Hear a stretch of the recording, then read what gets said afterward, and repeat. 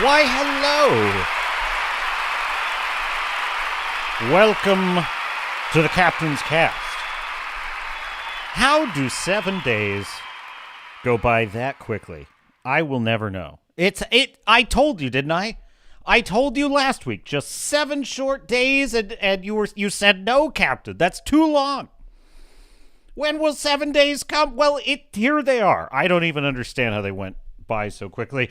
I am your host, Captain Garrett of the Swords, the Starships channel, where we talk about all things nerd, film, cinema, television. Do they even call it television anymore? It's not even television anymore. There's no such thing as television anymore. Television. Anyhow. Well, welcome aboard.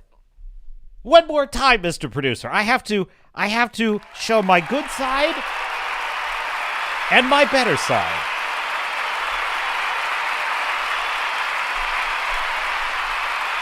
What should we talk about? What do you want to talk about, chat? My dear sailors and starnauts, I address the chat, but I forget that we have lurkers and we have restreamers, so I address you all. Well, I will certainly tell you about Fantastic Four First Steps. I saw it. And my thoughts about it are, as seems to be common lately, typically complex. Complex thoughts. I have a fascinating overall picture that is forming of this year in cinema particularly. It's a really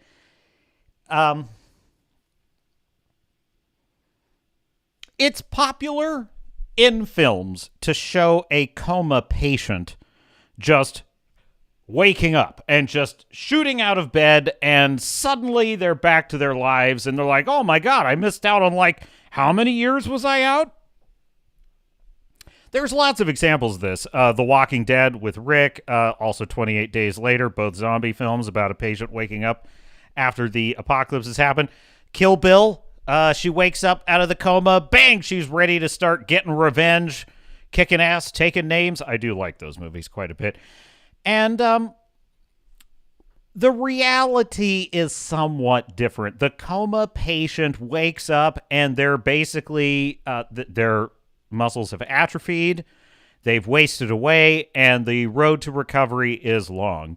And I think that what we might be seeing is, after the long coma of pure woke drivel that we've had to endure for the last 7, 8, 10 years, think of it as a kind of coma for creativity. It's just been a turnip for 10 years. And now that era of insanity is finally breaking, the patient has awakened.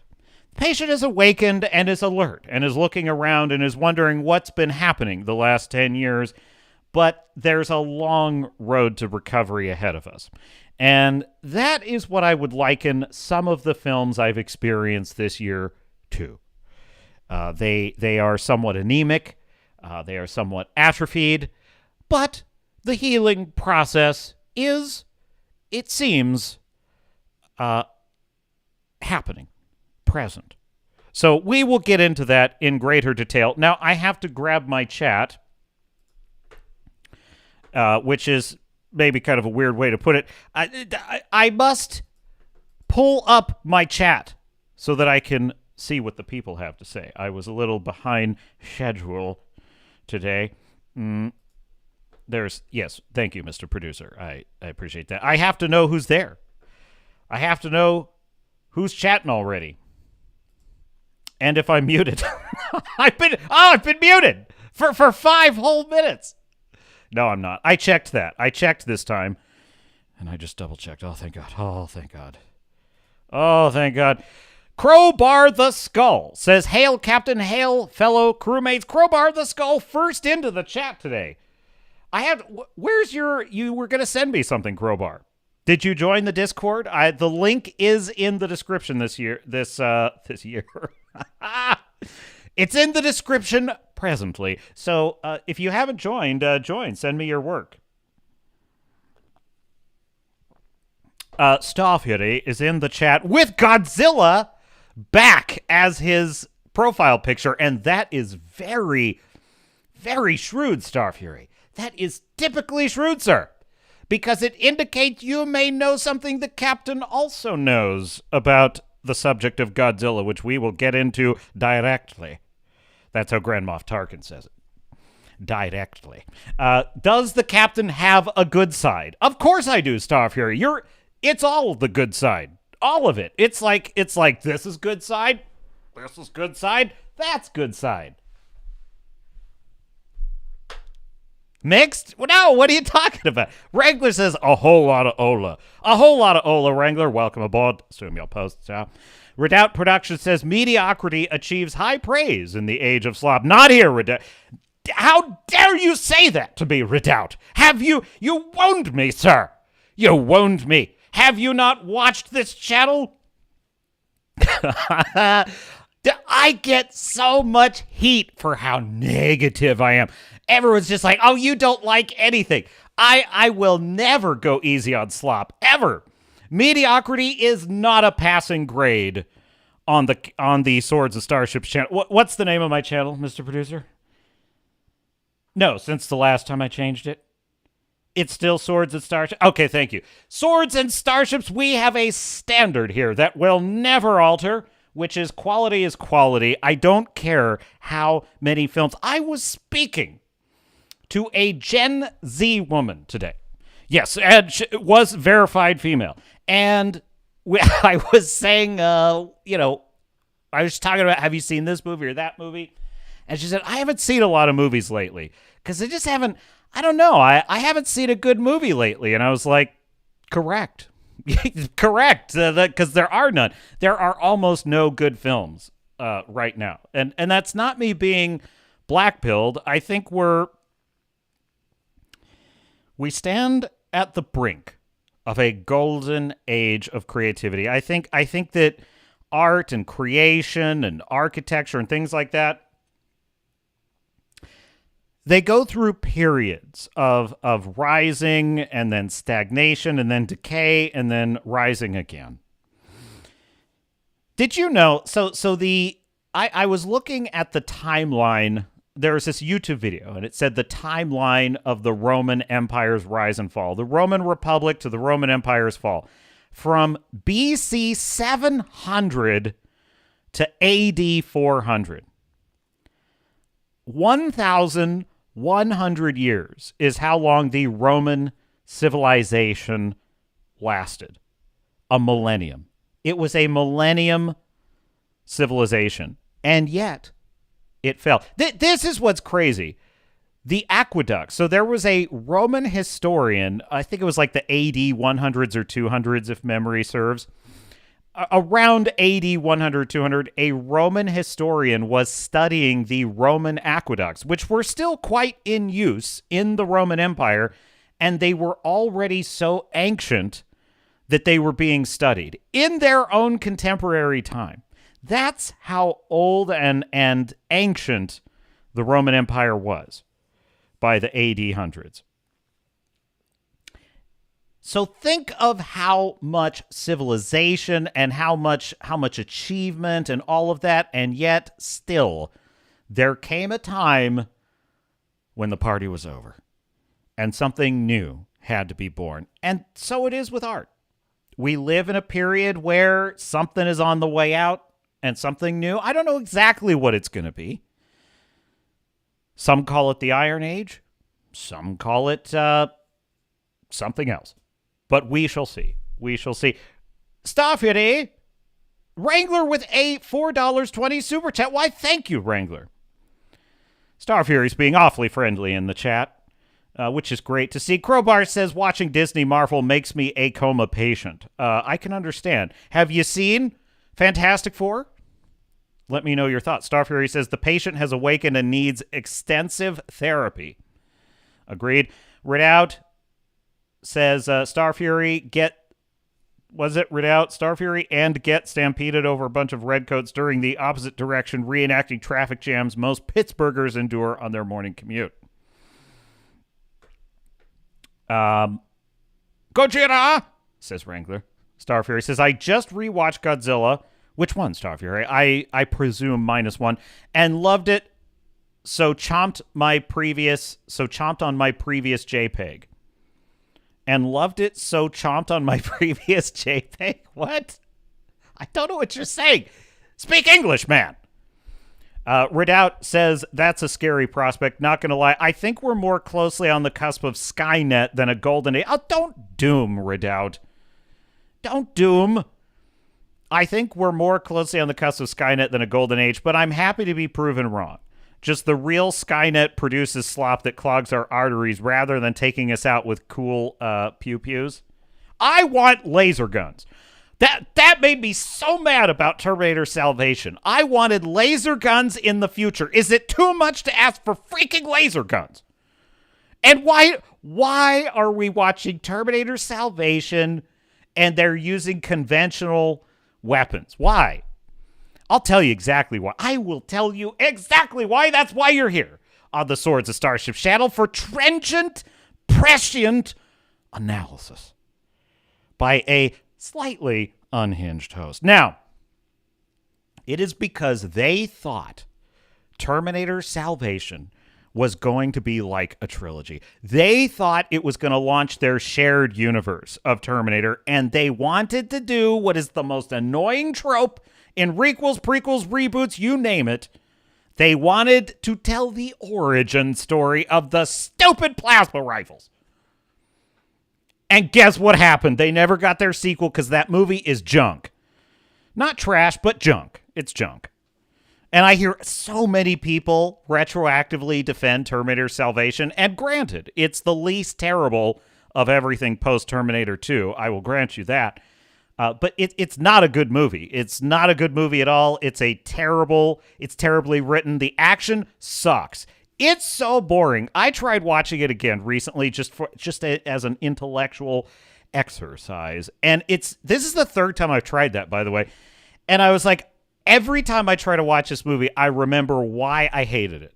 Every time I watch it, I immediately remember why I hated this movie. I hate the stupid plot at the beginning about the guy in prison and he wakes up in the future and he's been upgraded into a murder bot. I hate that, especially the ending. It sucks. John Connor, I was so excited. I was so excited for Christian Bale as John Connor. That was a perfect casting. Perfect. And then what happens? First of all, he doesn't have ray guns. Big problem immediately. Second, the first time he fights a Terminator, it grabs him, which means he's done, which means it's over. And what does it do? It's a Terminator without legs, for Christ's sake. It has no legs. And what does it do? It throws him out of its range and then crawls to try and get him. What? Oh, I can't stand that. I can't stand it. So no, he'll never catch me. So, Terminator Salvation's age well. The hell it has. Garbage. Why did I get on that subject, Mr. Producer? But you're supposed to be listening. What the hell is Clash of Clans? I don't have time for that right now. Yes, Starf Fury, I want laser guns on my freaking sharks. Let's get into the topic, shall we? Where's the stack of stuff, Mr. Producer? Where is it? We have 4 cups of coffee, yes. What do you mean? I don't think I'm more caffeinated than usual. All right, we're going to talk about Fantastic Four. We have some excellent news. Before we get into the excellent news and Fantastic Four, it's excellent Godzilla news. Excellent Godzilla news. Before we get into that, I came across this, okay? And I've got to tell you, I have not seen this, but I'm scratching my head. What the hell is this? Okay, let me full screen it first. No! Don't play yet, Mr. Producer. They can't hear it, I know. But, okay, here we go. Share audio. That's important. And then we're going to go to... There we go. Okay, cool. So there is a new Batman show that is being announced by Warner Brothers. I have not seen this trailer. It's causing quite the stir. I don't I kind of have a feeling what it's going to be, but let's just see what I think about it. Roll tape, Mr. Producer. A wise man told me once, fear can kill you or inspire you to action.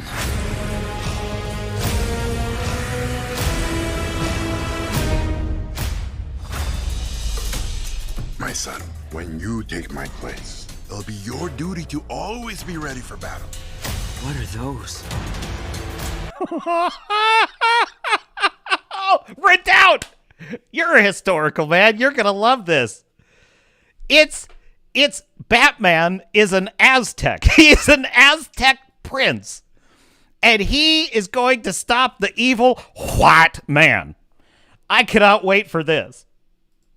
Dude, I'm going to tell you something.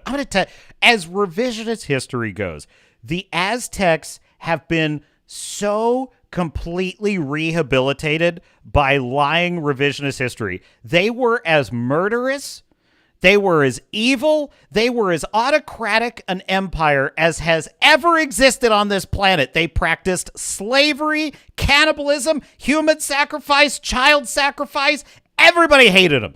Everybody hated them. They were pieces of shit. They were one of the worst empires on the planet. The Aztecs were disgusting, they were despicable, and they got what they deserved.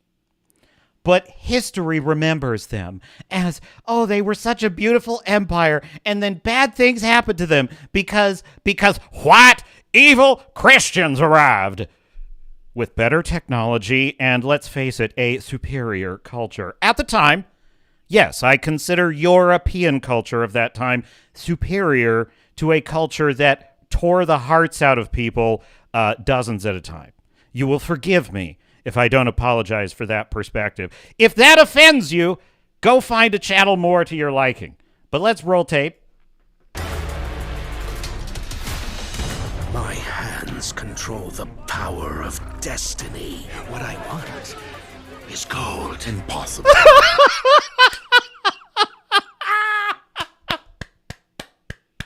Oh, it's perfect. Oh, this is beautiful. It's so Cortez. Fernando Cortez of the Spanish Empire. He arrives at the shores and he's just like, I want gold. Beautiful gold. Where's the gold? So much nuance, so much character development. This is amazing. This is brilliant. We have strict rules in place that forbid this. Rules are rules. You apparently have never met a European.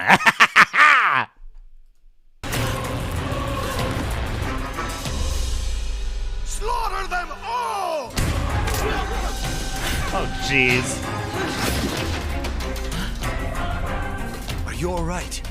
Where's your father? I'm going to stop Cortez. I want you to train me to become the greatest warrior that the world has ever known.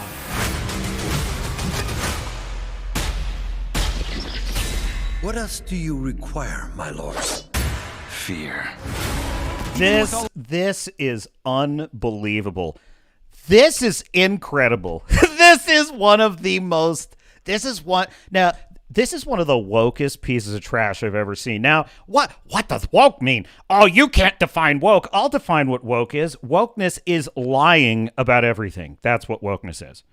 Lying is making up shit that isn't true because it serves your political agenda, your fake victimhood agenda, and it allows you to create propaganda. Propaganda which exists. See, the purpose of this crap is not to tell a story.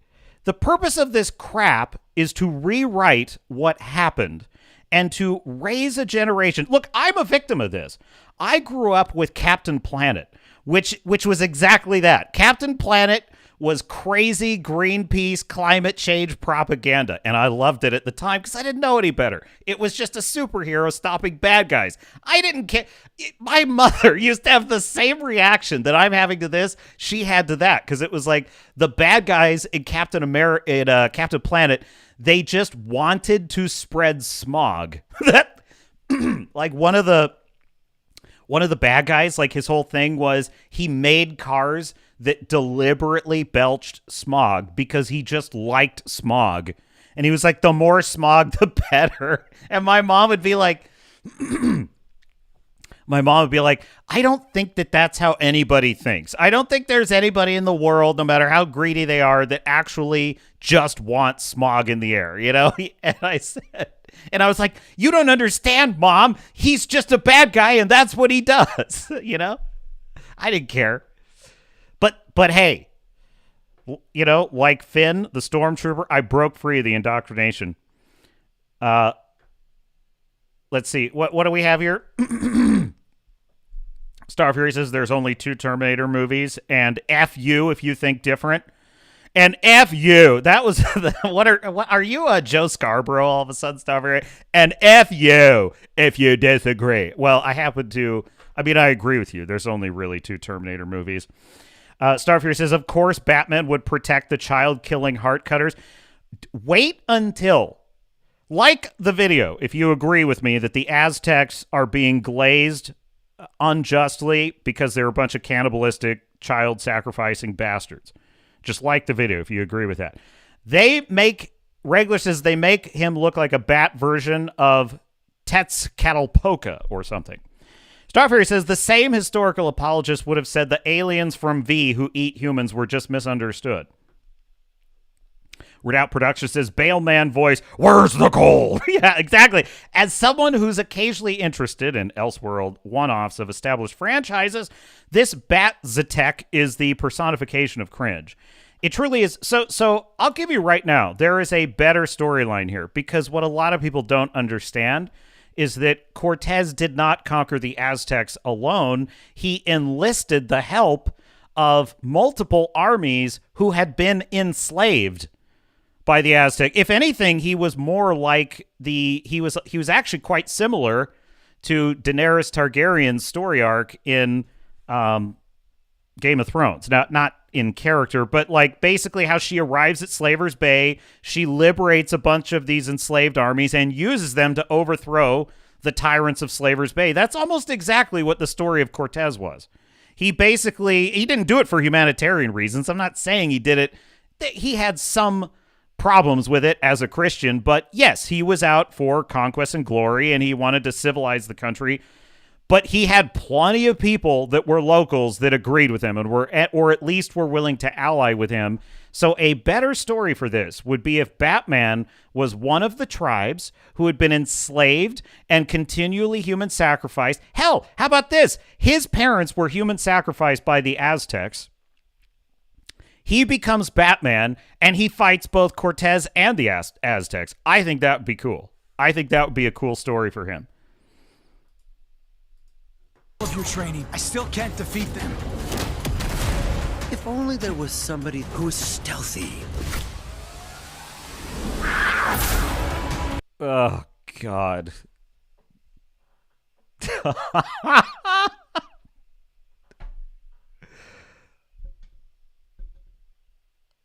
Wow. I can't. What can I even say? Find that bat and that cat. Put your trust in me. Cortez must stand and face my vengeance. Not vengeance, but through sacrifice. You've been given a sacred mission. Whether you accept it or not, it's the truth.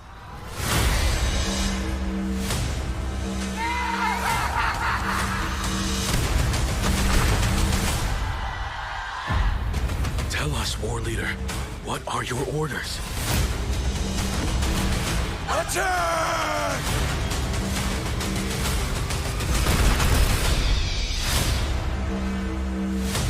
Aztec Batman, what a great title. That's a really original title. So let me get this straight. It's Batman, but Aztec Batman. Yes, that's exactly what it is. What should we call it? Aztec Batman. I love it. I really love it. Wow. What absolute trash. What absolute trash. Now, Now, I was prepared for this. I was prepared for the possibility that this would be yet another woke, just leftist, wacko, historical illiterate rewriting of actual history. Allow me to give you some actual history, my dear viewers. There's an excellent book by noted historian Victor Davis Hanson called Carnage and Culture, and it's specifically about the rise of Western civilization, how it rose, what its ideas on warfare was, and there's several chapters dedicated to the conquistadors and the Aztec Empire. And I want to read to you a passage from the book specifically about the Aztecs. So hang on a second. Let me find it, Mr. Producer, because I refresh.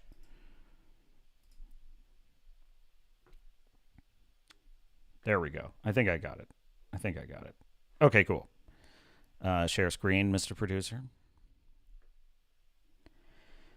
Okay, so this is Victor Davis Hanson, Carnage and Culture. Excellent book and a really phenomenal read, so I highly recommend it. Quote, in all wars, referring to the Aztecs, the taking of captives for human sacrifices was important proof of individual battle excellence and social status, and was deemed critical to the religious health of the community at large.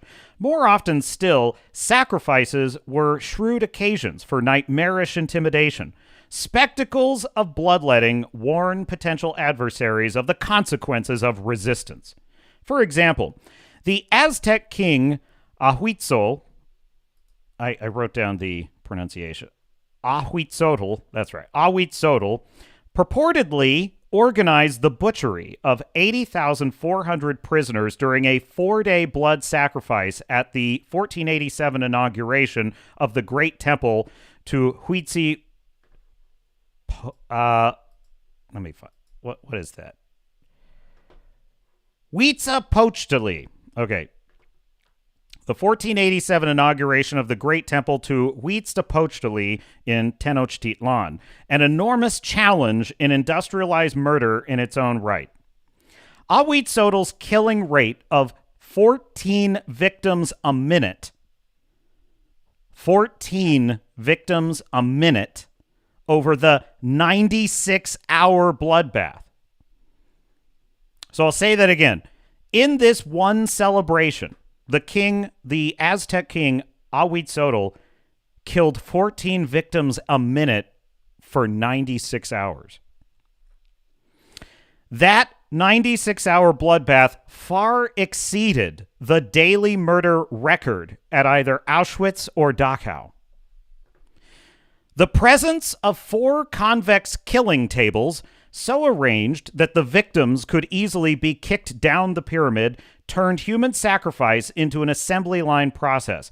Companies of fresh executioners periodically replaced those exhausted from the repeated obsidian blade strokes to ensure that the entire train of victims could be dispatched during the festival. We do not know the number of victims otherwise sacrificed under normal conditions, but surely it was in the thousands. Ixtlahuaca, I have no idea if I pronounce it right, believed that one of every 5 children of Mexica tributaries was killed each year, though Bishop Don Carlo Zumarraga's lower estimate of 20,000 a year is more plausible. Oddly, few scholars have ever likened the Aztec propensity to wipe out thousands of their neighbors through carefully organized killing to the Nazi extermination of Jews, Gypsies, and other Eastern Europeans. Again, over that 96-hour period in 1487, the Aztecs far exceeded the daily kill count of Auschwitz or Dachau. That's the empire that Batman is being imagined as the heroic defender of. Wokeness is a disease. It's a mental illness. And fortunately, the patient is getting better. Now, that is the most cringe thing I've seen in a long time. That was incredible. That was absolutely incredible. Okay, now, On to some good news, my dear chat. I'm going to get rid of that, Mr. Producer. Okay, you want to see the poster? This is the X post where I found the good news. Okay, as you know, if you are a follower of this channel, I am a giant fan of Godzilla Minus One by legendary director Takashi Yamazaki. Let me get that dark reader on there. Thank you, Mr. Producer. And a sequel is officially in the works. How about it?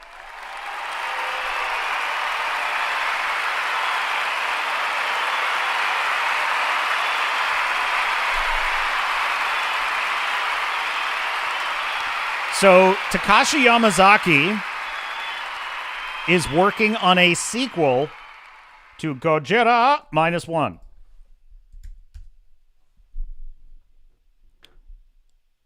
Here we go. Hat tip, the movie blog. Godzilla Minus One sequel confirmed, expected in theaters next year. That would be 2026.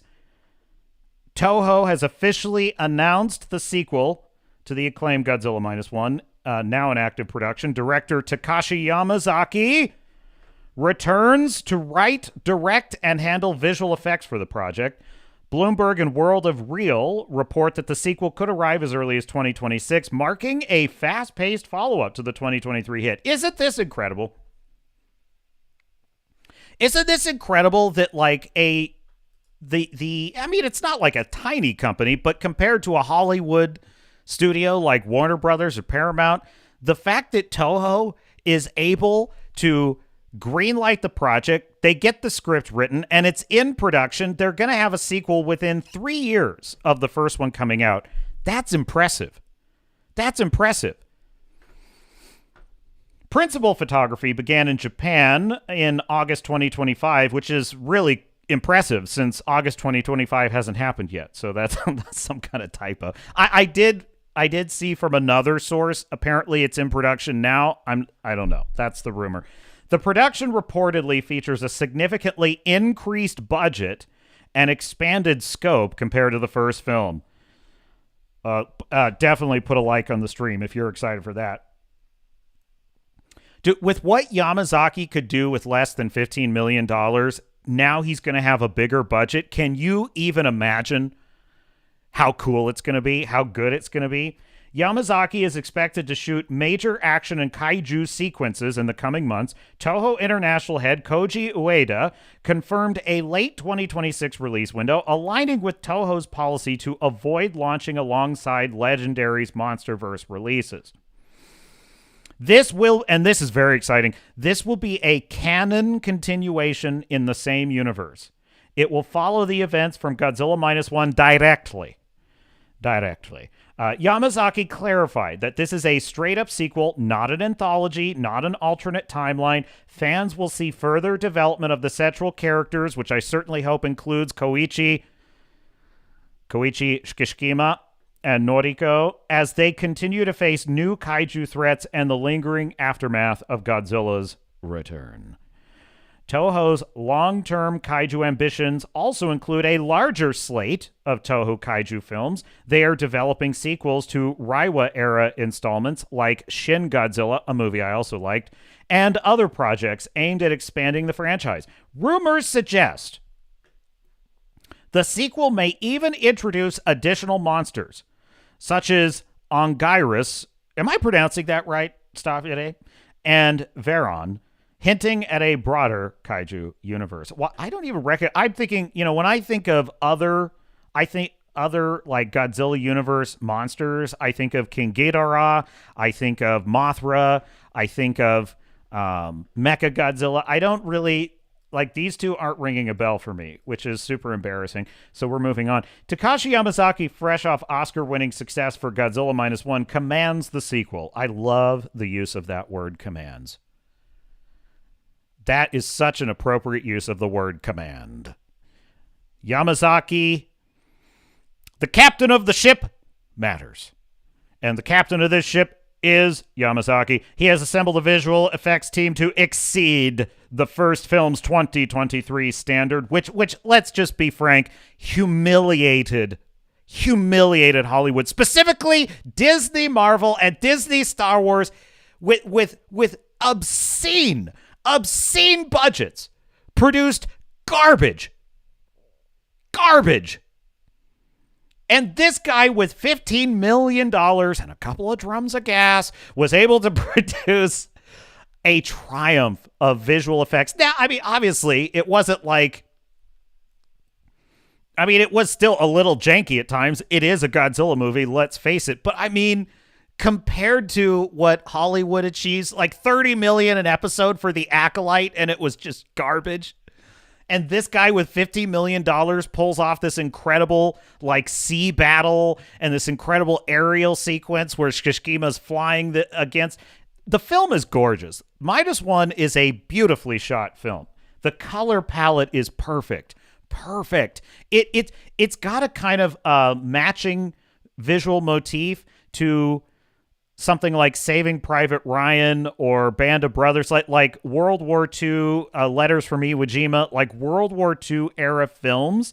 It had a very similar color palette to those films, which is so brilliant. It's so brilliant to tap into that. The original film, on a $15 million budget, grossed over $115 million worldwide and secured critical acclaim, including a 98%, that's 2% too low if you ask me, freshness on Rotten Tomatoes. It's 100%. It's a 100% score. It's I think I gave it 10.5 out of 10. That's a rare score for the Captain. It's one of my favorite films of all time. It's in the top 10 for me. That acclaim set the stage for this fast-track sequel and justified the higher budget and production ambition. Now, a note of caution, my dear sailors and starnauts. I am an optimistic man. You know this about me. Optimism is my brand. However, I am not without a certain practicable mindset. And we must understand that every once in a while, a piece of art is created which is, let's face it, in excess of even the already stratospheric talents of its creators. And it's what's colloquially known as lightning in a bottle. That is something that is such a perfect coming together of all these different perfect elements into this unique whole that it's almost, it just can't be duplicated again. Things like, I was just watching this, I've become a huge fan of this series on Netflix. It's called Trainwreck, and I just watched the one about Woodstock 99. If you have not seen this, you got to watch it. But you must watch Trainwreck Poop Cruise. Trainwreck Poop Cruise is fantastic. It's so... Oh, my God. It's about a Carnival cruise, and the title tells you everything you need to know. You got to go watch it. Trainwreck Poop Cruise. Now, I'm watching this Woodstock 99, and it's like, it just drove home the point that the original Woodstock was a once-in-a-lifetime event. It was a once-in-a-lifetime party. Parties are like this. Have you ever had this experience where you threw a great party at your house, or you went to a house party and it was just magical? It was one of the best evenings ever. Everyone had a good time. You played cards. You talked about great things. Something funny happened. Everyone left laughing and happy. It was just one of those unique events. And then you try to recreate it. Let's do this again next weekend. And it never works. It never works because it was just lightning in a bottle. It was a once-in-a-lifetime thing. It's how the universe is. Sometimes something is just perfect, and there's no way to recreate perfect. You can strive for it. You can reach for it. But it is something illusory, worth the pursuit itself. The pursuit of it is its own reward. And that is to say that, do I think that the next Godzilla Minus One, whatever the title's going to be, the sequel, do I think it can be as good as the first one? Yes. Do I think that's likely? It's a high bar. I don't envy Yamazaki's task. To achieve the perfection of that first movie that's going to be tough. Now, I do think he can get real close. I do. I think he can produce a sequel that is really awesome. Love it. Amazing. What a great sequel. As good as the original. I mean, that's like trying to get something as good as the first Matrix film. That's like trying to get something as good as what are like the first Back to the Future, right? The first Die Hard film. Interstellar. It's almost impossible to recreate something that excellent again. So that's the note of caution. But that being said, I have great faith that even if it's not quite as good as the first one, I believe this is going to be a banger, and I'm so excited for it. We can expect deeper arcs as survivors face new kaiju threats, visually epic monster battles powered by a larger budget, potential introduction of more kaiju and extended world building, pacing designed to align with the 2026 production and release plan. I don't know about you, but I am very excited. Takashi Yamazaki, Godspeed.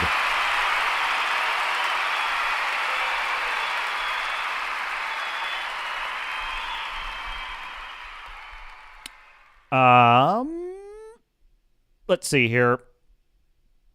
Star Fury says, yes, Tokyo Destroy, yes. Wrangler says, rumor is that some of the population was actually relieved that the Spanish took over, referring to the Aztecs, of course. I don't know if it had been verified in any historical records. It's quite well documented. Victor Davis Hansen does excellent work. He cites all of his sources. Check out Carnage and Culture. He goes through a lot of that.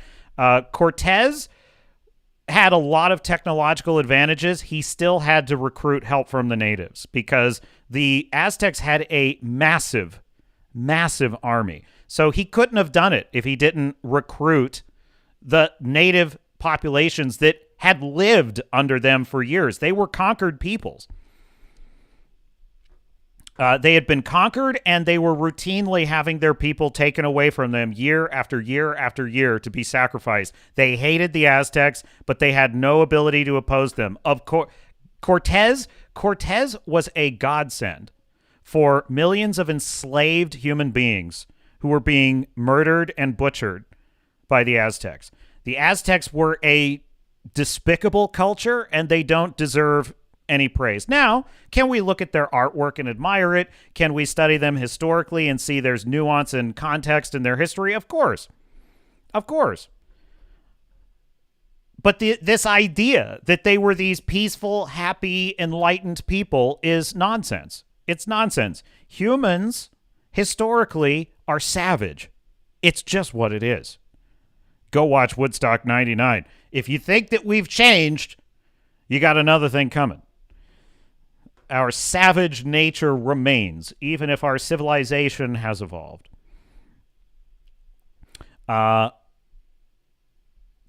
Redoubt Production says, if I'm not mistaken, the Aztec Empire were truly 3 city-states that dominated what is now central and southern Mexico.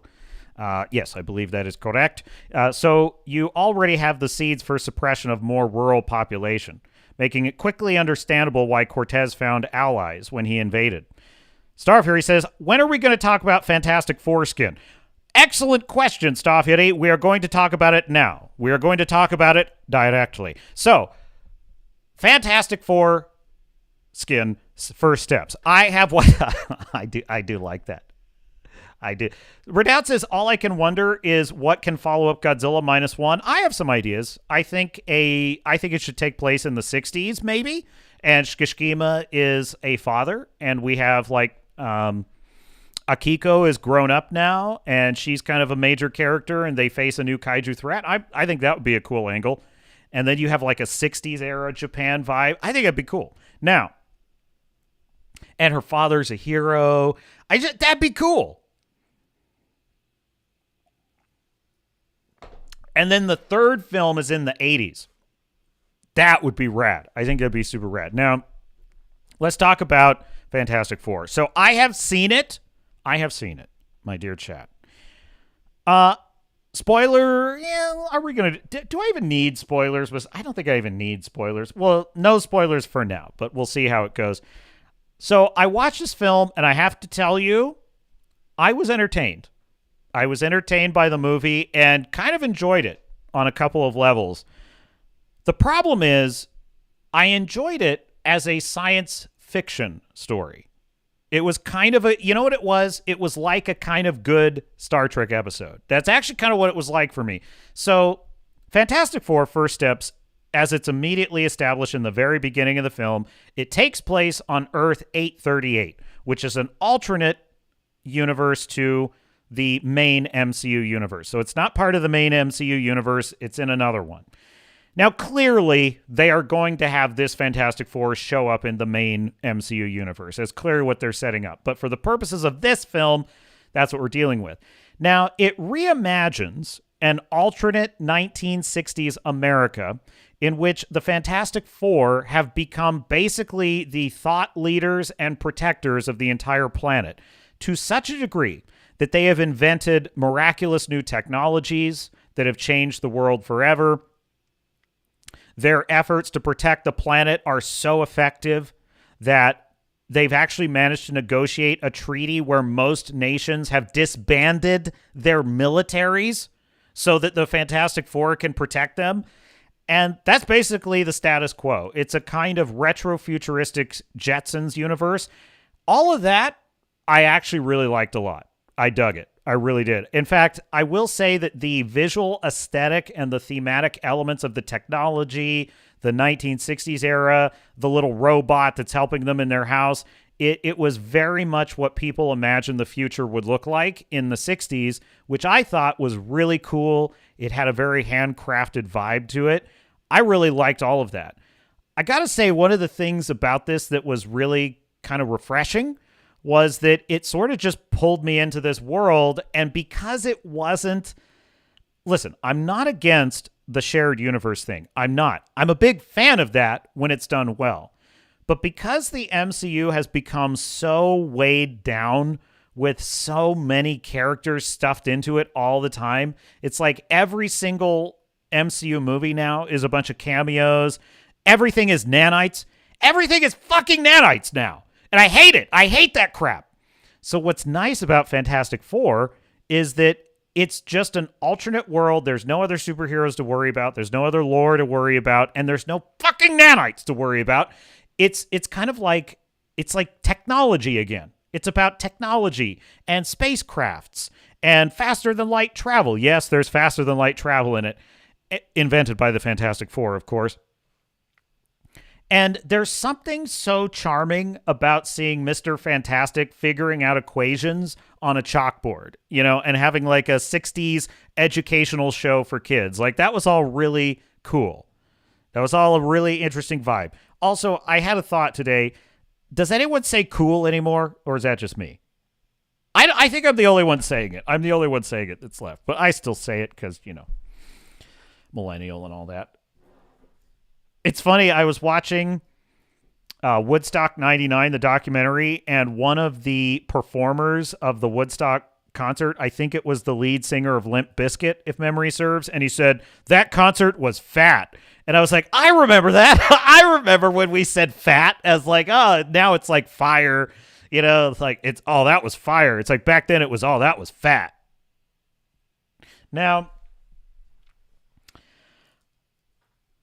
there's another element of Fantastic Four that I really enjoy, and that is it actually was a really good sort of family drama.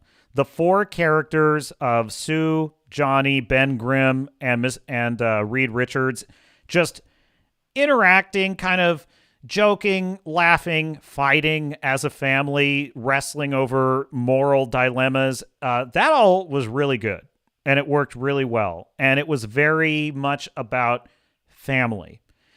And what's also kind of interesting is, so this is a really good comparison with Superman, I think.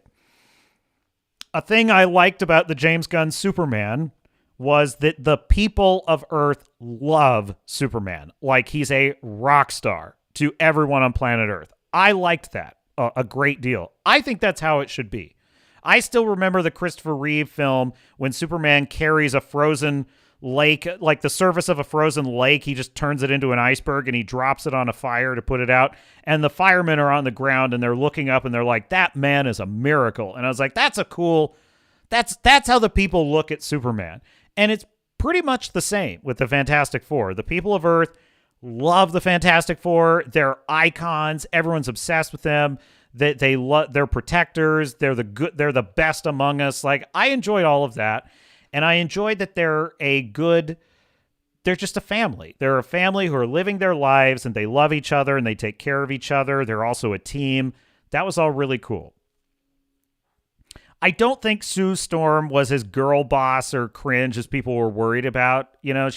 I would just say that she has a share in responsibility with the other characters. It's kind of interesting.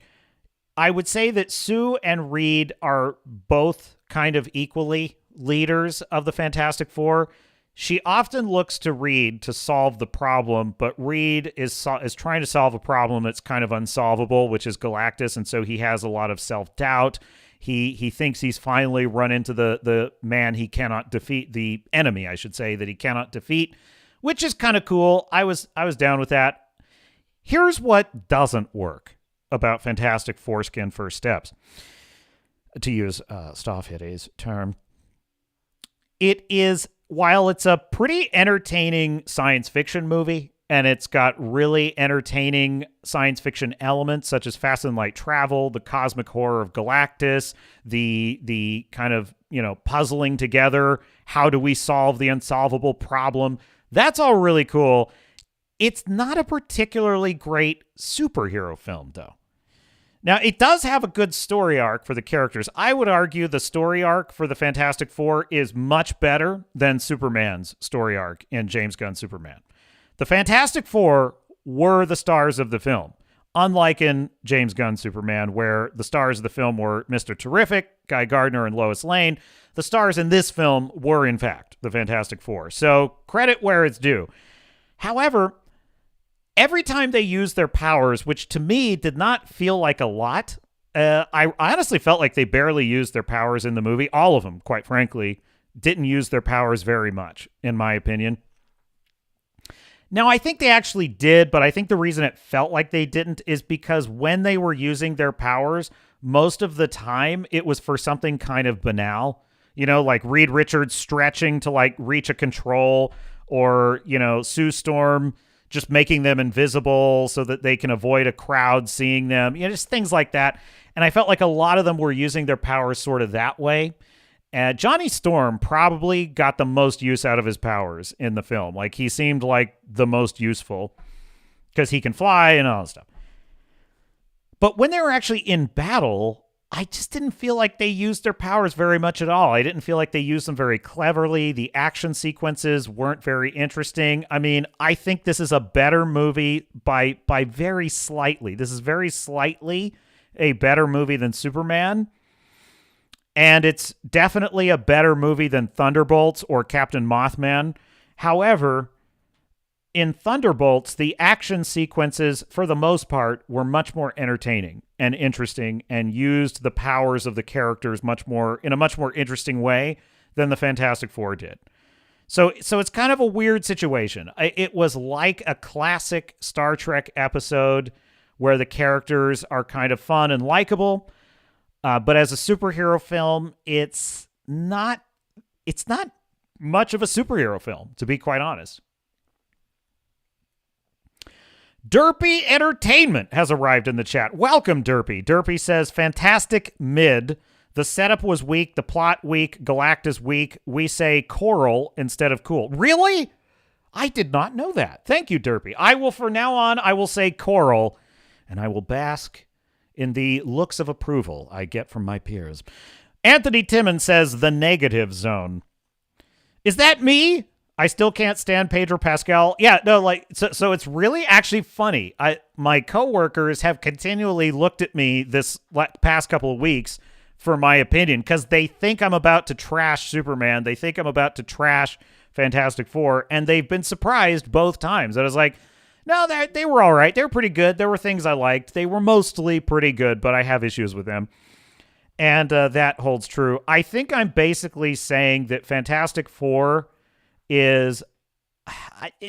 my scores are in flux, I'm going to tell you, because every time I think about them, I'll think about either something I liked or I'll think about something I like less.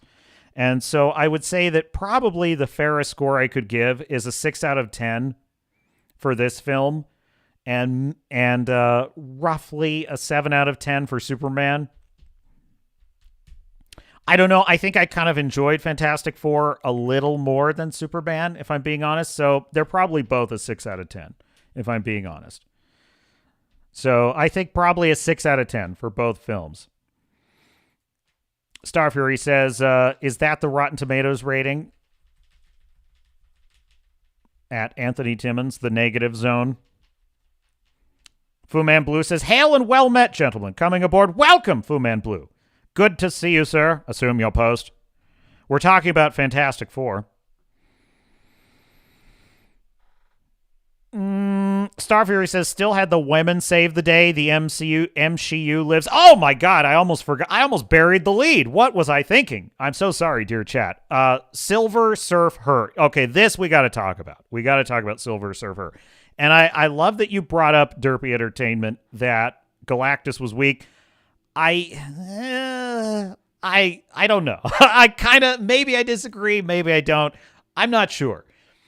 I'll tell you why. I liked the voice of Galactus. I liked the concept of Galactus. I think the confrontation with Galactus was cool and intimidating. But the way they defeated Galactus was, it probably made him kind of a doofus, if I'm being honest with you. Like, the fact that was the way they defeat him is a little too easy. So you probably have a point. So I'm on the fence with Galactus. There's things I like. The voice was cool. The voice of Galactus was cool. The concept was cool. I enjoyed watching him like stomping into Manhattan. I really did enjoy like when the Fantastic Four try to trick him. Spoilers, he sees through a certain ruse and he just says, clever bugs. That was cool. That was very cool.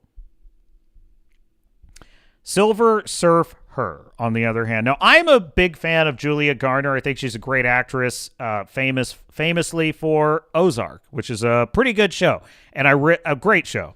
And she was fantastic in that show. And so I have nothing against Julia Garner. In fact, I think she probably could pull off some really cool roles in the MCU. Strangely enough, so I wasn't actually expecting to really dislike the Silver Surfer. I disagree with the choice to make Silver Surfer a woman. Don't get me wrong, but just setting that aside, I wasn't expecting to like dislike her performance. I really dislike her performance as Silver Surfer. I thought it was flat. Not to put too fine a point on it. It was very flat in more ways than one. That's not important. And very... It was so boring, quite frankly. She was a very boring antagonist. I didn't find her at all intimidating. And she didn't work very well as a nemesis to the Fantastic Four. Either the moment... Look, we all know that the Silver Surfer is not going to be a bad guy by the end, and that bore out, and her big moment where she becomes a good guy was very predictable. It was very predictable, and it was very convenient for the characters. It was almost like plot armor. Didn't like that. She has a kind of redemption arc in the story, but it's very weak, and it's kind of based on Johnny Storm being sort of obsessed with her, and I thought that just came across as very lame. And they tried to make him a not offensive ladies' man, which was very, very just... facepalm. It was very facepalm. So, yeah, she was very boring, very forgettable. When they show her, they do a flashback in the movie that shows her before she was the Silver Surfer, and she looked freaking weird. She's very hot. Like, she's hot in real life. She looked weird. I don't know why they do this. They make beautiful women look like they're beaten with an ugly stick in these movies. I don't know why they do this. The CGI was terrible. She really looked like claymation. She'd kind of like, and she'd give these weird, creepy, uncanny valley expressions all the time. So a lot of the special effects pretty much sucked. This was basically a good episode of a Fantastic Four TV show is kind of how I experienced it, which is strange because Superman was also kind of like an episode of a Superman TV show. And what that tells me is that we are very much in an era of mediocre entertainment. I probably gave Superman a 7 out of 10. I was even thinking an 8 out of 10 when I walked out of the theater initially, but then I thought about the plot and I thought about the ending and Jor-El, and I was like, no, it's not an 8 out of 10. And I it slid down to a 6 out of 10 because when I really think about better movies, I watched Man of Steel again. Did you know Man of Steel has shot way up to the top charts in restreaming or streaming? I watched Man of Steel again, and the way that Henry Cavill's Clark commands the moment and commands the room, and he commands a kind of respect in almost every scene, even when he's in handcuffs and the military are kind of, they're bashing on him, they're trying to put him in custody, whatever. He still has an aura of command. And when he's facing Zod in that movie, he's got an aura of command. So when I saw that and I thought again about Superboy in James Gunn's Superman saying like, that's right, Lex, I am emotional, and it's my emotions that make me strong. And I'm like, what the fuck? What the fuck is that? So I've downgraded my rating on Superman, and Fantastic Four is a cool Star Trek episode. It's not really a superhero movie. So 6 out of 10. I was entertained by Fantastic Four, and if you said which movie would you rather see a second time in theaters if you had to see one, probably Fantastic Four. I'd probably rather just watch Fantastic Four again. And that should tell you that the problem with Superman's James Gunn, is it's very forgettable. It does not have, I went back, I think I went back to see Man of Steel a second time. I can't remember. It's been a long time. But I loved Man of Steel when I walked out of the theater. I really loved the movie. I still love that movie. I will say this. When I was watching it a second time, I did find that it was so much more dour and dark than it needed to be. And that is definitely a very good and fair critique of the Snyderverse. I'm not a fan of the Snyderverse broadly because I think not Man of Steel, Batman v Superman was garbage. It's one of the worst. It is my vote for the worst superhero film ever made. However, Man of Steel, other than Clark Kent's dad basically forcing him to let him die, that was terrible. And what was the other thing that bothered me? Oh, Lois Lane just being a very miserable character. Other than that, I really liked Man of Steel. I still really like it, and I think it's aged well by comparison. And I'll tell you, Jor-El in Man of Steel is so much. He's actually a really incredible character, and I really enjoy the moments where he is speaking to Clark and passing on his wisdom to Clark, and the way that Jonathan Kent, as played magnificently by Kevin Costner, that's my favorite portrayal of Jonathan Kent ever, was the Kevin Costner one. And just that passing on of wisdom from his birth father and then his adopted father was so well done in Man of Steel that it really shines a light on what did not work in Superman's James Gunn. And then you look at Marlon Brando's Jor-El, and they are the voice of morality. They are the voice of wisdom. They are enlightened. They're from an enlightened culture. I talk about this a lot. There's the concept of the sense of loss, the sense of something beautiful lost. And that's the feeling I got from the Man of Steel and the original 1970s Superman films, is they portrayed Krypton as a beautiful place that was destroyed by tragedy and hubris. And there's something really beautiful and poetic and mythical about that. Zack Snyder, it's no surprise that Zack Snyder was attracted to that. He loves the mythical quality of things. And it's interesting to me that James Gunn made the disastrous, catastrophic, truly pathetic choice. It's really what killed what would have otherwise been a higher score for his film. Terrible choice of making Jor-El a just common barbarian, basically a imperialistic barbarian, that's insane. That is insane that he made that creative choice. I don't get it. I don't get it at all. I think it's terrible.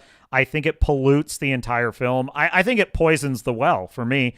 And then I see James Gunn out here posting tweet after tweet after tweet about all these stupid other characters they're going to introduce in this never-ending DCU that he's launching.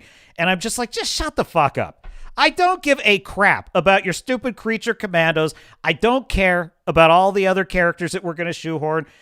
These films have gotten very tiresome to me. All of them, frankly. Superhero fatigue, at least where this captain is concerned, has clearly set in.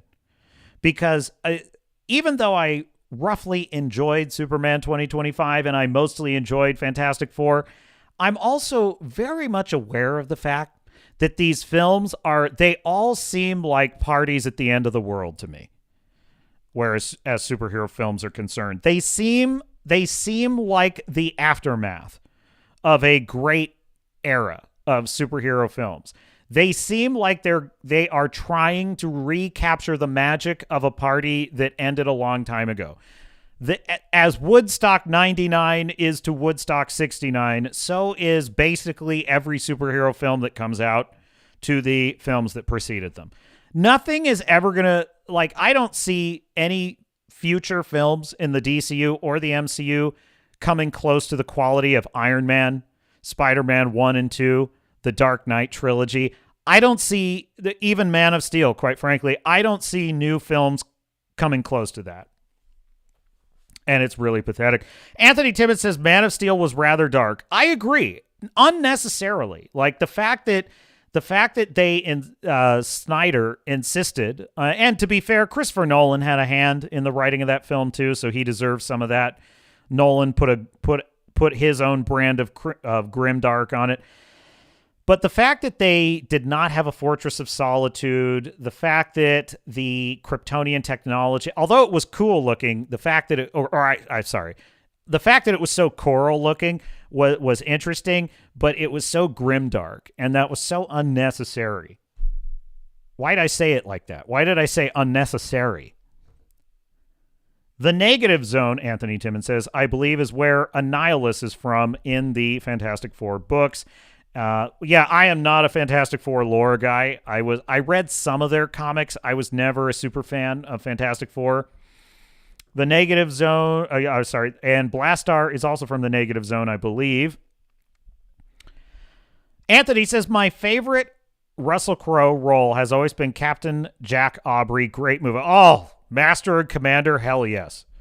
The fact that we never got a series of those is so disappointing. So disappointing. And by the way, HMS Surprise, I have walked the decks of that very ship, Anthony. You can go there to this day. HMS Surprise is permanently docked at the San Diego Maritime Museum in San Diego, California, and I visited it multiple times. I love it. You can see the captain's cabin is behind glass, but you can look in there and you see all of the uniforms and everything from that film. It's awesome. In fact, I believe the captain's coffee mug, which tragically was broken during a move. This is my lucky coffee cup from from one of my visits to the San Diego Maritime Museum. That's HMS Surprise right there. Beautiful. Oh, she's so beautiful. She is a replica of a 1750s British frigate that was named HMS Rose before she was renamed, or rechristened rather, HMS Surprise for her beautiful role in Master and Commander of the Far Side of the World. What do you think, Starfear? Anyone else in the chat that saw Fantastic Four? Redoubt, Fu Man Blue, if you saw Fantastic Four, let me know your thoughts. I'm giving Fantastic Four a mild recommend. I think it's pretty fun. If you are a classic science fiction fan, I actually think there's a lot of fun stuff in it.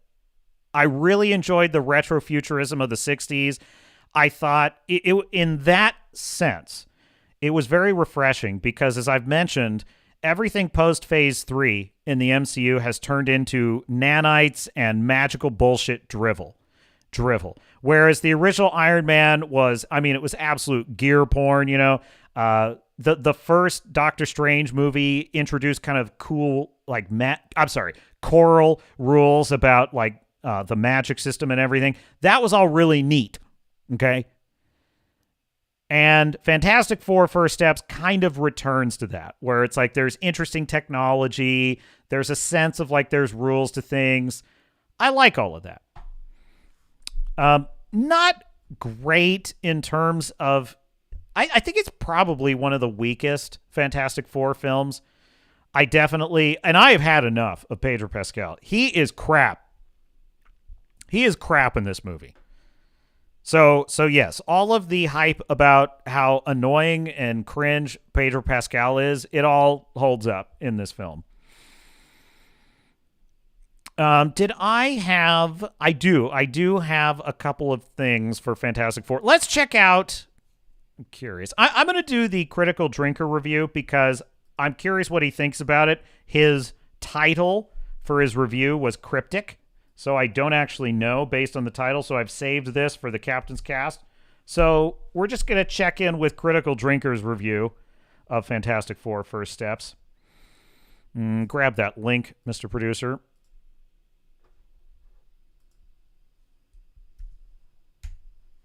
There it is. Make sure audio is shared. And if I just keep my chat in front of me, I won't have to worry about that because the chat will tell me if I'm paying attention to them if the sound is not there. In the great three-way battle for dominance at the July box office, I don't think many people were given Fantastic Four great odds. Not only was it going up against a juggernaut like the Jurassic World franchise... Oh, I will say this. It is way better than Jurassic World Afterbirth. It's way better than that movie. Jurassic World is garbage. It is garbage, that movie. So, and I will tell you, my prediction was that Superman would be better than Fantastic Four. I'd say they're about even. With each other, is kind of how it works out. The Fantastic Four were likable. They were a family unit. They were likable, and yeah. So that surprised me. I will say this. If the MCU made more movies like Fantastic Four, I would say we're back in the right direction. We're going in the right direction, which is why I liken it to a coma patient. The patient that's been in a coma has been creativity and movies for the last 10 years. And that patient has recently awakened, but it's still a little derpy. No offense, Derpy Entertainment, but you know what I mean. It's a little derpy. It's where have I been? And it's you know, there's a lot of physical therapy that's going to be needed to rehabilitate it, but we're kind of going back in the right direction. We'll see if it holds. Anthony says, and ScarJo didn't bend over once. Oh, did you check for that? I'm sorry. I did not scan the film for that, Anthony. That's my bad. Wrangler says, got to step away for a bit. Hope to be back shortly. I hope so too, Wrangler. There's I have a lot in the stack of stuff. It is loaded for bear today. Roll tape.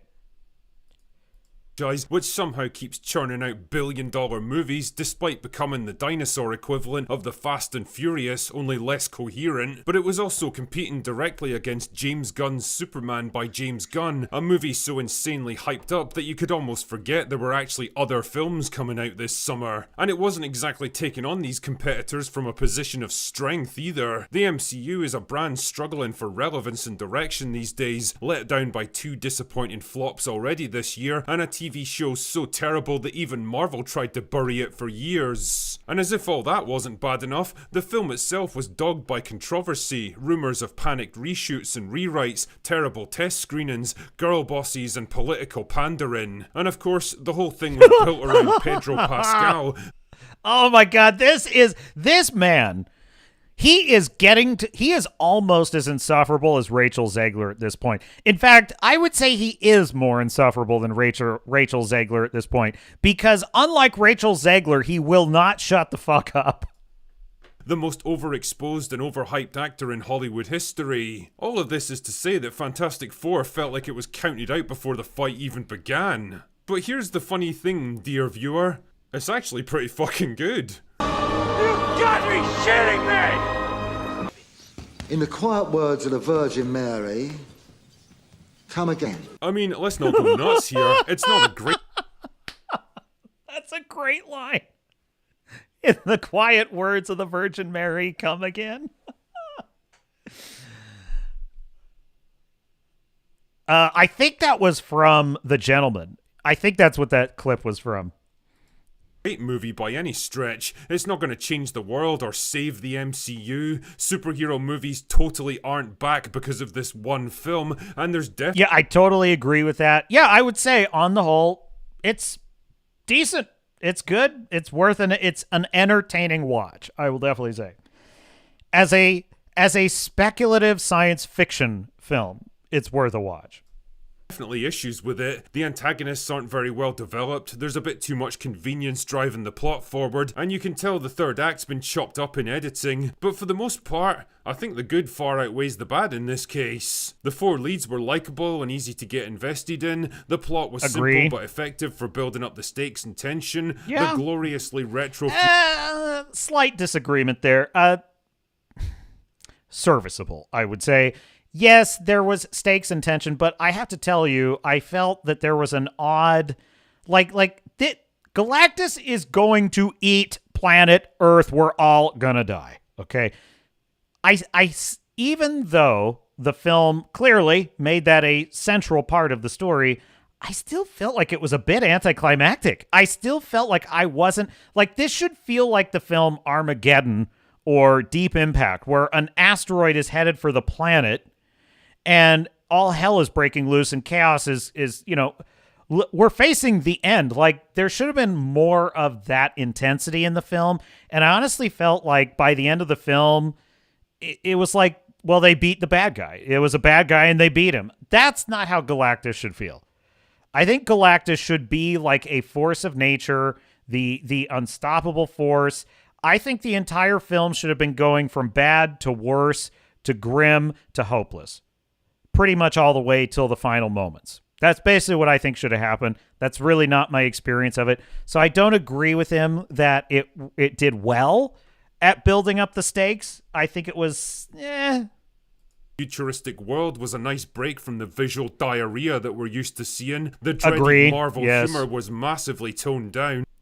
A big agree there. You know what? I didn't even think about that. But yeah, there was not like a shitload of really annoying not funny jokes like there was in Thunderbolts, which was really annoying, which was really frustrating. One of the reasons I that's probably the biggest reason people are like, I kind of like Thunderbolts. I'm like, I think it's trash.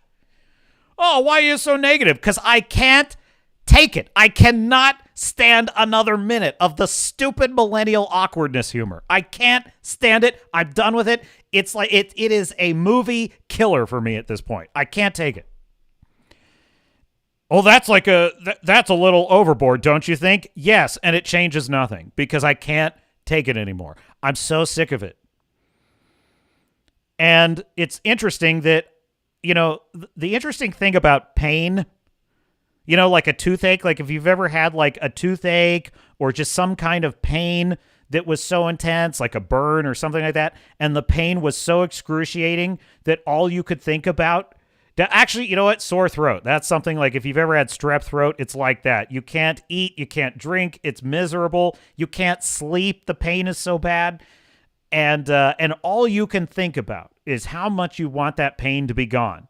But the amazing thing about pain is the minute it's gone, you don't even think about it. It just leaves your consciousness. You don't even notice it's not there. It's just gone. And life is good again.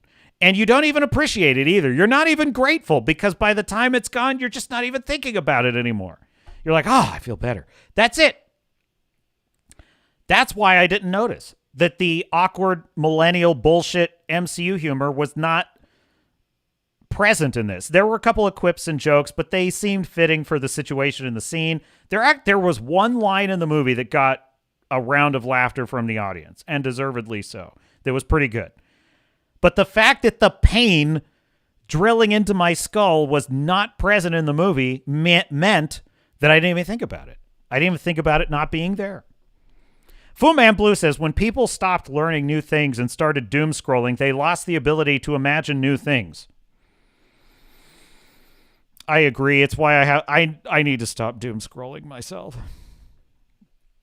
Star Fury says, pretty much all modern movies leave me feeling ennui, which that's the word Star Fury taught me on this channel. I did not know the word ennui. It means a general feeling of like lack of interest, apathy towards things, like nothing gives you pleasure, and like anhedonia. And only very occasionally am I jarred out of that like Top Gun Maverick or Godzilla Minus One. Yes, I agree with you, Star Fury. I think that my bar is where it's always been, and movies these days and shows, frankly, are way below that bar. I grew up in the 90s and the early 2000s when some of the best films and TV shows you've ever seen came out. And I know that you are going to roast the shit out of me for saying this, but I'm going to say it anyway because I'm honest. On X, there was a post. It was just the CGI animation. CGI is not the right word. It was the computer animation that is shown in the film Titanic of the sinking of the Titanic. So if you've seen the movie Titanic, the archaeologist who is, well, archaeologist, not really the right word. The guy who's trying to get the diamond from the wreckage of the Titanic in the submarine, and he brings Rose onto his submarine, you know, because he wants her to tell him where it is. He shows her this animation of the Titanic sinking and like how it worked and how it broke in half and how it got pulled down to the ocean and all of that. Pronounced ennui. I pronounced it incorrectly, Star Fury. Did I say ennui? See? Even I can be retarded. It's rarely.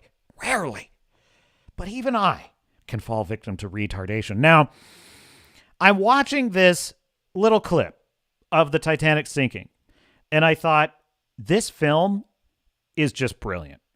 Titanic is a brilliant film. Because think of how perfect that is. Before we are introduced to the Titanic as it was in its time, in its heyday, before we see any of that, James Cameron shows us a forensic breakdown of how it sank, why it sank, what happened, how long it took, but it's all in a very detached, clinical, non-emotional way. We are just, we're looking at it the way professors and students would examine a historical event. And then you have Rose, who's like 170 years old, and she says, that's a very fine forensic explanation, Mr. Lovell. However, the experience of it was somewhat different. And she has this kind of haunted expression. And yes, I've memorized that line, which is not important at all. Now, that sets up in the mind of the viewer, the audience member, it establishes all the facts, which is great because now we're going to go on an emotional journey where we actually are following characters trying to survive this disaster. And as the disaster is unfolding in all of its emotional, dramatic upheaval, its horror, its terror, the violence of it, we're watching this whole thing unfold. In the back of our minds, we already know what's happening, and we understand it fully because we had that explanation at the beginning of the film. And the little bonus payoff is we're seeing the juxtaposition of our own detached historical perspective thrown into chaos by the actual, the vivid, larger-than-life, real-time experience of it. That's filmmaking. And that is a lost art. Like, filmmaking on that level just does not happen very often anymore. It's very rare. Diogiri Yadov says, Titanic was classic movie. Even now, we can enjoy that movie. I agree with you, sir. That is an excellent opinion. Very excellent indeed, sir. Well met. Roll tape. There was no girl bossing or pandering like the rumors suggested. Damn, man, even Pedro Pascal did a pretty good job as Reed Richards. No. No. No, Drinker, I'm sorry. We are very far apart on this. What was he terrible? Like, was he cringe or annoying? No. Like, he played a part. And I would say if you've ever seen the man, the legend, the absolute Giga Chad, Ioan Gruffudd, Horatio Hornblower himself, play Reed Richards in the first Fantastic Four. No, not the Roger Corman one. The first official Fantastic Four movie. I'm sorry, but Pedro Pascal, not even close. Not even close. I can't quite believe I'm saying this about a Marvel movie in 2025, but credit where credit's due, I quite liked Fantastic Four. The movie opens on an alternate version of Earth with a brisk and breezy intro that explains the origin of the Fantastic Four in a quick...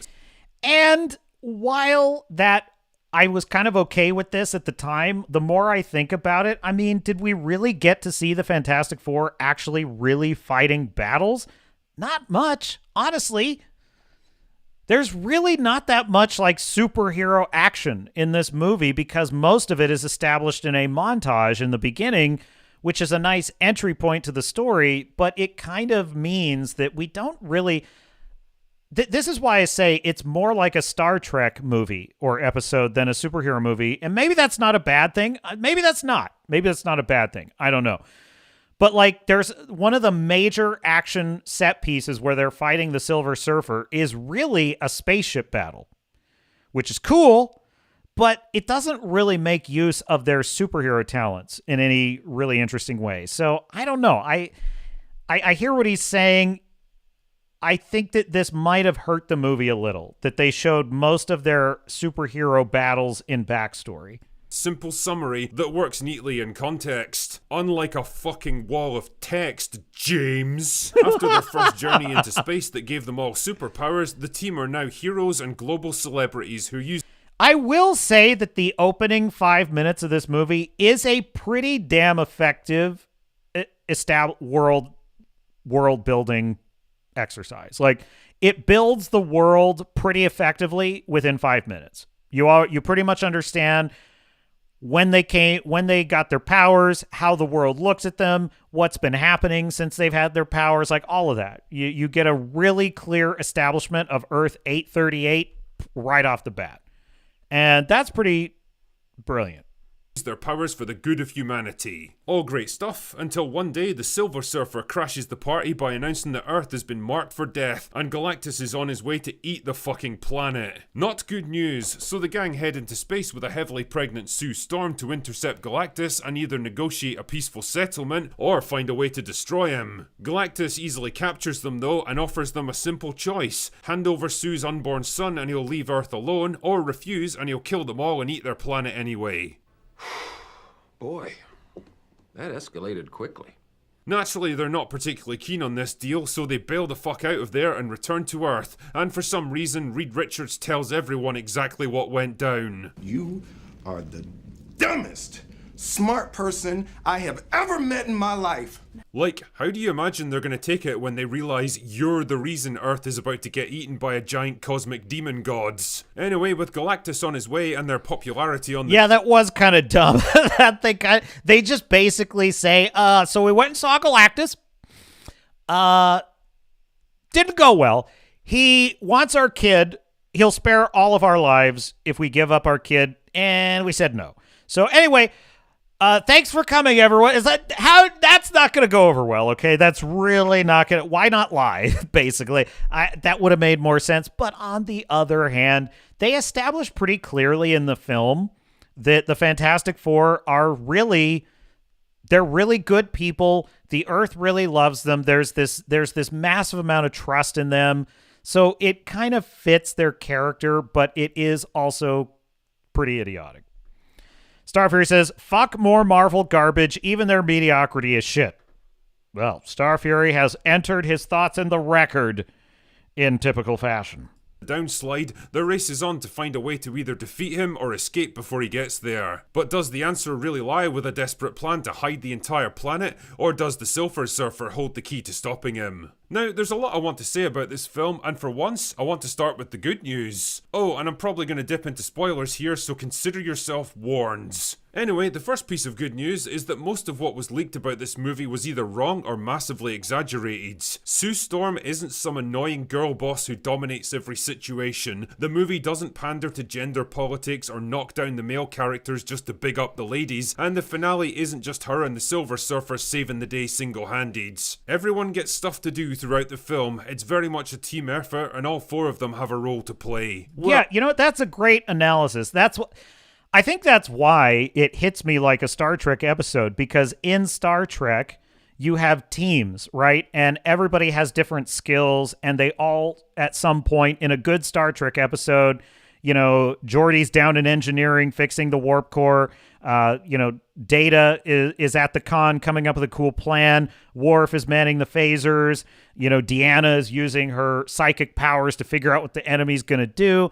So everybody kind of gets something to do in a good Star Trek episode, and I would say that's pretty much exactly how it plays out in this Fantastic Four film. Anthony Timmons says Titanic was a horror movie for guys.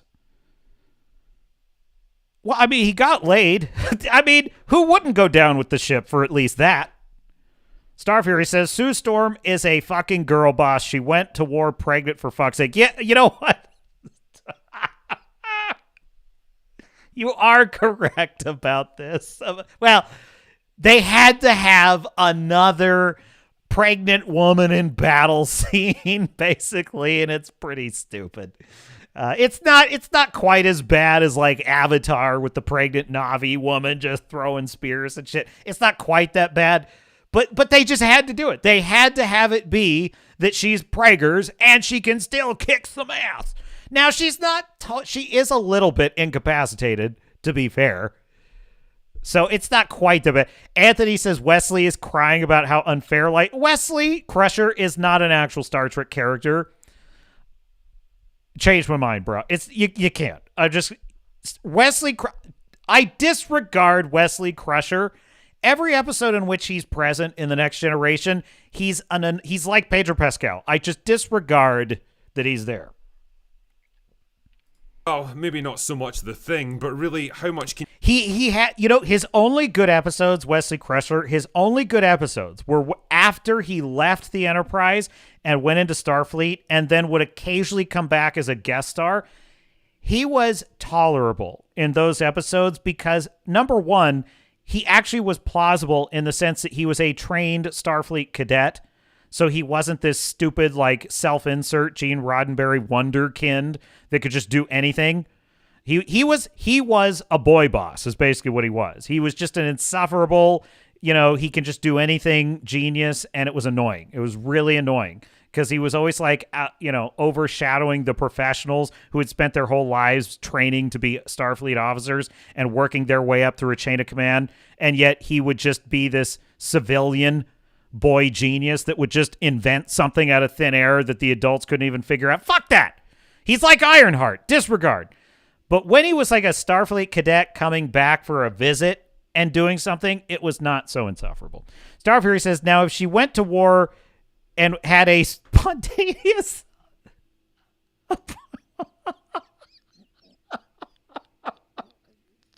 Jesus, Starfury. I don't even know if I can read that. If he went to war and had a spontaneous, shall we just say, you know, change of status in her womb, that I would believe and cheer. Jeez. Anthony Timmons says they should have put Wesley into a photon torpedo tube and shot him into space. I so agree with that. They basically did, because his last episode was he gets adopted by some creepy time-traveling alien, and he just goes away with him forever. So they basically did. They shot him into space and said, goodbye!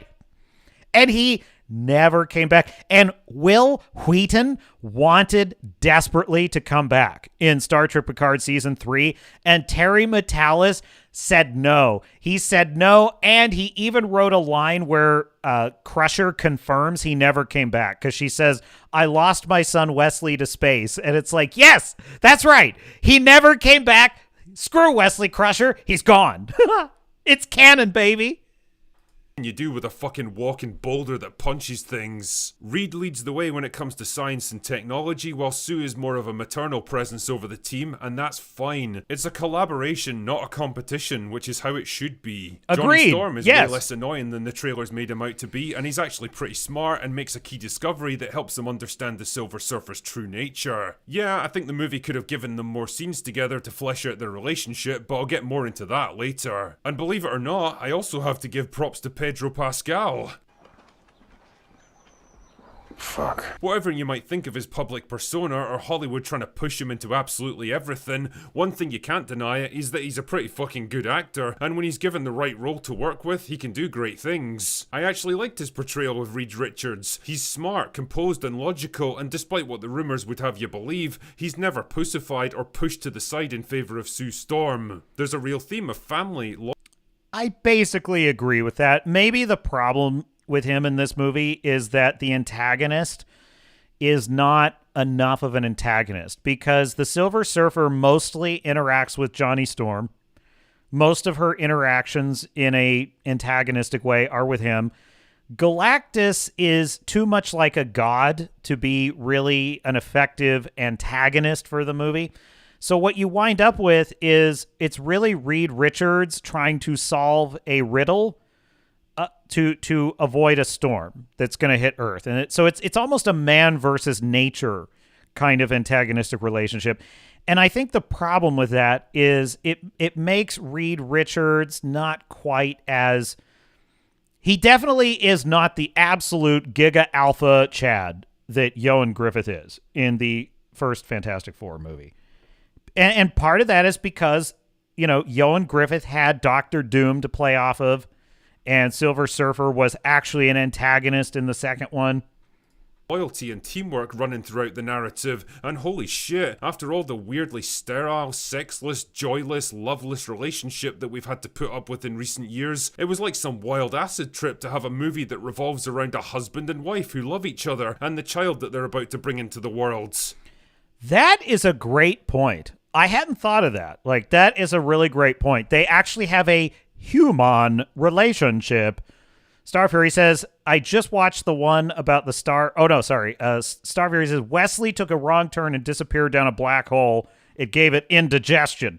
Foodman Blue says, I just watched the one about the starburst maneuver cover-up at the Academy. You know, that episode is fine. It's fine. And Wesley's not super annoying. And it does have one of the best Picard speeches ever, which is about truth. The first duty of a Starfleet officer is to truth. And that was cool. But that episode itself is super boring, and I kind of hate it. Starfury says, no props to Pedro for anything. Perhaps he could have... He could practice being a lump of mincemeat. I would be happy to help him with the method. I have a mincer handy. Starfury just won't. Starfury's not having it. Starfury is not having it, boys. Redoubt Production says, I'm glad to hear Fantastic Four wasn't a complete mess, but still have little interest in seeing it. I don't know. Something about it looks phoned in. Yeah, I'm not going to say, like, you've got to go see it. You got to run out and go see it. It's an emergency. But if you're looking for something fun to watch at the theater, it was fun to watch. I mean, I have to give them credit. It helps a hell of a lot that this film was not written by absolute retards. That's a big help. The fact that the Fantastic Four was not a total embarrassment, written by the lowest IQ, lowest talent, stupid people that Marvel Studios could find, is an immense benefit to this film. And that probably explains a lot of why I found it entertaining.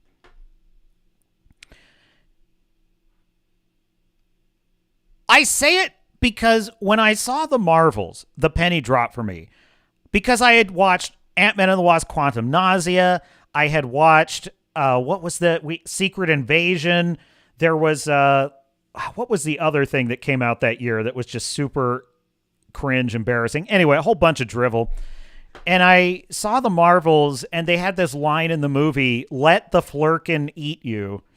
And I was like, I think I figured this out. Because, you scratch your head. You're like, you're Disney. You have all this money, all of this power. You can hire the best talent in the world. How did you wind up with this product? And it just occurred to me, oh, that's it. These are stupid human beings that are writing this crap. And so, because it's not bad, it's a humiliating embarrassment that should never have seen the light of day. That's a low bar, folks. That's a low bar. When you've seen 9 of those in a row, you watch a movie like Fantastic Four: First Steps that is not written by retards, and you're like, wow, I'm kind of liking this. This is new.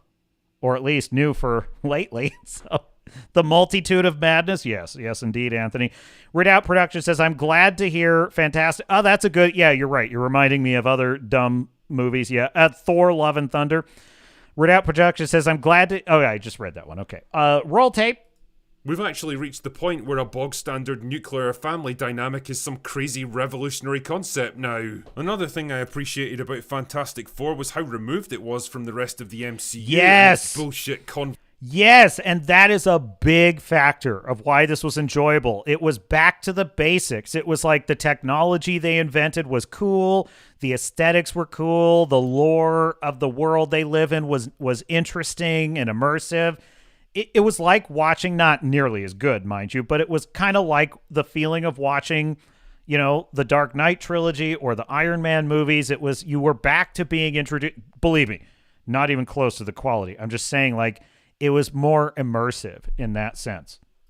Convoluted storylines. For once, I didn't have a laundry list of movies and TV shows I needed to catch up on just to understand what the fuck was even happening here. It's just a neat, self-contained story, and I liked that. On the downside, probably my biggest issue with the film is the Silver Surfer, but not for the reasons you might think. Honestly, I don't much care if she's... It sounds like we pretty much agree on this, because I did not expect to hate the Silver Surfer. I didn't like the choice, but I didn't expect to hate the character.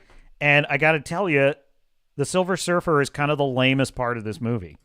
Male or female, because she's a fucking space alien made out of liquid metal. My problem is that I wanted the movie to do a bit more with her. I wanted to know more about her mindset and motivations, her personality, how she sees the world, and how she feels about what she does. As it stands, she's not in the movie enough for me to form much of an opinion about her at all, and her redemption arc feels kind of unearned because there's a lot of connective tissue missing. Probably because it was left on the cutting room floor, but I'll get back to that shortly. It's much the same problem with Galactus. I mean, don't get me wrong, he looks awesome, and Ralph Ineson does great work with the voiceover, even if I wish he would... I knew that the voice sounded familiar, but yeah, so he was great as the voice of Galactus, 100%. Would have kept his Yorkshire accent. Hey up, lass, give me baby or I'll eat your planet. Ah, that's champion. Again, though, the problem... I love that. Americans love that. We eat that shit up. We can't help it.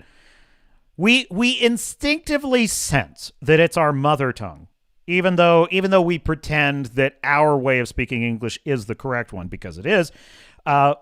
We instinctively sense that that's the mother tongue, and we are called home.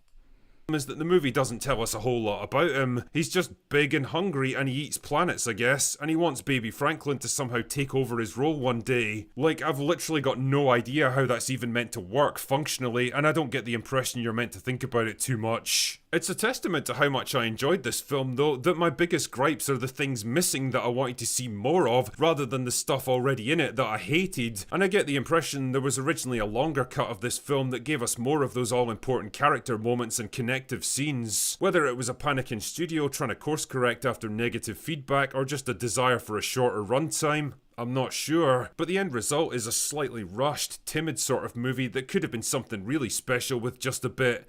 well, more. As it stands though, Fantastic Four is a surprisingly decent movie that does what it does with just enough flair and heart to get you invested, and that probably would have been considered thoroughly mid a decade ago. But in these dark days of cinema, well, it's by far the best superhero film of 2025. Make of that what you will. I think I can agree with that. I actually do. I think it's better than Superman by a nose. By just barely. It's a photo finish, folks. It's a photo finish. But it's I would rather watch this again than Superman. It's just that simple. Hell, I'd rather watch Man of Steel again for like the 15th time than James Gunn's Superman. Anyway, that's all I've got for today. Go away now. Hat tip, critical, drinker, and excellent analysis.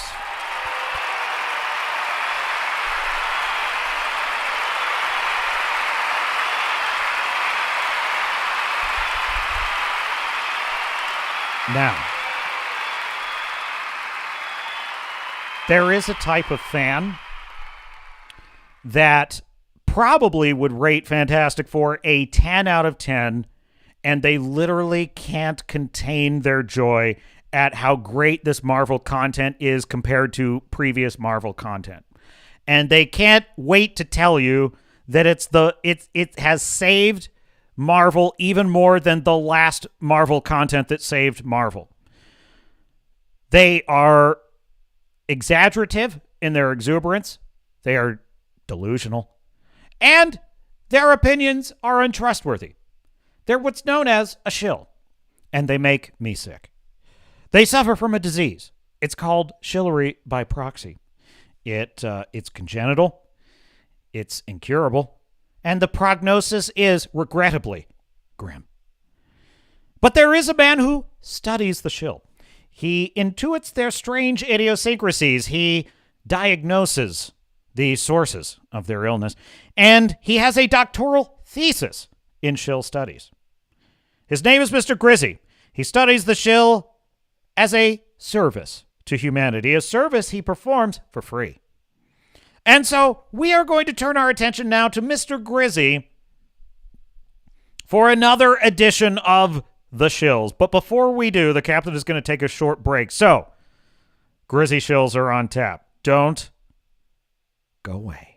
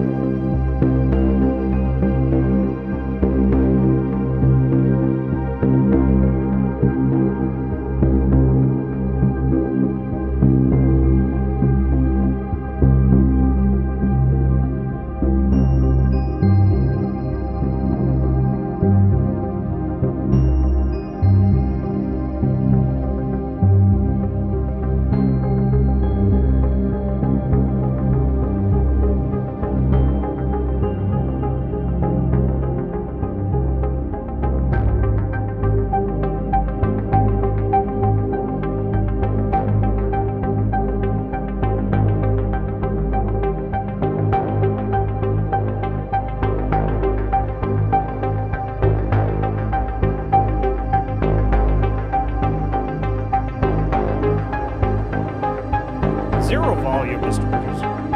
Yeah, no, my hair. It's like zero volume today. It's embarrassing.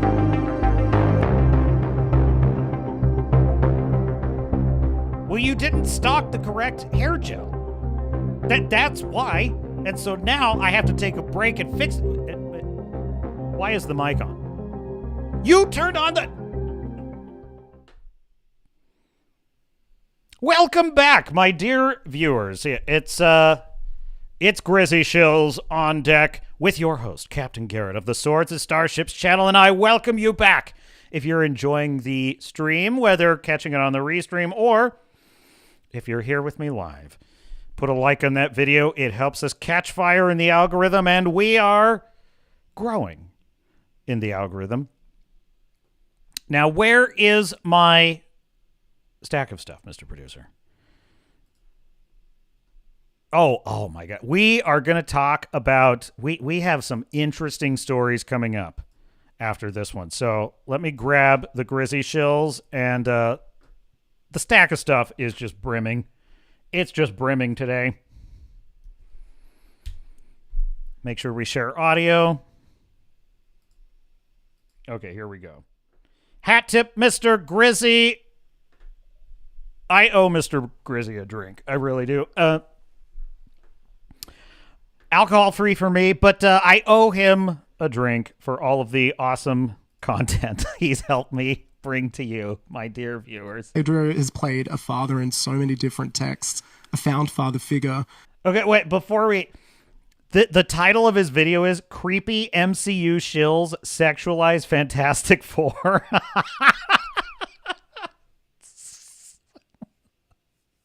Oh, I'm excited for this one. Okay, just from the top, Mr. Producer. Pedro has played a father in so many different texts, a found father figure. But do you think it's safe to say that Reed is the first capital D daddy in the MCU? Evacuation in progress.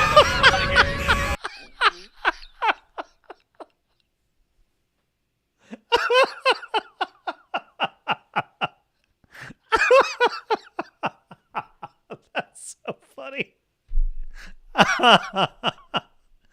That sound effect is so good. These fucking wackos, man. Is he the first capital D daddy? Like, what the fuck? These Tumblr wackos. Like, what are they doing?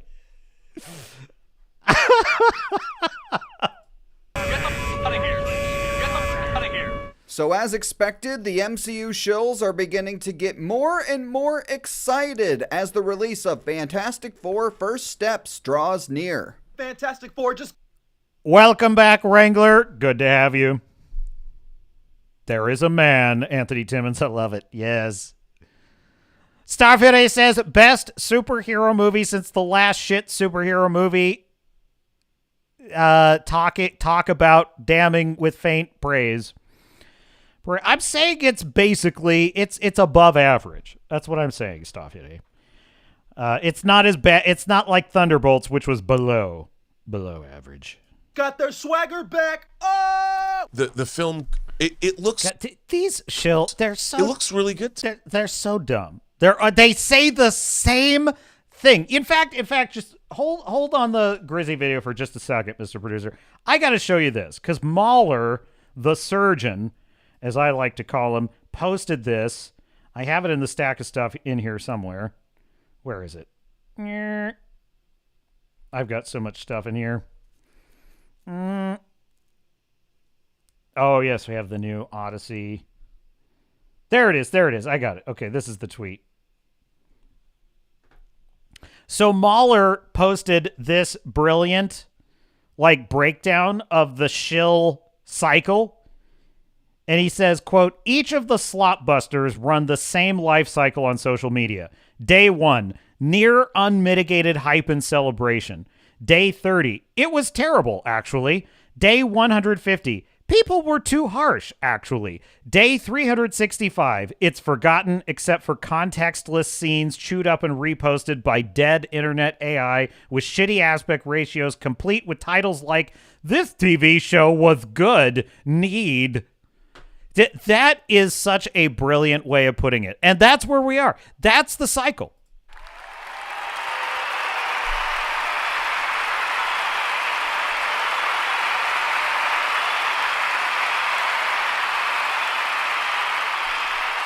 These stupid shills They say the same thing every single time. They said this about Captain Mothman, Brave New World. Then they said it about Thunderbolts, or what was the order? Was it Mothman, then Thunderbolts? I can't remember.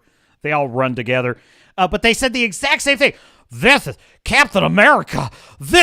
Not only is this the best MCU movie ever, this is the best Captain America movie. Oh my God, Thunderbolts, the Avengers are back, baby. And it's just the same take every single time. It's the bestest thing ever.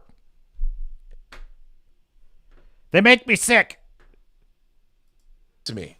And almost all of my personal issues with the movie are gone. Like, literally, all of them. Shell face. Shell face. This guy. God dang it. Is this what I need to do to make money? Mr. Producer, if I want to work from home on a full-time basis doing this, is this what I should be doing? I just put up a trailer. Doesn't matter what it is. It just fucking doesn't matter. Just whatever. Just get me a fucking trailer. I don't care what it is. Get it. Get me a trailer, Mr. Producer. And then I just do this it doesn't matter what it is. Doesn't matter how many times I've done it. I just always do this. Oh my God. I can't even fake that kind of enthusiasm. It's exhausting. It's exhausting. That'd be a tiring profession, but this guy presumably is making money.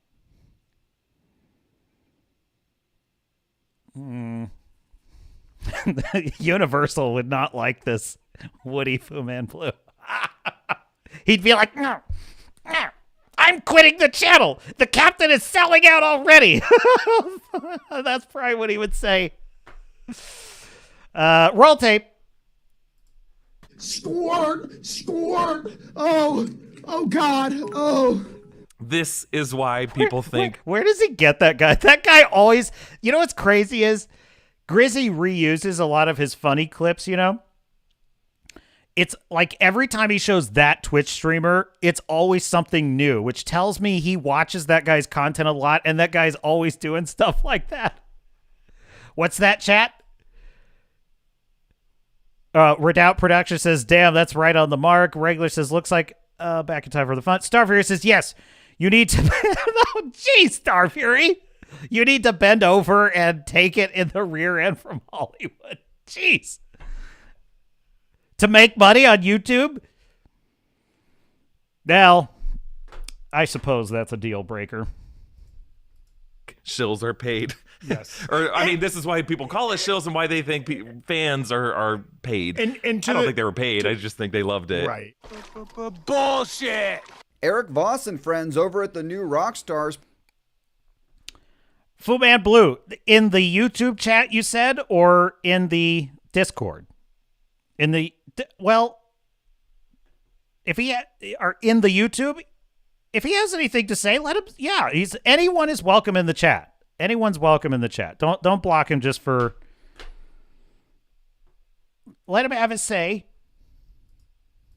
Perhaps starting to feel the pressure from the alt-right trolls. Oh my God! No, Starfury. Touch grass desperately. Who continue to call them out for being paid shills. Now I don't know why they'd say that. It's not like they're getting early access to the movie or anything. I will be seeing Fantastic Four First Steps at an early press Discord. Okay, cool. Screening on Monday, July 21st. Oh. Ooh. And he actually ended up seeing the movie on Saturday the 19th, almost an entire week before the rest of us get to see it. Oh. And of course, it goes without saying, he absolutely loved the movie. But I'm also trying not to do that thing where I get too hyped up and I build like a perfect version of the movie in my head. But at the same time, I don't know if I can help myself. Like, I'm really excited for Fantastic Four. Now, obviously, being excited for the movie is one thing. It's clobbering time! But for right now, I wouldn't be surprised if this is the damn Rotten Tomato score.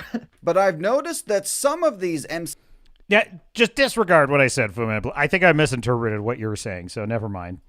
MCU shills are beginning to take their hype and excitement for Fantastic Four First Steps in a sort of sexual direction. Welcome back to New Rockstars. Fantastic Four First Steps earliest reviews are in, and it is sounding good. So here we go. Buckle up your buttholes. Are you excited, chat?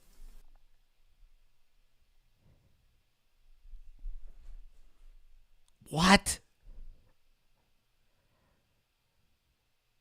What?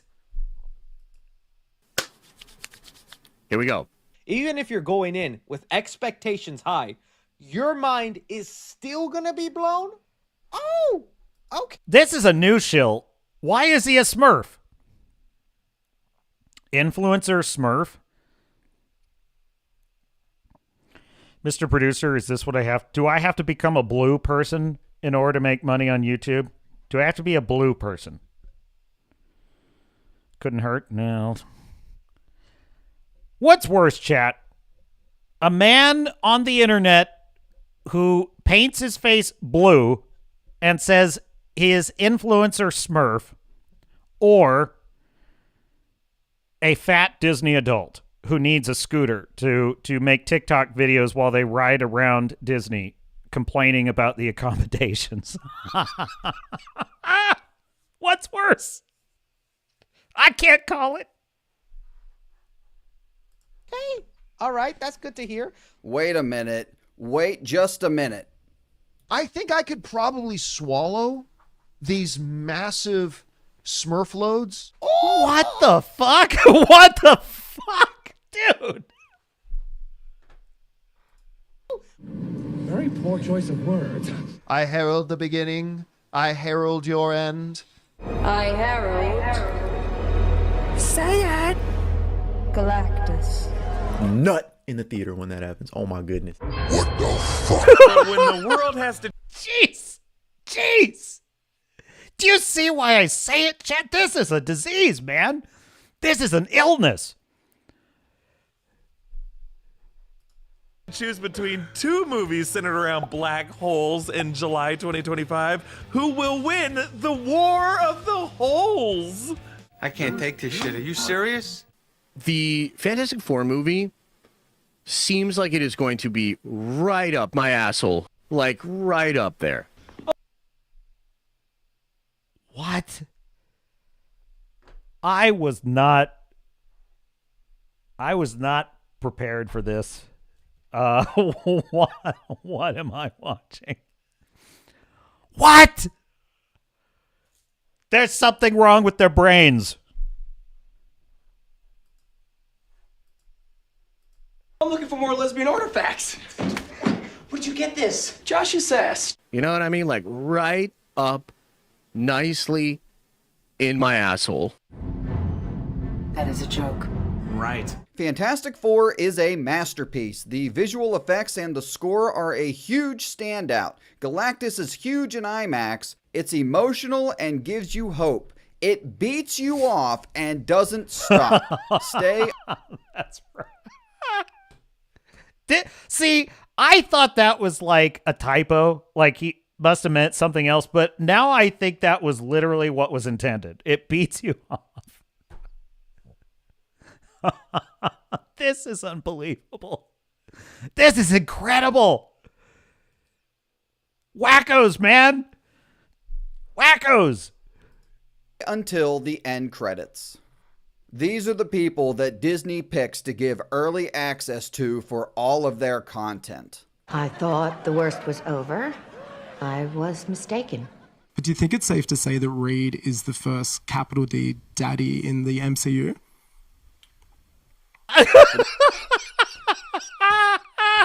Her expression is unbelievable.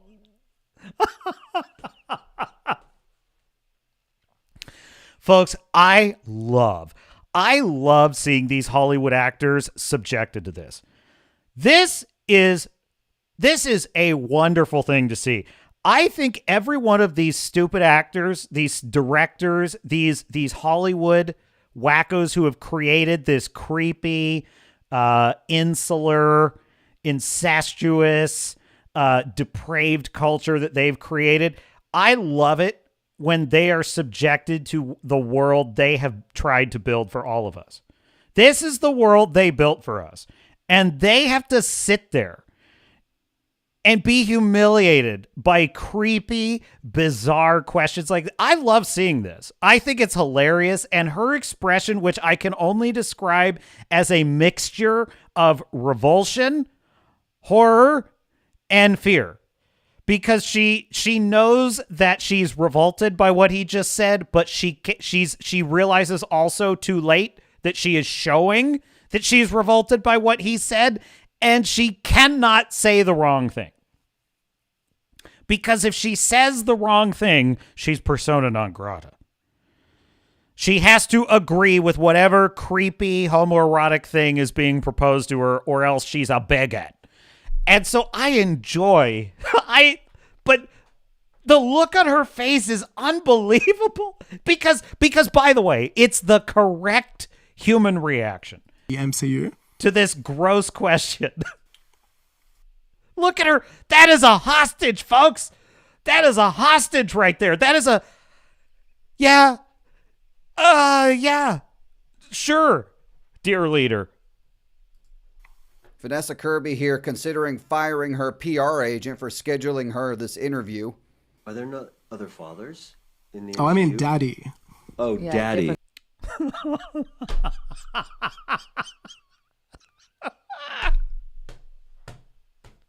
They deserve this. Folks, don't misunderstand. Please don't misunderstand. This is not sympathy for Vanessa Kirby or Pedro Pascal. Like, they deserve this. This is the culture they built. And now they have to sit there swallowing the creepiness of this creepy, weird wacko. They have to sit there and publicly pretend that he's not a creepy, gross wacko. Because they've created the culture where guys like this have media access and are the moral voice of America. They deserve every minute of this, and I am enjoying the hell out of it. I think it's incredible. It doesn't matter what they think. Nothing that they think about what this guy said matters. The only thing they are searching for in their tiny pea brains, the only thing they're searching for is the correct answer so they don't get in trouble. That's all they want out of this right now. It's unbelievable. This is incredible. The father. Daddy. Tony Stark's pretty daddy. Tony Stark is daddy. Chris Evans, pretty daddy. Yeah. Yep. I am your cool slutty daddy. Freaks me the f*** out. Anyone else think that Pedro Pascal would be like the perfect casting choice to play Jeffrey Epstein in like a Jeffrey Epstein documentary? That's actually pretty good. That's a great choice. The Reed stretching, how Reed moves using his elastic abilities. So Eric Voss, being the weird perverted freak that we all know he is, pivots from talking about Reed Richards' stretching abilities to Elastigirl animated porn fetish websites. Pixar's Incredibles trailers showed us Elastigirl's movement, and in doing so, spawned an entire kink that is taken over some dark corners of the internet, which I'm sure you have not seen, Eric. I'm sure you heard from a friend, right? Do I have that right? But if you know, you sickos. Yeah, do me a favor. You sickos. How do you know about it? I don't know about that. Quick, guys, hit the like button if you think that Eric Voss of Voss's Closet would enjoy Pedro Pascal, Reed Richards adult content. I don't mean to kink shame. If you know, you know, my brethren. Boss's Closet, yo. All right, guys, so stay tuned on the channel. The movie drops this Friday, the 25th, and I just have a feeling that it's not as good as the shills say it is.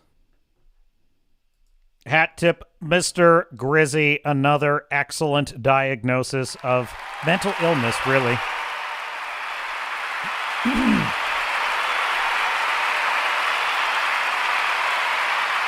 They suffer.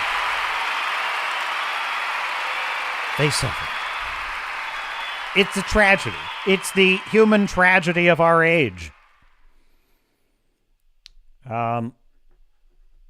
Yes, there you have it.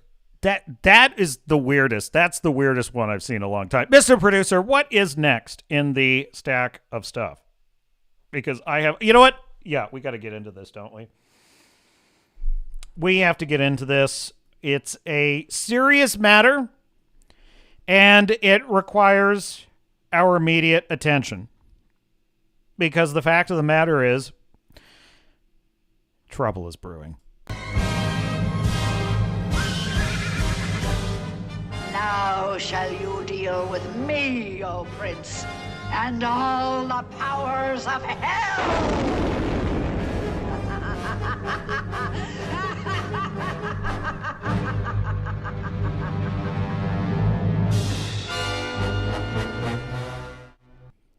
That's right, chat. Trouble is a brewing, and on multiple fronts. But the first one we're going to cover is Pluribus. Now, if you've been watching this channel for any length of time, you know that I, Captain Garrett of the Swords and Starships channel, am a giant fan of Vince Gilligan's work, particularly Breaking Bad and Better Call Saul, which are, in my view, some of the best television series ever created. Vince Gilligan is working on a new show called Pluribus for Apple TV Plus, a trailer. Now get this. They had a countdown on the Apple TV website or something, and it was like a trailer dropping in 2 days, 14 hours, blah, blah, blah, right? And they made a big deal of it. And this is the trailer that they spent days hyping up, like, oh, wait till this drops. It's the newest Vince Gilligan show. You're not going to believe it. It's unbelievable. This is what they had people amped up for. From the creator of Breaking Bad.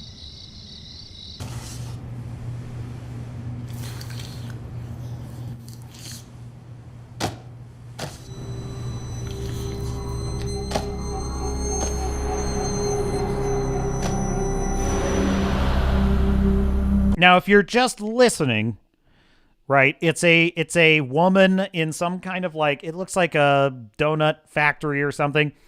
Or maybe it's just a warehouse. I'm not sure exactly. And there's a bunch of boxes of donuts, and there's a note that says, please help yourself.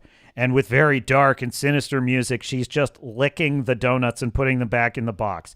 And then it just says, Pluribus, November 7th. What?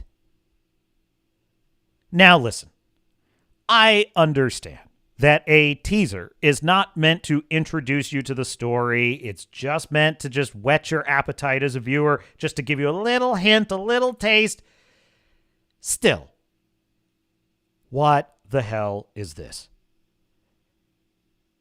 This is nonsense. Like, they hyped this up like it was some big deal. What the fuck even is this? This is embarrassing. This is an embarrassing, pathetic excuse for a teaser. A teaser for what? The comments on this are unbelievable. I put a downvote on this. This is not a good sign. This is not a good sign at all. I am deeply concerned that Vince Gilligan has entered the era of too successful for his own good. This happens a lot. It's happened to Tarantino. It might be happening to Christopher Nolan, quite frankly. It happens to a lot of the great. It's happening to James Cameron. James Cameron, who produced Aliens, Terminator 1 and 2, Titanic, now he's going to spend the last 30 years of his life producing basically mediocre movies about blue people. Like low brow sci-fi, I would say. Like not even really sci-fi, just kind of amusement park movies to sell Na'vi merch. Like and I like the Avatar movies, don't get me wrong. I enjoy them, and believe me, I will be there on day one to see Avatar Fire and Ash. Speaking of, the trailer for that did drop. I saw it in the theater, and it was not overwhelmingly awesome. What the hell? Maybe we'll watch that. Fu Man Blue says it's a meeting like AAA. I did not catch that. It could be. That could be. But it's okay. Let's assume that's correct. It's an AA meeting, and she's licking all the donuts. So what? What are we teasing here? Why are there owl videos on my feed, Mr. Producer? Last week it was kitty cats. Now it's owls. I didn't click on any owl videos. Because I purged the cat videos? I didn't say purge the kitty cat videos. I meant just, in moderation. Once in a while is fine. A cat video once in a long while is acceptable. Anthony Timmons says blue people equals Dr. Manhattan meets the Smurfs. Perhaps, yes. I enjoy Avatar, but I also recognize that they're not well-written movies. Like, it's just an objective fact. Star Fury says, isn't that any wait staff doing kind of just whatever the shit they do, just check YouTube and TikTok? Yeah, exactly. In other words, so here's my issue with this. No, Fume, I was not watching owls killing kittens. I would never watch that. I usually prefer watching cats dodge snakes because it's really cool. Did you know that cats have faster reflexes than snakes can strike? It's wild, man. They are natural-born snake killers. It's cool. Like a snake can absolutely get a dog. Can't get a cat. It's not a cat that's on guard can't get him. A cobra can't even get him. Star Fury, you would lick the donut? Well, that's my point, Star Fury. That's exactly my point. You would lick the donuts without... But is that worthy of a Vince Gilligan show? This is supposed to get me excited for the next Vince Gilligan show? A person licking the donuts? That doesn't mean anything to me. That means absolutely nothing to me. You might as well have just had a brief shot of, a fast food worker spitting in the food. Oh my God. I can't wait to watch this. What's it about? I don't know. Who cares?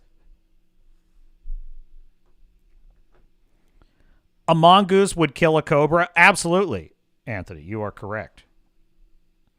It's very cool. So now here are the comments. We'll start with the best comment, really. And it's from yours truly. From Swords and Starships. Vince Gilligan may finally have entered his too successful for his own good phase. I look forward to the redemption arc. Another comment. This is a certified chicanery. I don't know what that means. All that hype just for a single donut lick? Bravo, Vince. Waited 48 hours to watch some lady lick a donut. Bruh. It's 4 a.m. in Korea right now. I'm so devastated. That's sad, man. That is a sad comment right there.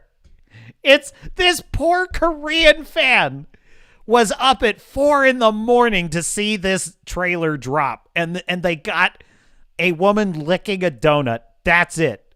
From the creator of Breaking Bad. This is so shit. This is, to me, emblematic of how pathetic marketing has become in our modern environment. The bar is so low. It's like the entire animating motif of this teaser is look at this human being shitty with ominous music. As if every single fucking thing we've seen for the last 10 years isn't nihilistic humans being shitty crap. Why in the world would a very small snapshot of a human engaging in some passive-aggressive behavior, why would that in any way suggest a brilliant TV series or something really entertaining that I just have to watch, or a hook for a story I can't wait to get more information about? Another comment, biggest troll of 2025. The glaze on those donuts must be at 99.1% purity. No way we waited this long for that. I told so many people about this. I am never going to hear the end of it. Oh, that's a good one. Yeah. I did not just wait that long to watch someone lick donuts. Knowing Gilligan, I feel like this is foreshadowing something important in the show, and y'all are underestimating it. Yeah. Fucking no shit, moron. That's not the point. Of course it's foreshadowing something in the show. The point is, this is the lamest. This is the lamest, most pathetic foreshadowing I've ever seen. This could literally be a show about anything. It says absolutely nothing about the show. It has nothing to do with whether it is or isn't foreshadowing something. It has nothing to do with whether the show is or isn't good. It's a troll. It's not even a particularly good troll.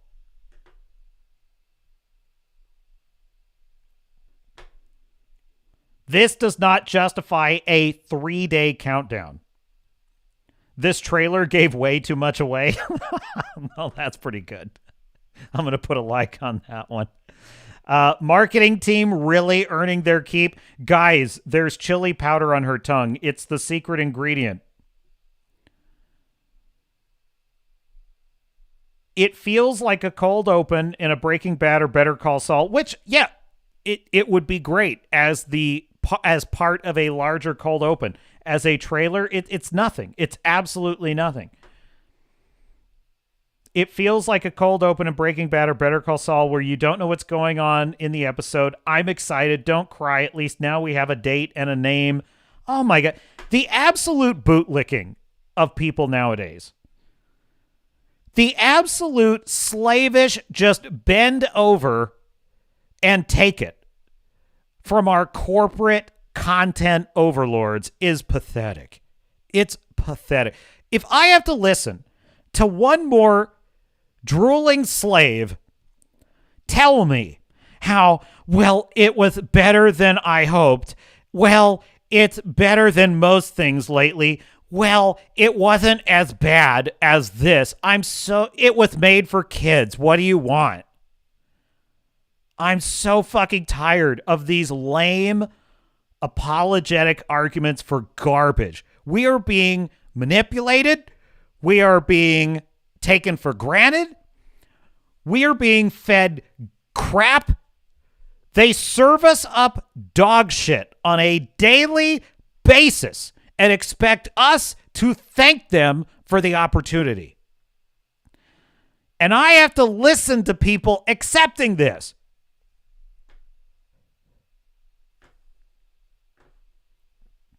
I get it now. The smiley face on the help yourself thing relates back to happiness is contagious. Spare me your stupid fan theories. Oh, what? Because you read some article about rumors about what the show is about? Now you're gonna glaze this teaser based on your headcanon? Spare me. I sat there and waited 20 minutes for this to premiere. Oh, here it comes. This is the apologist argument right here. If you watched every obscure opening to an episode of Breaking Bad and Better Call Saul, I don't know what you expected. Well, you see, so let me explain this to you, idiot. What makes those cold opens work in a 1-hour episode of a TV show is that they set up something that later in the episode is paid off and makes it all make sense. In isolation, a lady licking donuts is nothing. It's nothing. You got played.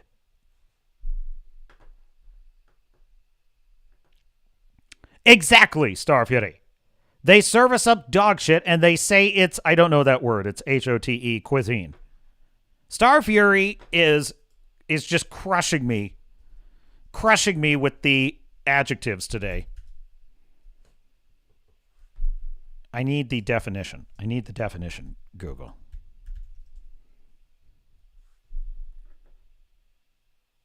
I need a pronunciation.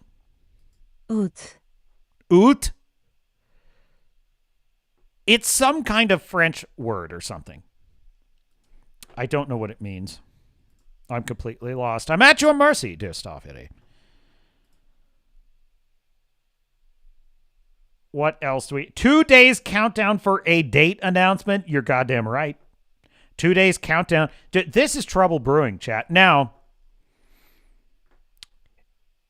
that's not the only problem. So we have Pluribus from Vince Gilligan, which is not off to a great start. Hey, who knows? Maybe it'll be a great show. I don't know. So my understanding is it's some kind of science fiction show about some kind of happiness disease that's sweeping the world. Okay, fine. Maybe it'll be good. That trailer, though, that was trash. That was absolute trash, and that concerns me greatly because let me put it another way. This is your introduction to the world of your next brilliant show.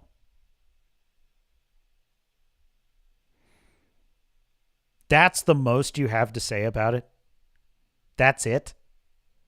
Your brilliant, groundbreaking, must-see drama series on Apple TV, and the way you introduce it to the world is an out-of-context snippet of a woman licking donuts?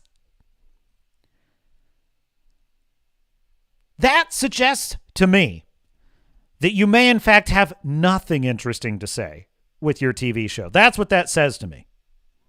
So I don't care what the rumors are about the show.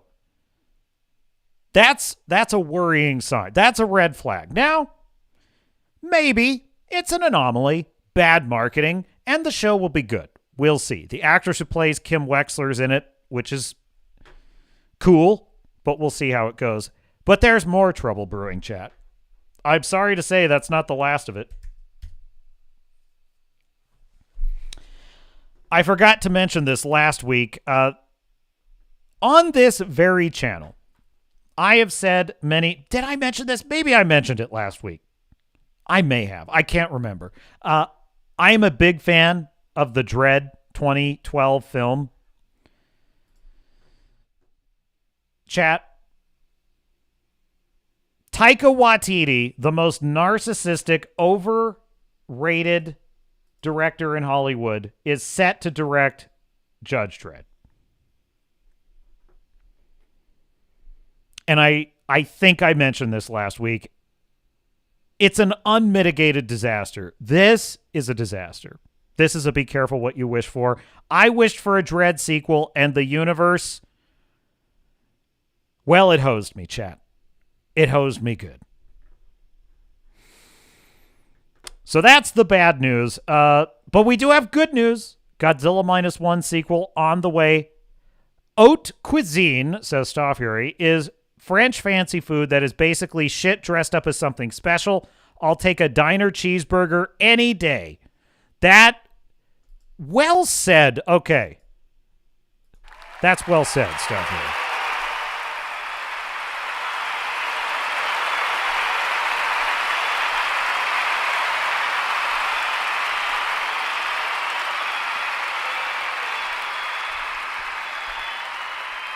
Okay, let's, I think a really good pivot. So there is an open bar clip from the Critical Drinkers channel that kind of interested me, where they're discussing the end of episodic TV. And the fact that this Pluribus garbage teaser came out is a perfect segue for this. How many of you guys here are up to date with Stranger Things? let me, and they're kind of talking tangentially about the Stranger Things 5 trailer, which I watched the Stranger Things 5 trailer again, and I gotta say, it's the least interesting trailer they've ever released for Stranger Things, and that concerns me. That concerns me because I am a giant fan of Stranger Things. I really want it to have a good ending. I have deep concerns. So let's check in with the panel on the Critical Drinker Show. As a TV show. Do you mean have we seen up to season 4? Yeah. I have. You have? I've lost track. I think I have. The gaps are so big between. And now I'll have to listen to everyone back on season 2 and 3 for absolutely no justifiable reason, but so be it. Between seasons that I think I'm up to date. This is one of the things I wanted to touch upon here, actually, because it's becoming very apparent with the trailer for season 5, which is the final season of Stranger Things. And I don't know how much I can show, so I guess I'll have to be a little bit judicious about where I pause it. But like the trailer just came out, and this is it. This is our final season of Stranger Things, which began 9 years ago. 9 years feels ago. like it was fucking 20 years ago. At this point. The cast are on the verge of drawing pensions at this point. She's 30. Didn't a bunch of portals open in the last one? They had a bunch of They're inverted. so old. Yeah. They've aged out of their roles. It's bizarre to see them dressed in these clothes. You know what's interesting? So the Duffer Brothers, their original plan for Stranger Things was this. They were going to do like 2 or 3 seasons with the kids as kids, and then they were going to fast forward like something like 10 or 20 years into the future and have them as adults, sort of like the way Stephen King's It, a similar concept. We then have the kids as adults battling the Upside Down with new actors. They should have done that. And instead, what they've wound up with is a weird middle ground where the kids aged out of the roles, but they're still having to play the kids dealing with this. Just kind of stupid. Like in the trailer, they're all dressed in kids' clothes still, and they don't look like children. I thought it was meant to be a bizarre. bit of a time jump where it was meant to go forward into the 90s, but it still feels and looks like the 80s. I don't know. Maybe I'm It's been wildly off. weird, the timeline shit with this. They took too fucking long. Stranger Things is almost like patient zero for this insane problem of you got to be faster. Yeah. Plus, they also chose some kids that already looked old. Unlike Harry Potter. Well, I think so this bit's a bit boring, but yeah. I haven't seen Vibes acting drinker. Gosh. And they've got an animated. It's funny. I had a moment show. of they're like, "Oh my god, 11's looking pretty rough these days." So are they jumping to the 90s, are they?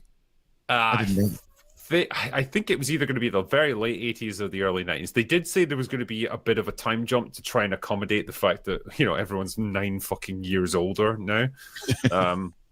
But yeah, it's like, look at that kid. She's Nancy not looking good. None of them are looking good in this trailer. She still needs. She's like both of them desperately in brush. need of a cheeseburger. You know, the best thing about this trailer is the Deep Purple song in the background. I know, and I can't play it. That's why I've got it on mute because it's like I'll get music. copyright Always been one of the struck best. immediately.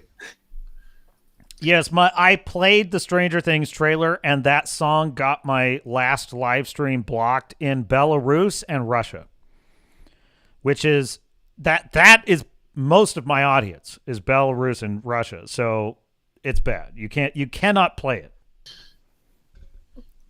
Yeah. Uma Thurman didn't pass those genes on, did she? A little more Ethan Hawke, unfortunately.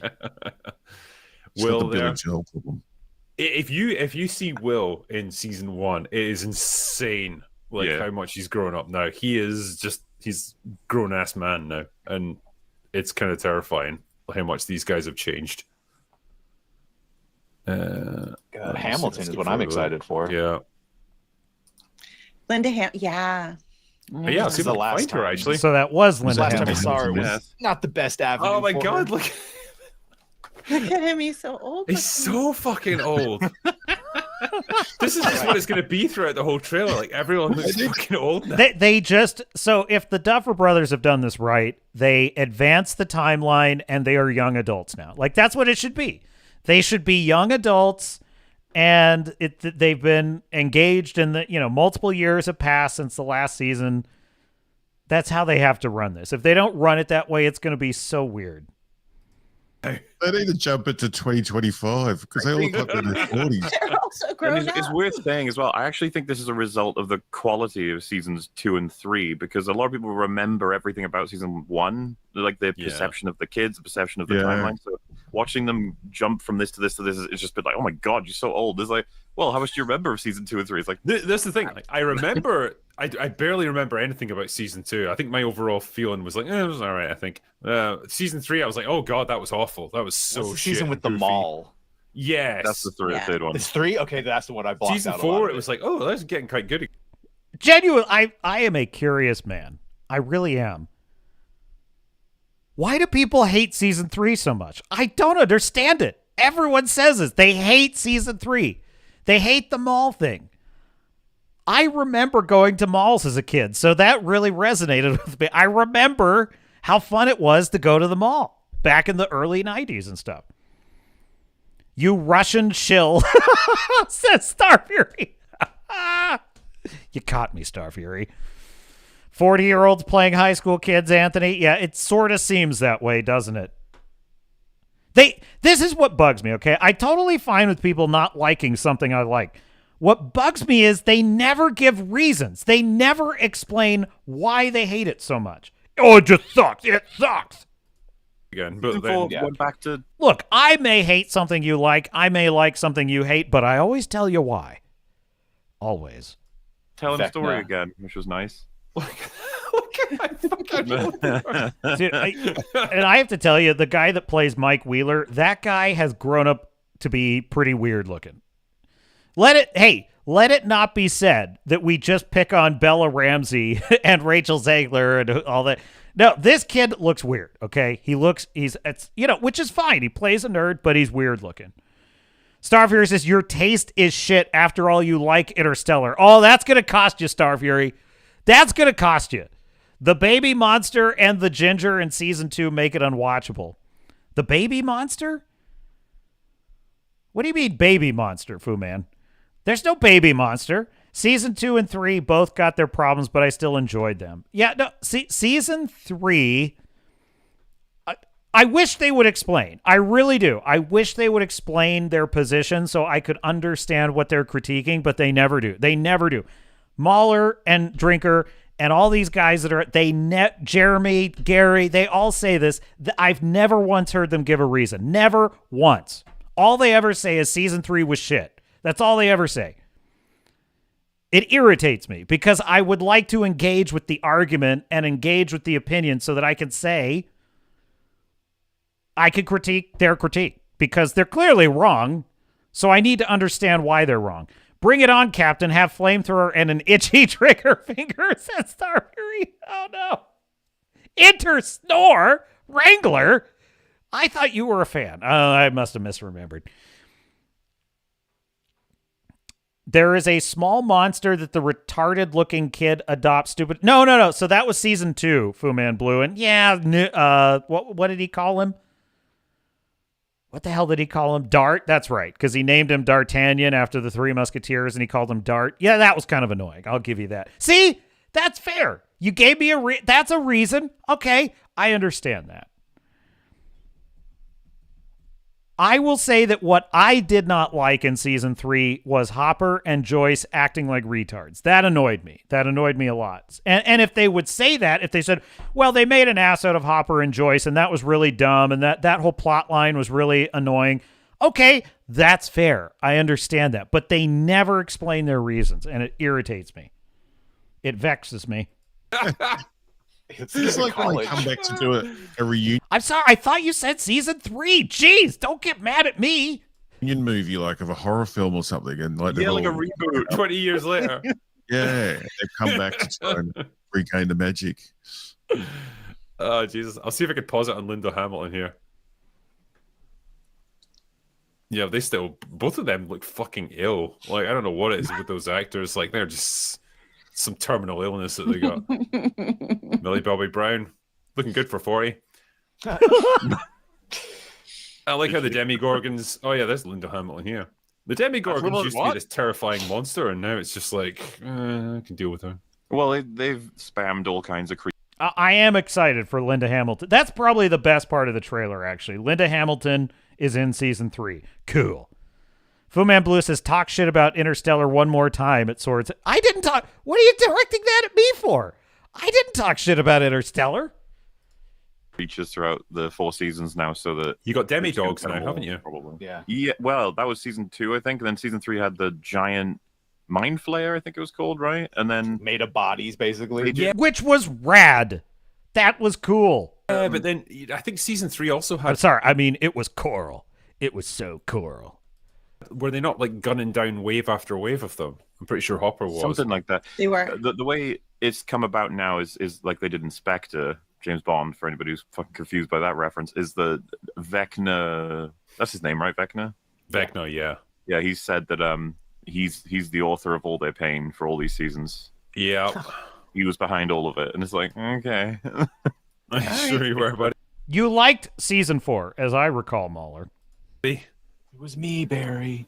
This is the problem, right? Because I think we can probably all agree, like season 4. Alien. I mean, Jurassic Park. Yeah, Jurassic Park. Yeah.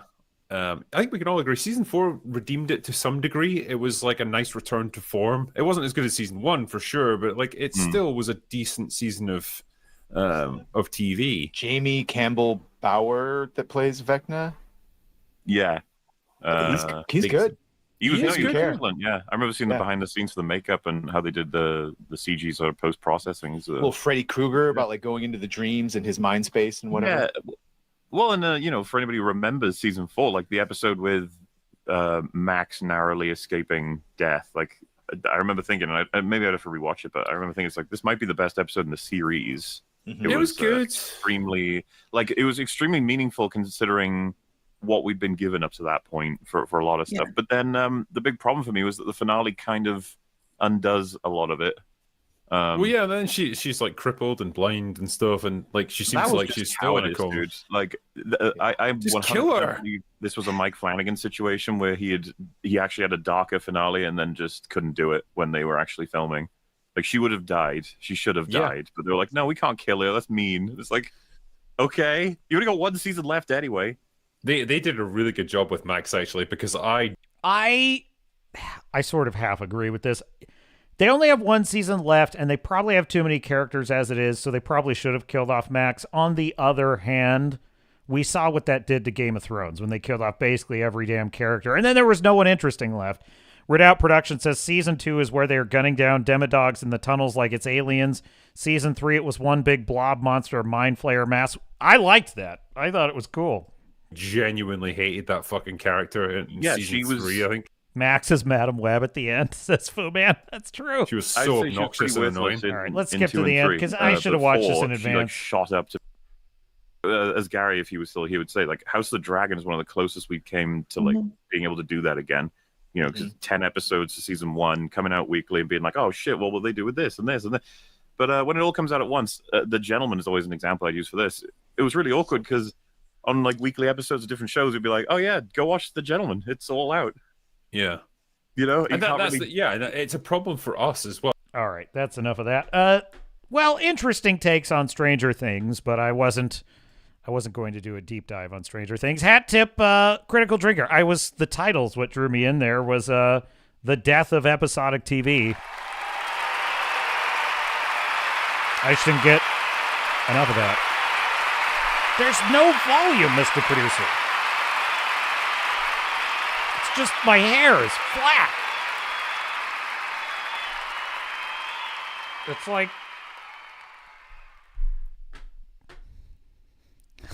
I can be a bit precious about things, you know.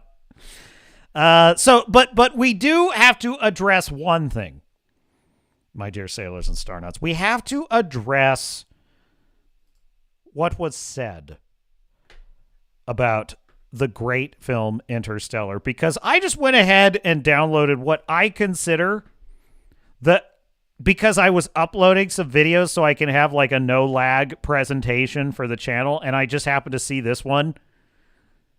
And it's just one of the greatest action sequence. It is my favorite action sequence in cinema history. And then we can talk about completing the mission. Dr. Mann, listen to me. This is not about my life or Cooper's life. This is about all mankind. There is a moment.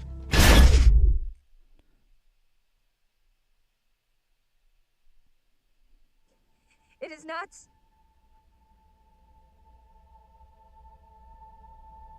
Dude, seeing that in the theater was so awesome. It was so perfect. It was just... The visuals in this movie are so incredible. They're just like... Because it's like real space technology. It's real space physics. It restored for me the way space is supposed to feel, which is vast, unforgiving. The slightest mistake is absolutely lethal. It's pure cinema. It's pure cinema. But I need to boost the volume, though, because the volume is not right on this.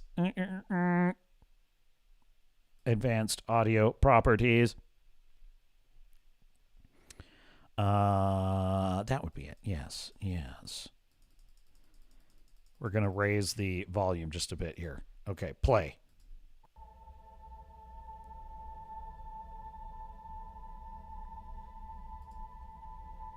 Starfleet says, I'm vomiting. I think I've just seen Jesus.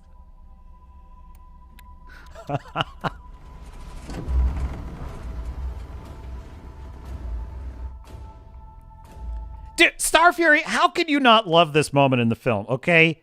Consider the context of this scene in the film. Literally, we've just watched the man, Dr. Mann, who founded the entire mission to search all these planets. He was the leader. He's believed to be the best, the very best astronaut. And then you have Cooper, right? You have Cooper, who is just there to be a pilot. And he's already been told the odds. He's already been told that everything... It's basically this moment in the film comes after the reveal that Dr. Brand, that would be Michael Caine's character, has already concluded it is impossible to save humanity. There's no way to solve the gravity equation. Humanity is doomed, and the entire mission was based on a lie. It's impossible to save humanity. Dr. Mann, the most heroic, the most courageous of the astronauts who founded the mission to save humanity, has just screwed the pooch royally. He tried a basic docking procedure and fucked it up and basically has destroyed the ship. The ship is now going to crash, and humanity has absolutely no hope of survival at this point because the ship is going down. And Cooper's response to this crisis, to this absolute catastrophe, is the following. Cooper, there's no point in using our fuel to Analyze the Endurance's spin.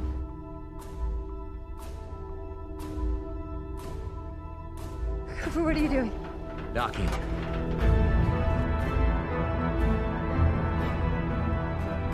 It's so Alpha Chad. It's so boss. How could you not love that? He's like, it has to happen. Rotation is 67, 68 RPM. Okay, get ready to match our spin with the retro thrusters.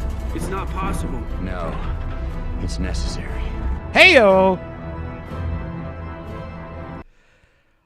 That is one of my favorite lines in film history. Like, that is one of my favorite moments in film history right there. Just like, no, it's necessary.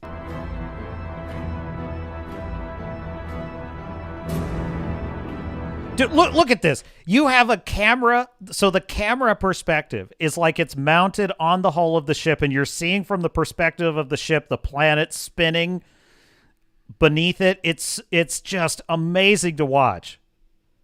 Where are the Klingons, says Wrangler? Oh, geez, Wrangler, you have a one-track mind. Endurance is hitting stratosphere. This is, by the way, Hans Zimmer's finest score. Like, I don't think he'll ever have a better film score than this movie. She's got no heat shield. Hey, she ready? Ready.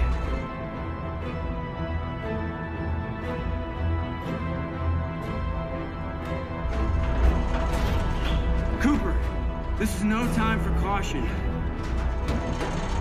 Pace, if I black out, you take a stick. Stars, you ready to engage the docking mechanism? I wish I could see this film for the first time again. Like, it's nerve shredding. And even watching it again in the IMAX, it was like edge of your seat. Everyone in the theater is holding their breath. You could just feel it in the room. It's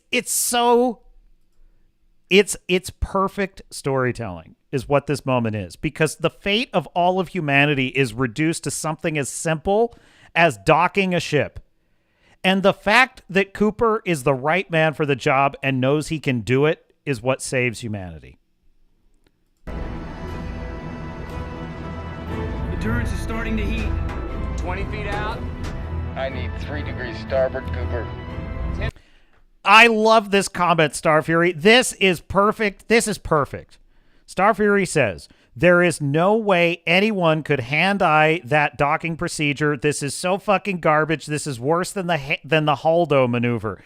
I love that comment, Starfury, because that is precisely why. That's exactly the point of the scene. That's the exact point of the scene. Anyone else in this situation would have agreed with you.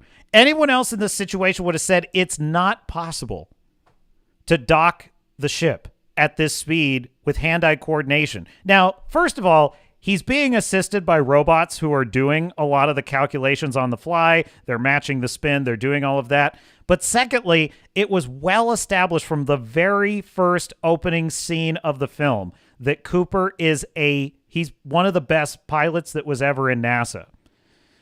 And he was brought into this mission specifically for his piloting skills. And most of the film, he's actually considered kind of like a more expendable member of the party, because everyone else, oh, you're just the pilot. Everybody else are the scientists and the physicists and the theoreticians and the visionaries. And they all spend the entire movie, Dr. Brand, Dr. Mann, all the other scientists, Dr. Brand Jr., that would be Anne Hathaway. They all spend the whole film telling Cooper what's true, what's right, what's possible, what's needed, what he needs to accept, what he needs to let go of. Every scene in the movie, they are telling Cooper where he needs to place value, where he needs to be emotionally dispassionate and detached. The whole film. But in the moment of highest crisis, in the moment when only faith and belief and raw human talent could have possibly saved the day, he was the one that could see the way to save the day. He was the one that saw the possibility to save humanity, and that is the reason he was destined to be in this situation.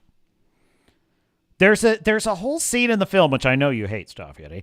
There's a whole scene in the film where Dr. Brand says, and this is, of course, what everyone criticizes who hates the movie. She says, maybe the fact that love is drawing me towards this person across the universe, across time and space, maybe that is a good reason for us to go look at this planet. And he argues against her that that's not rational. That doesn't make any sense. And she says, well, maybe there's more to humanity than just what we know and what we can prove in science. It's basically her point. Well, it turns out that she's at least somewhat correct about this, because in this moment, the roles are reversed. She doesn't believe this is possible. The robots don't believe this is possible. No one believes this possible, but it is the fact that Cooper trusts his gut that saves humanity. And I view this scene as being very authentic and very accurate to the fact that the impossible always seems impossible until someone proves it's not.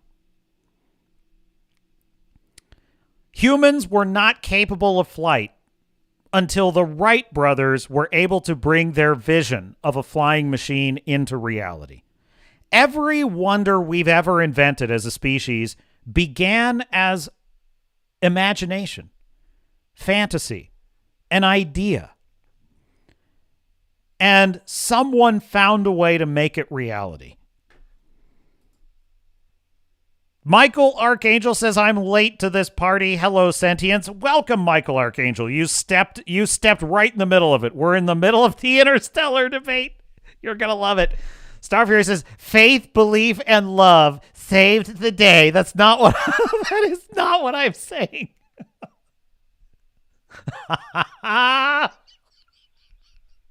Someone pass me a shotgun. Oh no.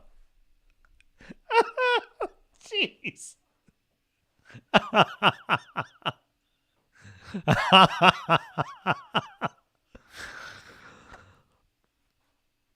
I am not saying that love and hope and kindness is what saves the world. I am saying this is, incidentally, this is why I have faith that AI is not going to truly, we're not replaceable as a species. Now, could AI kill us all and then we become a footnote in history? Well, yeah, possibly. But it doesn't mean that we were replaced. It doesn't mean that what we contribute to the universe is any less important. The human spirit is indomitable. I think, take this from a former atheist. I'm speaking as a former atheist, okay? Viewing the world purely as rational, material, what you can see, taste, and touch and prove, viewing the world that way, while useful and having a utilitarian purpose, misses. It misses that we are more than that. I truly believe that. Now, you can take this too far the other way, where you think, you're just going to manifest and magic everything in your mind. And I think that's taking it too far the other direction. I think you need a blend of some rationalism. But you can't do anything worth doing without a little bit of faith. And that, to me, is the very level-headed and grounded take of the film Interstellar. Resume tape. Feet out. Cooper, we are lined up. Initiating spin.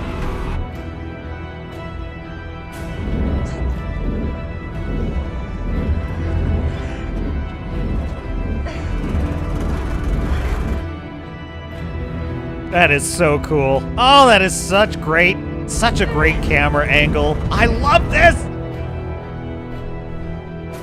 All of humanity, the fate of the entire world depends on this one maneuver.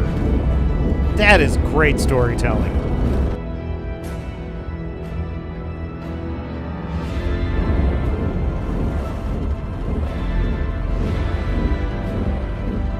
Come on, Tars.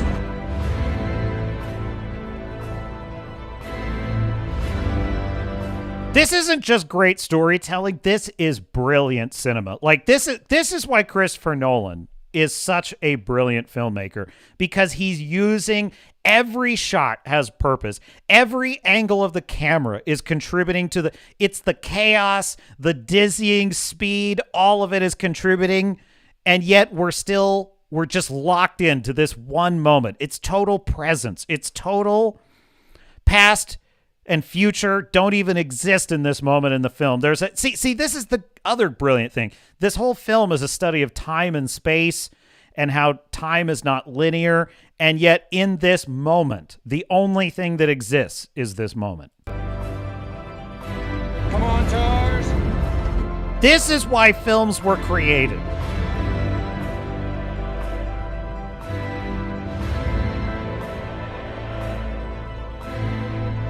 We are locked. Locked.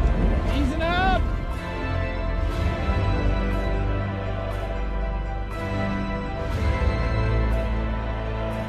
Easy. Easy.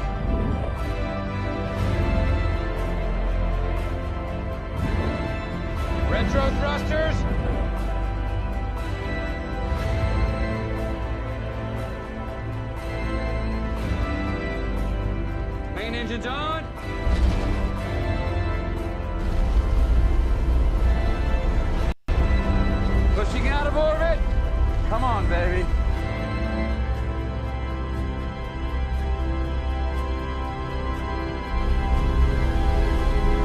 Killing main engines. Okay, we're out of orbit.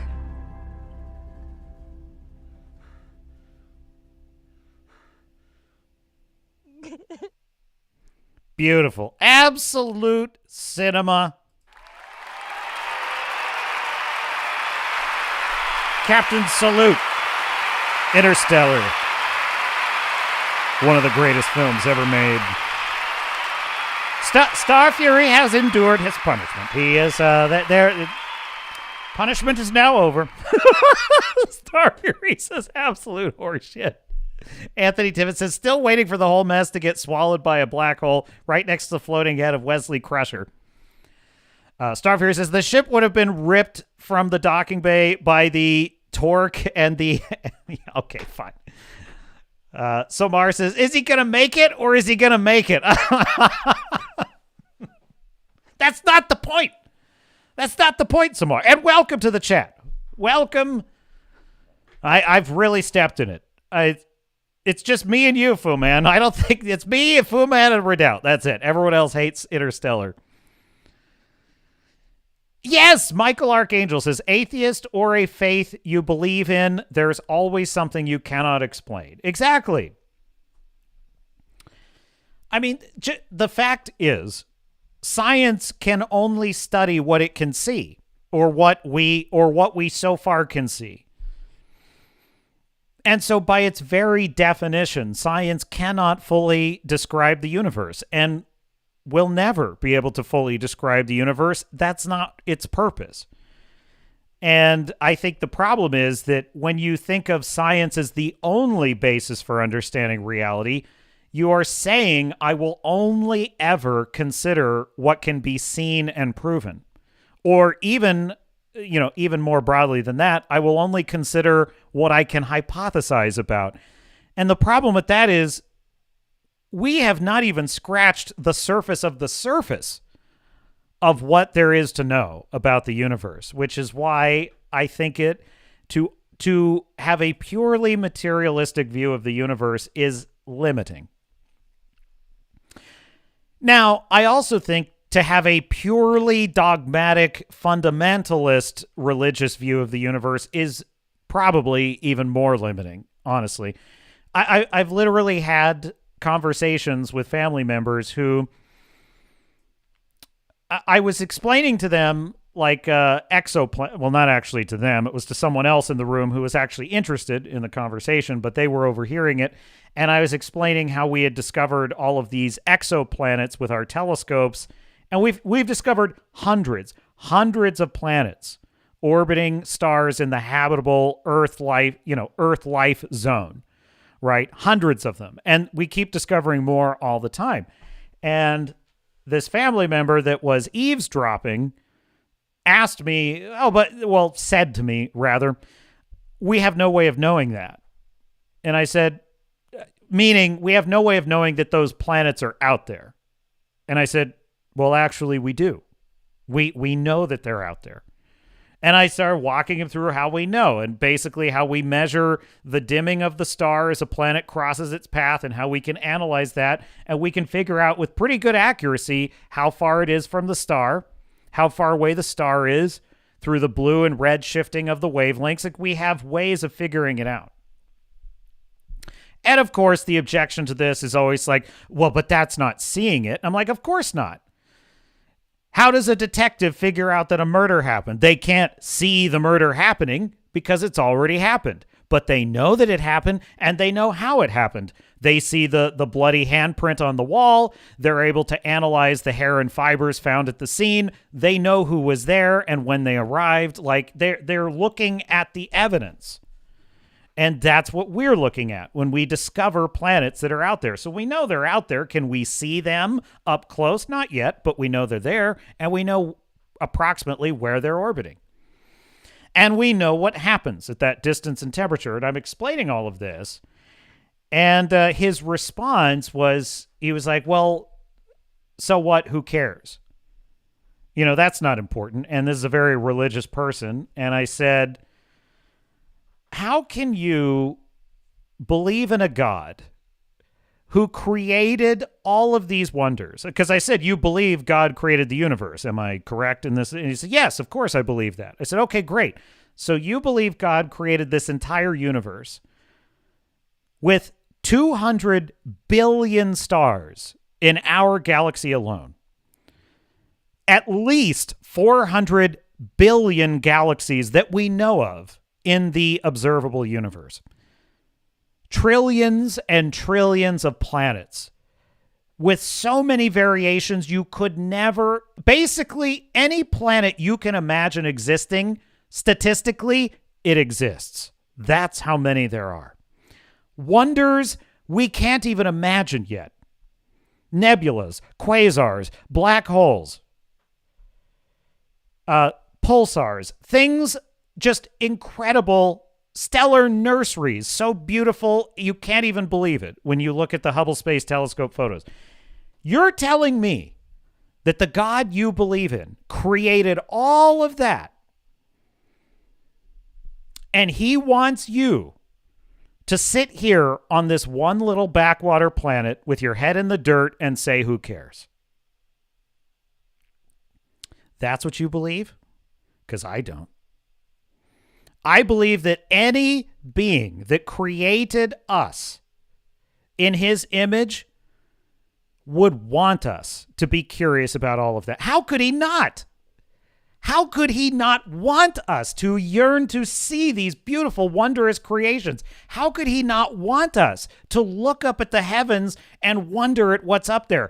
How could he not want that? He created all of it. And he created us to be curious about it. And I said, I find your attitude about this really anti-religious. I find your attitude about this limiting. Because in my view, you could not possibly be a being who created all these wonders and not want these wonders to be explored.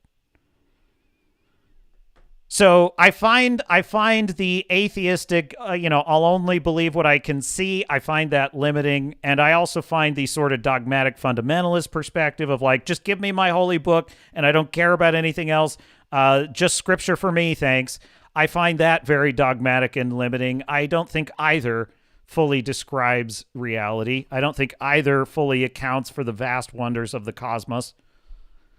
I think that we are meant to get out there someday. I think we are meant to explore. I think we are meant to see wonders beyond all imagining. I think we are totally unprepared for the incredible things our species are going to witness and experience if we can just avoid nuking ourselves for a little longer. Just a little longer, okay?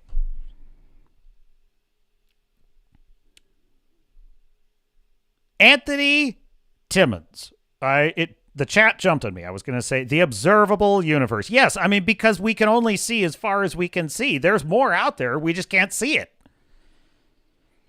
Michael Archangel says, I'm throwing this out to everyone in the chat. Is there a great YouTube channel that's better than Neil deGrasse Tyson, Star Talk? I need a non-woke version. Help me. Actually, there is. There's one I follow. It's called What If? What If is a pretty good channel. They're strictly about like cool stuff out there in the stars. They kind of speculate about what would it be like on the surface of, if you fell into the surface of Venus or something like that. There's cool stuff on there. That channel Kurzgesagt is really annoying. It's that animated German channel and all the lefties love that channel because it confirms everything that they believe about climate change. It's pretty good, but it's very much a kind of Neil deGrasse Tyson. They love that kind of shit. So Neil deGrasse Tyson, what a fraud. What an absolute fraud that guy is. Because now listen, if he drew conclusions I disagreed with, that would be one thing. But he flat out ignores science to support his narrative, and it's ridiculous. Fu Man Blue with a good suggestion at Space We Gather. Is that what it is? I can't quite see the... It's a little hard to read there, but good suggestion. Thanks, Fu Man. Wrangler says the Thunderbolts Project. Dr. Becky. There's got to be tons of channels out there for this. Got to be. Scientific, Academic, Industrial Complex suggests Star Fury. Redoubt Productions says, I left for 5 minutes and we went from roasting Interstellar to discussing theology and nukes. Always, Redoubt. Always. This is the Swords and Starships channel. We of the Swords and Starships channel, we have vast and insatiable curiosity for the wonders of the cosmos. Somar says, you seen Superman 41, 66, 88 animation series? What you think of them? I think I've seen the 88 animation series. I think maybe that's the one I've seen. Not much of it, though. I've only seen a couple episodes. I'm not like a giant Superman guy, me personally. Maybe others in the chat are. I'm not like, I like the movies. I like the character. I'm much more of a Spider-Man guy, personally. Star Fury says, climate change is so full of shit. They have never come up with climate models that work or even matches the current climate. And you know what's really weird, Star Fury? Have you noticed they've really kind of shut up about that lately? It's like the last 2 summers. It's weird. I am used to every summer, Rush Limbaugh, the great Rush Limbaugh, long may he rest peacefully. The late, great Rush, El Rushbo, serving humanity simply by showing up. That was him. America's Anchorman. Let me realign the camera just a little there. There we go. He used to say that every summer, and he was right about it, every summer it would get hot. And as soon as it got hot, you would be treated to all these news stories about how climate change is terrible. Climate change is happening because it's summer and it's hot. It's like that's every summer. It's really, really hot. Like it's July and it's really, really hot. And that means climate change. And it's bad. It's really, really bad. And every single summer we got treated to this. Every single summer. And what I've noticed lately is they've kind of shut the fuck up about that. And it's unsettling because it doesn't mean that they've given up, because they never do. But it suggests to me there's another narrative they're more excited about right now. And personally, I think it's the full-blown democracy thing. I think that's the big obsession right now, is the everything's fascist, everything's Yahtzee, democracy. Our democracy is dying, and they're so obsessed with that narrative that they've totally forgotten about the whole we're going to all burn to death narrative. It's weird. It's like it's quietly gone away. If you want a really level-headed, honest analysis of the facts as regards climate change, I recommend a book called Apocalypse Never. Apocalypse Never is the name of the book, and the author, his name escapes me at the moment. Let me just Google it really quick. Apocalypse. It's a great book.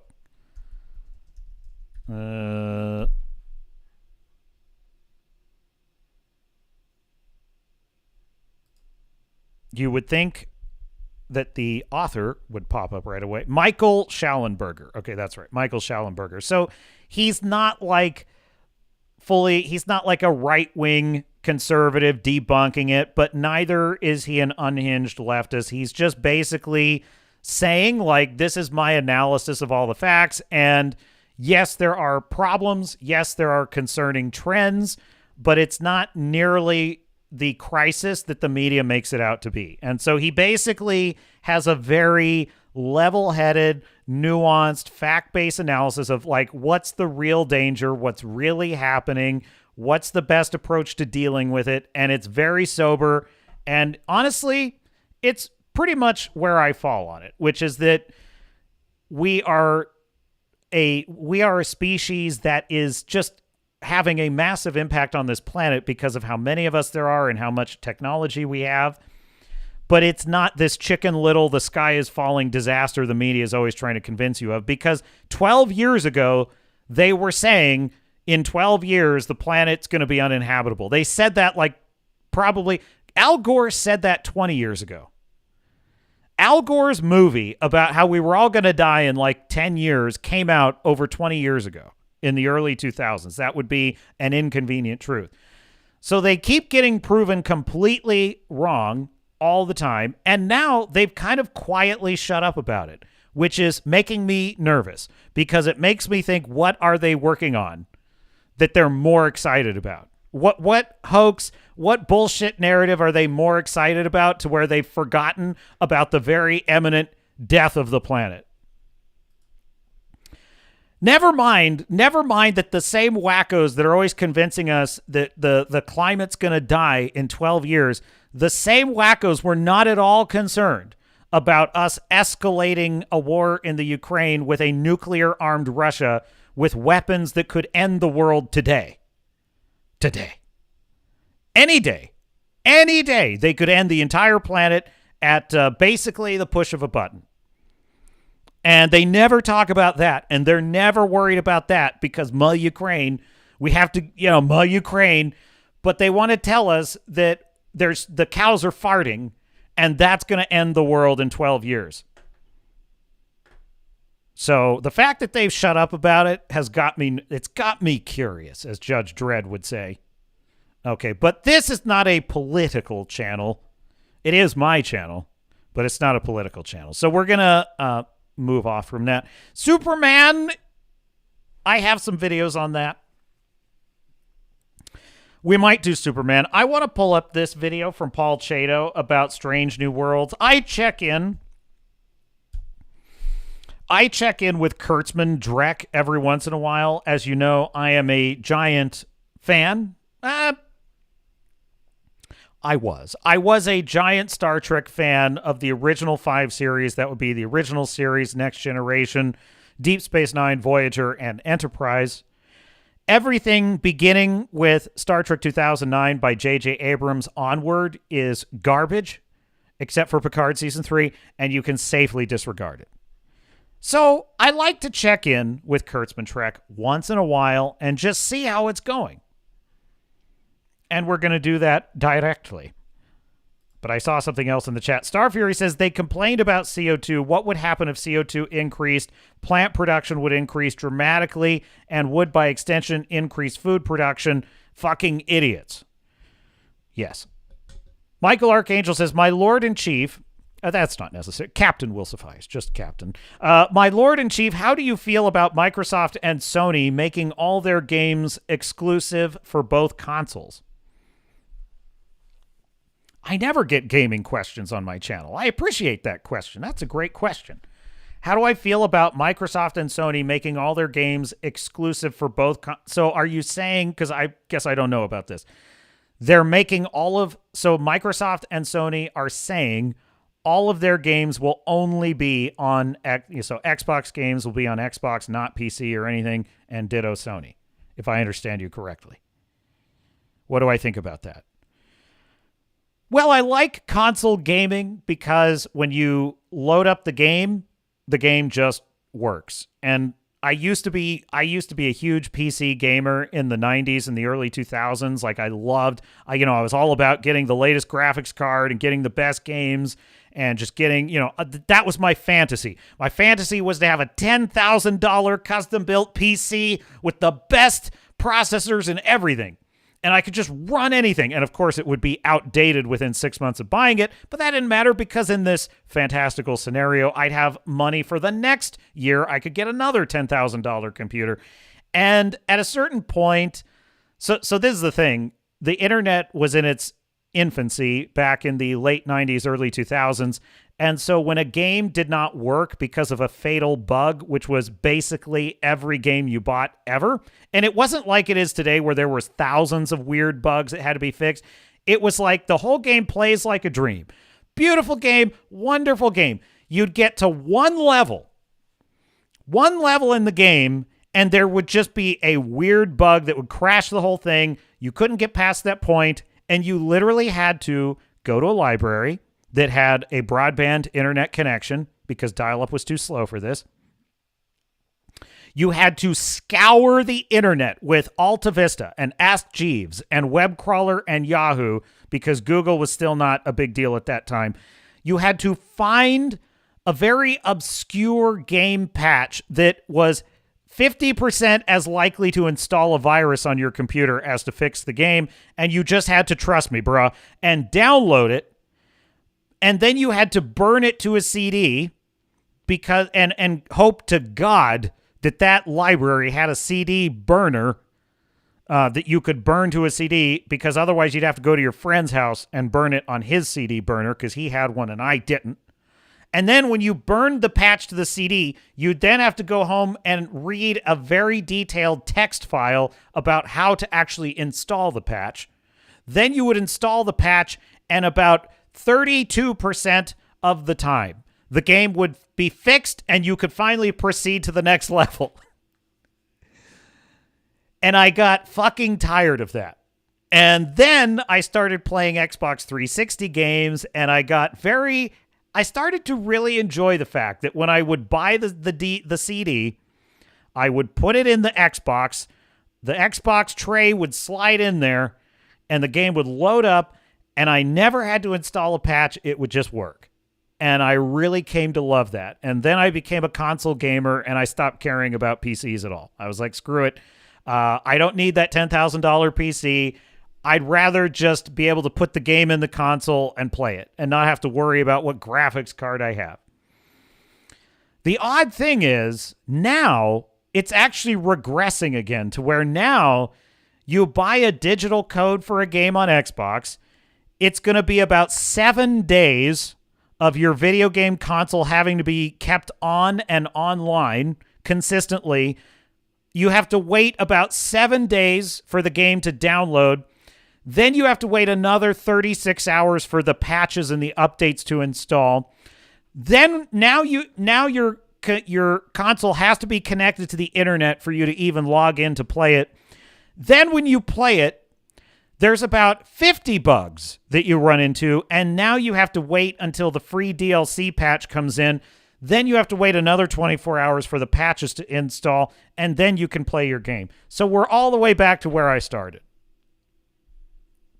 So how do I feel about the game companies now making their games exclusive to the consoles? I guess I have to go with the Harrison Ford on this one. I don't care.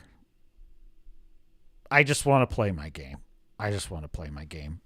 Wherever I have to play it, I'll just play it. Okay? I just want to play my game. Star Fury says there is a Star Trek Academy trailer. Why not look at that? Why not look at that? You know what, Star Fury? You endured your Interstellar punishment. I owe you a reward. Now I have to take you out for ice cream. I'm amazed I still have subscribers. Starfleet Academy trailer. I hope I don't get hit for this. You never know with game trailers. Sometimes they're really weird about that. Is this the TV show? This isn't a video game. This is a TV show? Oh my God, no! Oh no! No!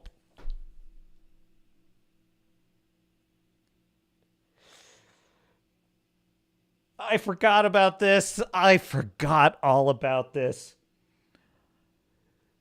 Have I said it lately? Kurtzman is the dumbest man in entertainment. Have I said it? Oh my God. How many of these? How many of these? I forgot they were making this stupid show. Okay, yeah, we're going to check that out. I got to catch up on the chat first, though. No, they're sharing non-exclusive. I just don't have a dog in that hunt anymore, Michael Archangel, and part of it is because I don't have enough time to play all the video games I want to play. There's a lot of video games I want to play. Strangely enough, though, I've gotten to a point where it's weird, man. I'd rather just play an old game I know that I like. I don't enjoy the experience of starting a new game, figuring out if I like it, figuring out how to play it, starting to get disappointed in the story, getting bored with the gameplay, and then the strange thing about that is I just don't even bother with that anymore. It's probably just super extreme curmudgeonly laziness at this point. So like a great example, this is the first time I really ran into this. I loaded up the game Cyberpunk 2077 right when it came out, release day. 7 days later, after the install of the game was complete, and then 36 further hours later, after the obligatory patches, updates, and downloads were done, and the game would finally load so I could play it, I fired it up, very excited. I had pre-ordered it, which, you know, what's fun about that is the fun thing about a pre-order is you think you're going to get to play the game on release day, but you have to wait the 7 days for it to install. And I fired it up, started playing it. It's an RPG, which are my favorite games, right? Because I love the whole thing of crafting your character. I really enjoyed choosing the size of my unit, and I wanted it to be as accurate to real life as possible. I'm an honest gamer. I know most gamers, I think, you know, I'm pretty honest, so I chose the larger unit for my character because that's more accurate. And I was excited to like have the sort of dialogue choices where you're given a choice of like spare his life or put him out of his misery kind of things, and it would make the decision about how I'm perceived, what's my reputation, am I a good character or a mean character? And like every dialogue choice in the game was yes or definitely yes. It was like, do you accept this mission? Yes. The other dialogue option is, yes, but I have questions first. And I'm like, this is not a good start. And then it would be like, are you excited about working for our corporation or something like that? It'd be some kind of like thing like that. And the answers would be, I love working here. Or, I love working here, but I have questions. And I'm like, this isn't dialogue choices. Why are you even giving me dialogue choices? Just have the character say the lines and just dispense with the stupid dialogue choices. So already I'm annoyed. Then I get into the first mission in Cyberpunk, and it's totally on rails. I don't have any choices in anything. I don't have any moral decisions to make. I'm just railroaded into an action fighting game, which is fine. I mean, I like Halo. That's what Halo is. But I thought this was an RPG and I was going to be playing a character. And so I returned it and got a refund. And that's basically the beginning of the end for me, because now it's like every time I load up a new game, it's like the same experience, and I just quit and I go back to playing Fallout or Mass Effect for the 700th time. Michael Archangel says, dude, I'm 56 and still love gaming and a big anime fan. More power to you. I theoretically love gaming. And I'm an anime fan. I don't think I could claim I'm a big anime fan because I don't watch enough of them. But Star Fury introduced me to Solo Leveling, and really enjoyed that. Really. And by the way, Redoubt keeps bugging me to talk about it, but this is my favorite anime of all time, Blue Gender. Fantastic series. Absolutely fantastic. I would love it. You might ask me, would I rather be put in charge of Lucasfilm? Would I rather be put in charge of Marvel? What would I give to be in that position? I'm going to tell you right now, if I could have my ultimate fantasy choice, it would be I am given full creative control to adapt Blue Gender into a live action series. That would be my ultimate fantasy. And it would be glorious. I would make it glorious. I would make it as true to the anime as possible. Absolutely. Wrangler saying companies can now brick your gaming consoles if you're having fun wrong. I know. It's absolutely depressing. Fu Man Blue says, I remember when the first days of games were magic. Look, it's called We Do a Little Trolling, Michael Archangel. I love games. I love gaming. I'm just bitching a little. Don't read too much into it. The worst part of getting old is nothing is new anymore, and you just can't recapture that feeling. Look, mostly I just don't have time. That's mostly what it is. Because I'm trying to make this channel succeed, trying to do other things, trying to write books and stuff. So, praise be to Blue Gender, Redoubt says. Absolutely. Okay, let's check out this new Kurtzman drivel. Oh my God. Just look at this. Just fat body positivity characters right off the bat. That's right, I said it. I'm tired of fat chicks running everything in Star Trek. Star Trek is a military organization. Nobody should be fat in Star Trek. You're so mean. I don't care. All right, roll tape.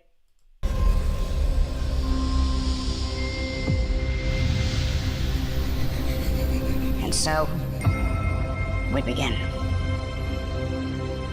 I'm Captain Nala Ake. Oh my God. These quirky girl characters are they're just getting so on my nerves. Chancellor of Starfleet Academy. We're all the first Academy class to return to our campus in San Francisco. This was the chick that was the senator in Batman v Superman that is calling in Superman to speak to Congress, and Zack Snyder, because he's adult, just completely ignored all the dramatic potential of that situation just to have it be a cheap shock value moment of the Capitol blowing up because Lex Luthor bad. Cisco, after more than 120 years. Some of you are here for your families, some for yourselves. I hate the aesthetic of modern Star Trek. I hate it. It all looks like AI slop to me.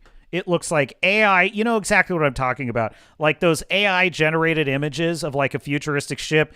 Everything is sort of plastic and metal and overly bright. I hate this aesthetic. The Gene Roddenberry aesthetic of Star Trek was that the ships were warm, they were inviting, they were places where people lived and explored. They were human. They weren't this clinical, sterile, cold-looking environment all the time. That was for a reason. Together, you were the best and the brightest from across the galaxy. Oh, look at this. Look at this. Best and the bright. Body positivity bullshit. It's okay if you're fat and unhealthy. That's because that's just who you are. And you should just accept it.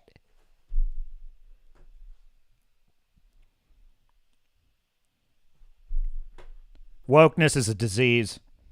Brightest from across the galaxy. Wokeness is an ideology which encourages and applauds people for being the worst version of themselves. It applauds people for being selfish, not caring about others, being cruel and hateful towards those they consider their enemies. It encourages people to endorse censorship of things they don't want to hear, and it encourages people to be physically unhealthy, resentful, and to blame others for all of their problems. It is a truly sick ideology. And it is perfectly represented in the body positivity movement. A tapestry that is Starfleet. You will learn the skills that shaped our greatest officers. Duty, honor, service! Like them, we'll ask you to give more of yourselves. Oh, I love how they're shoehorning Robert Picardo, the doctor, in there. This is what they do in Kurtzman Trek. They name drop and they Easter egg you to death. They basically, it's the James T. Kirk Pavilion. Oh, look, it's Robert Picardo. Oh, look, it's this character. It's that character. They dredge up all of these references. It's just like Disney Star Wars. There's no actual substance. They just reference the originals all the time. You knew you had to dream without. All right, let's just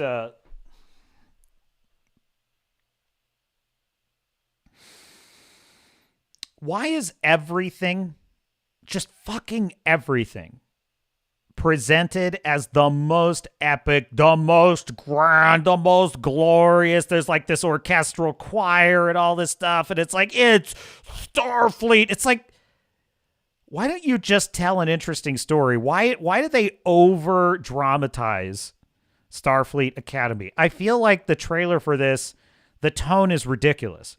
The tone is ridiculous for this trailer. It should be,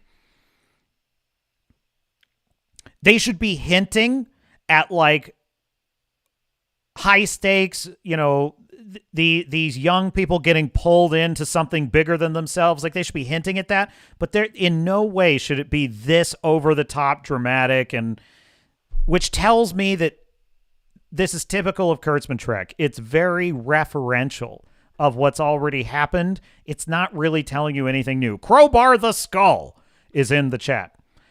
Says fatigue. And Crowbar, don't forget the link to the Discord. Let me know if you're having a problem joining the Discord. So if you want to reach out to me, you can join the Discord, and my offer stands. Star Fury says the TNG episode is coming of age. Great episode, and Wesley fails big time, so that made me happy. I agree with you. I agree. Yes, key jangling. That's their key jangling with the Doctor. That woman's voice is so cringy, says Crowbar. Yeah, that's why they love it. They love it. They love these quirky, oddball, weird characters. That's kind of their way in Star Trek, is they just like oddball characters because they can't just write interesting, professional protagonists. What amazed me about Star Trek Picard Season 3, run by Terry Matalas, is that it felt like a maritime organization again. And the character of Sydney LaForge is one of my favorite characters on that show because she's normal. She's just normal. But she's fun, and she's interesting, and she's likable, and she's a worthy successor to her father, Geordi LaForge. Like, she's just like Jack Crusher. Jack Crusher's a great character because he's normal, but he's also larger than life, and he's kind of a lovable rogue, right? Why can't they just have normal characters that are interesting? That's what I'm saying. Anime fans, you need to watch Susu no Firin. I'll check it out. I'll add it to my list, Michael Archangel. Today on Captain's Cast, we will EFAP Star Trek Academy's trailer for the next 6 hours. Maybe. I don't know. I don't think it'll sustain 6 hours of EFAPing, Ridout. Limitations. Whatever challenges came before today led you to this moment.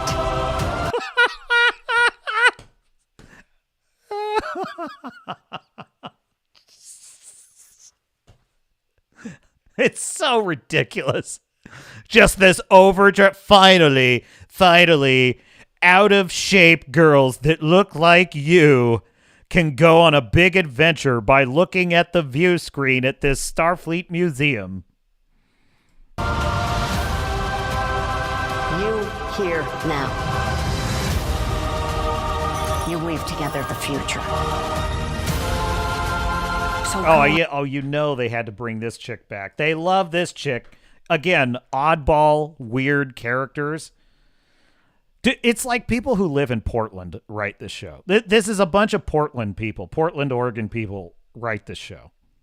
So go out and seek. Oh my God, look at this. Look at these absolute hogs.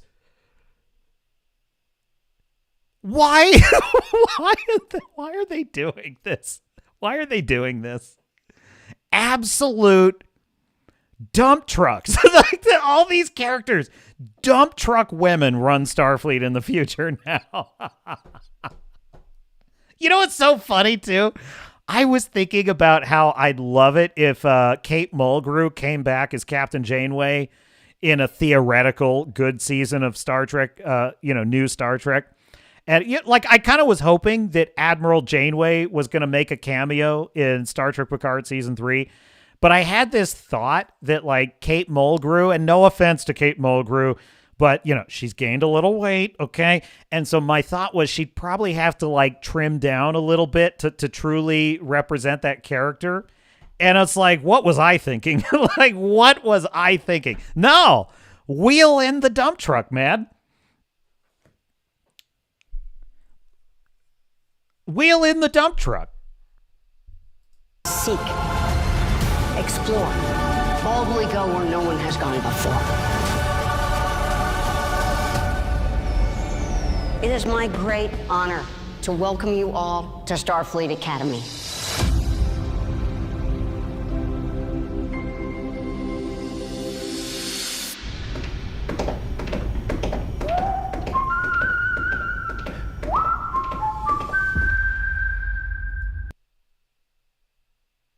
Oh my God.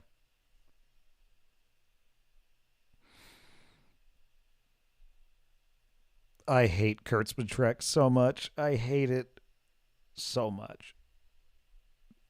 They just have Paul Giamatti, who's obviously the chuckling villain, whistling the theme to Star Trek, which is so meta.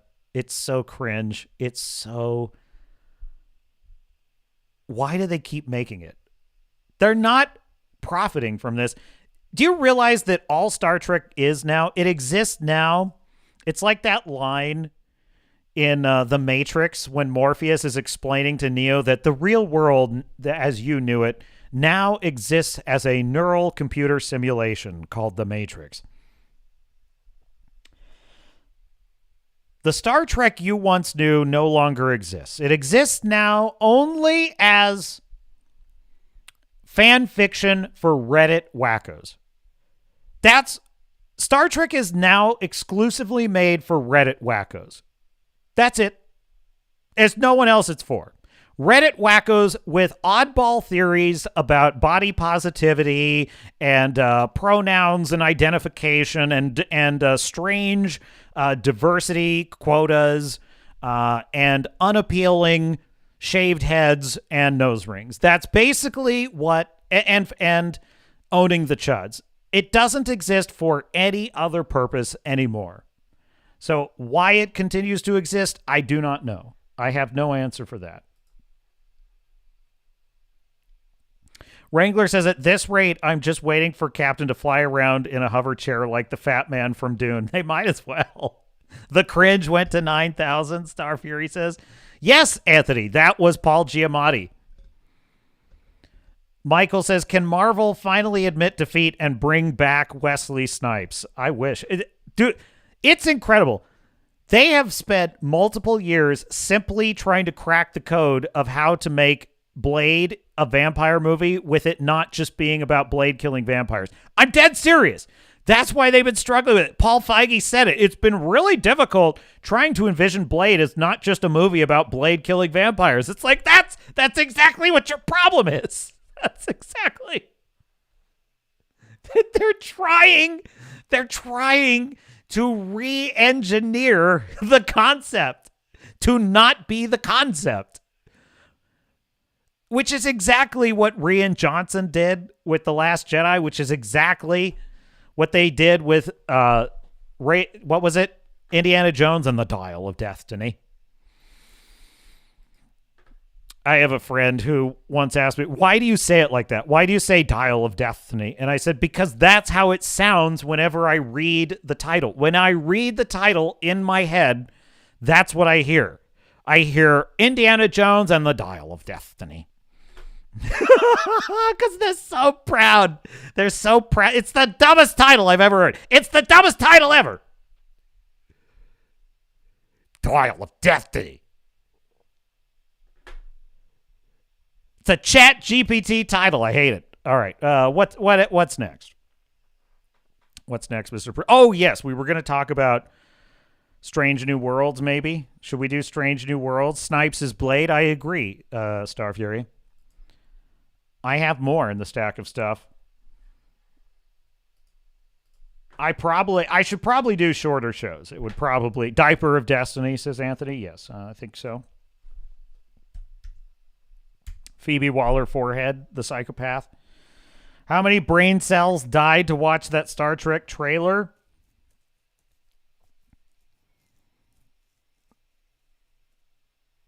I just despise the DEI wackos, their worldview. I just despise it so much. They literally are promoting people to be the worst version of themselves in every in every corner of society, and they preach kindness while being cruel and malevolent towards absolutely everyone that doesn't 100% agree to their worldview.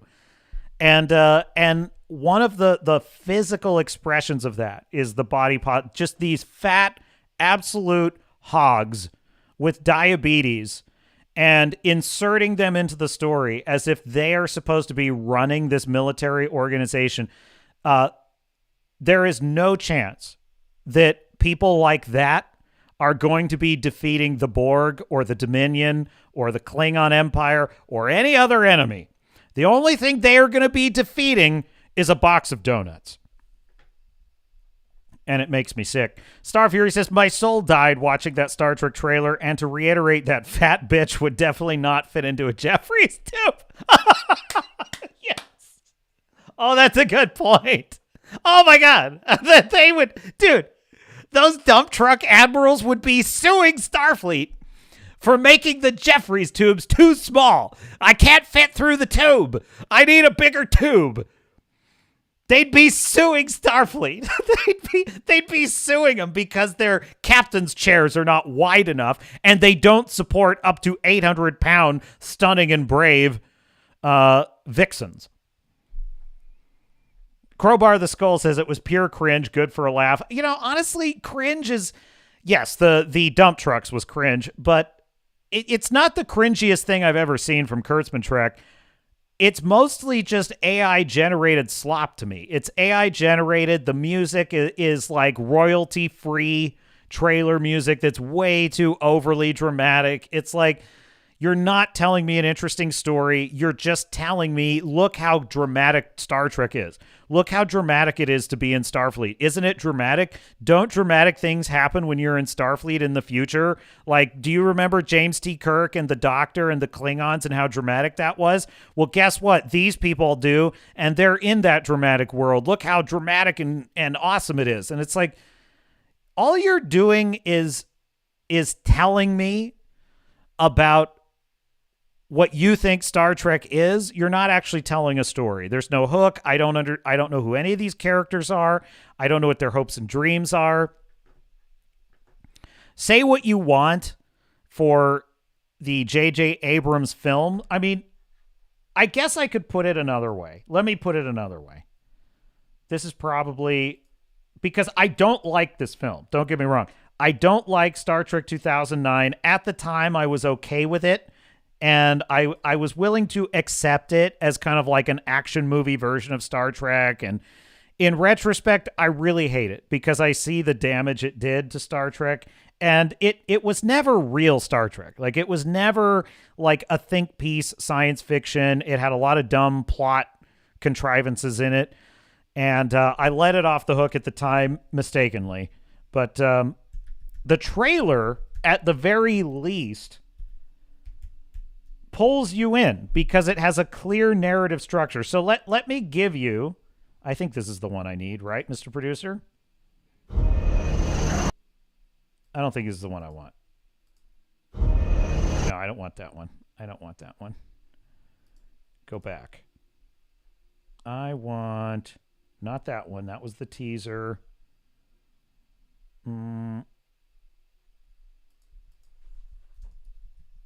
I think it was trailer number 2.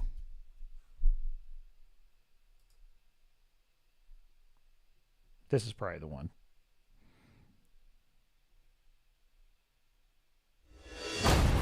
Yeah, this is the one. Okay. Share screen, Mr. Producer.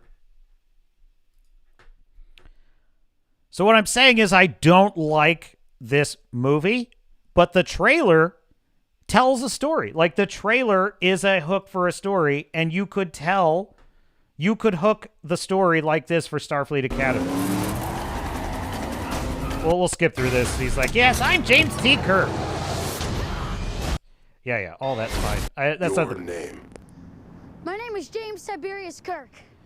This is where it all started to go wrong, chat. This was the beginning of the end. I see it all so clearly now. But this is really kind of where the actual hook for the story kicks in. This world, haven't you? Never knowing your true worth. You can settle for less than ordinary life. Or do you feel like you were meant for something better? Something special? You will always be a child of two worlds, and fully capable of deciding your own destiny. The question you face is, which path will you choose?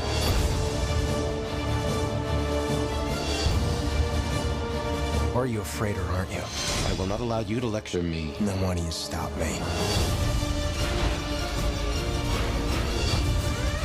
Prepare to fire all weapons. I like this ship. It's exciting. Space is disease and danger, wrapped in darkness and silence. Buckle up. I will say Carl Urban as McCoy, that was inspired. Like, that was inspired. The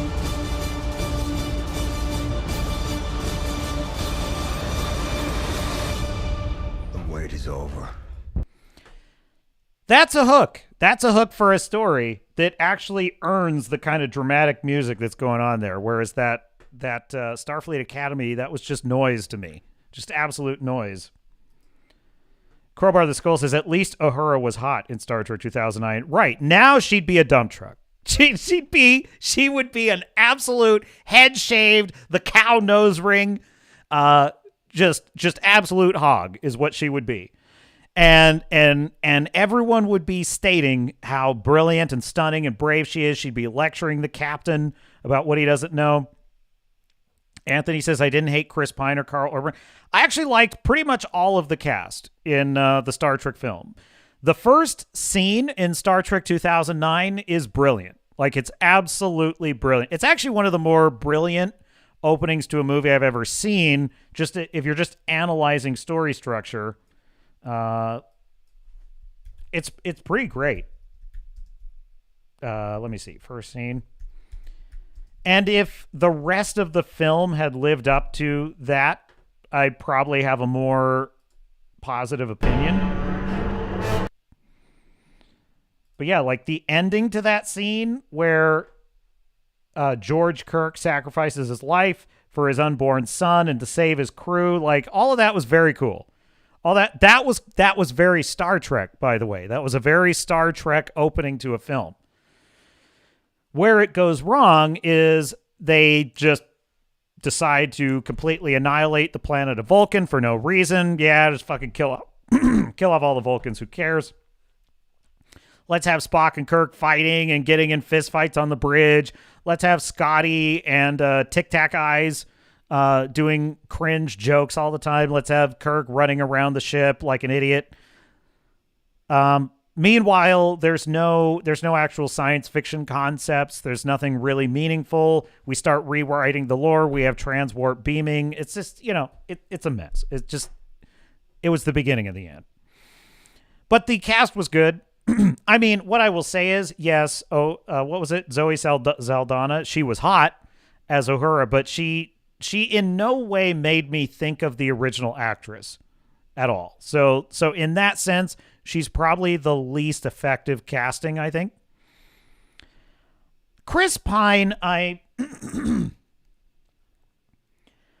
don't like the version of Kirk that he played because that's not the character. That's not the character at all. Yes, I know it's an alternate history, blah, blah, blah. I don't care. My point is, I think that Chris Pine is how a modern writer like Abrams interprets the culture, the cultural zeitgeist. That's how they interpret Captain Kirk as a character.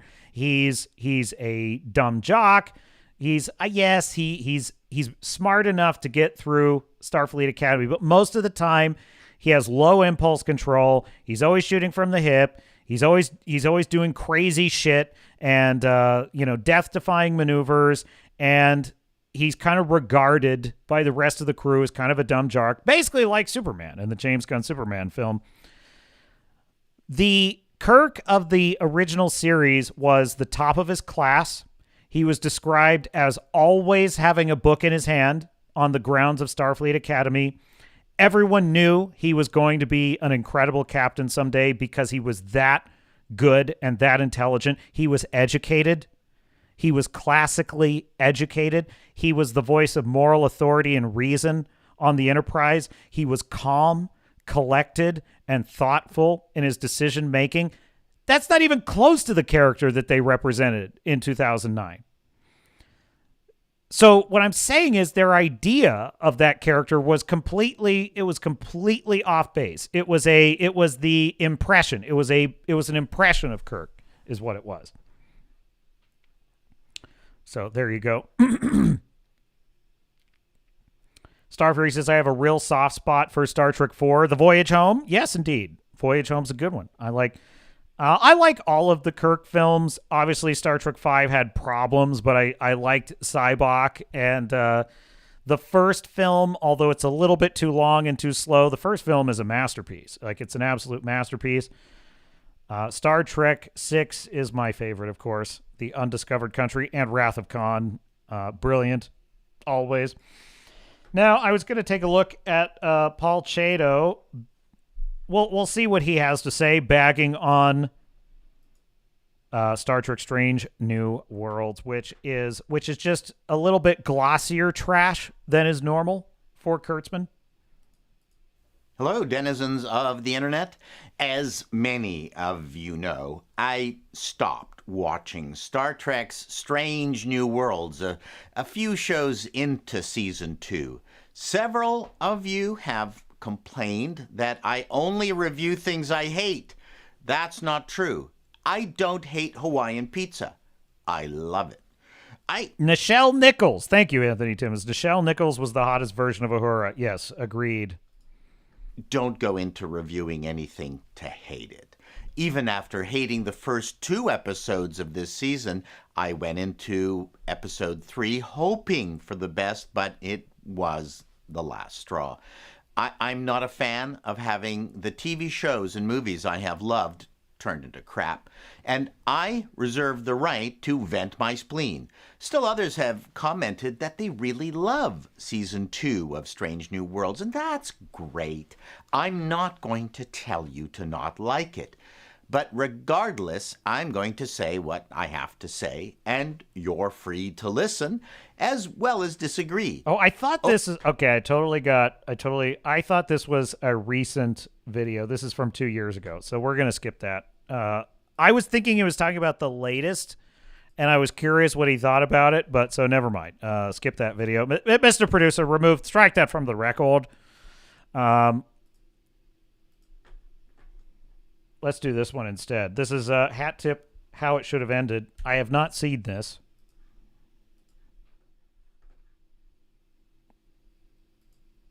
Where's the dog? Dog? The dog, Luther! You took the dog! I don't know what dog you're talking about. Give me back the dog! I told you I was gonna do something with that dog. Hey, you stay out of this. How It Should Have Ended. I love how Batman shows up with his coffee. Why? Literally everybody wants me here. Does that mean you're joining me? Probably not. I mean, I don't want to wear those shorts. Do I gotta wear shorts? I don't know. I can't decide. Then I need to have my own standalone thing, dude. Yeah, okay, whatever. I'm sure those Justice Geeks, or whatever you call them, see this as your standalone moment. And why did you smash through his door? Why didn't you just fly up through the window? Yes, Superman, why did you destroy my door and my desk? Everybody shut up! I'm looking for the dog! What dog? You know what dog? You missing a dog, Superman? Holy crap! You want some help? I can help you look for it if you want. Can you just let me have a second before you hog my spotlight? What? I'm not hogging your spotlight. I'm genuinely concerned about your dog. Oh, really? I swear, Criss Cross hope to die. Why can't we just be excited for both of us this summer? I can. The question is, can you be excited for both of us this summer? No, not really. I kind of have to devour everything for myself, including your dog. Well, I'm not gonna let you eat my dog. Come on, man. You guys eating a dog? I want some. Will everyone just stop? That you're around the dinosaurs. Stop crowding me. Where is the dog? I don't know. Where are you keeping him? Where are the other drugs going? Sorry. You just kind of reminded me of myself for a second. Where's the dog? Tell us where he is. Yeah, tell us! Is someone grieving about their lost dog? Yes! John Wick. That's exactly. I think I know exactly the problem with Superman. Oh, you're screwed now, Lex. Let's not get carried away now. Let me make some calls, and I'm sure we can find your lost dog. No, don't bother. I already found the dog. What the hey, dude? How? You want to know how? Yes, how? What do you think? Because of Batman. Thank you so much for watching, and as always, extra special, wonderful thanks to our Patreon supporters. Hat tip how it should have ended. Basically, Superman is a supporting character in his own movie, and that's exactly the problem with the James Gunn Superman by James Gunn. I did have this article. I didn't get to it last week. I thought we would dive into it. It's from Variety. And I think that it's germane to the entire discussion about movies in general right now. It's hat tip Stephen L. Miller of The Spectator. Let me share a screen, Mr. Producer. Let me see if I can do this a different way. Hang on a second. I want to bring the window over here so it's easier to read.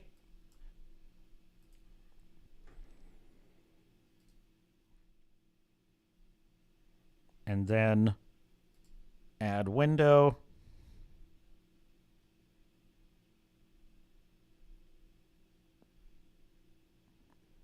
I cannot for the life of me remember which one I need to add now that I'm stuck on camera. Never mind. We'll just do it this way.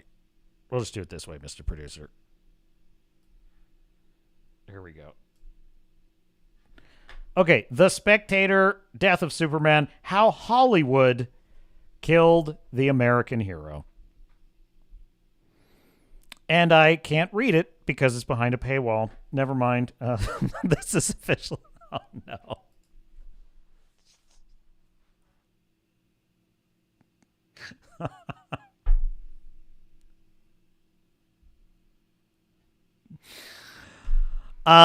Very professional show that we run here, folks.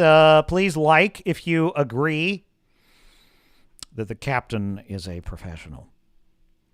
Wrangler says, that was awesome. Yes, how it should have ended. They're super fun. I want to actually read this article. I really want to read this article, and I was saving it for you.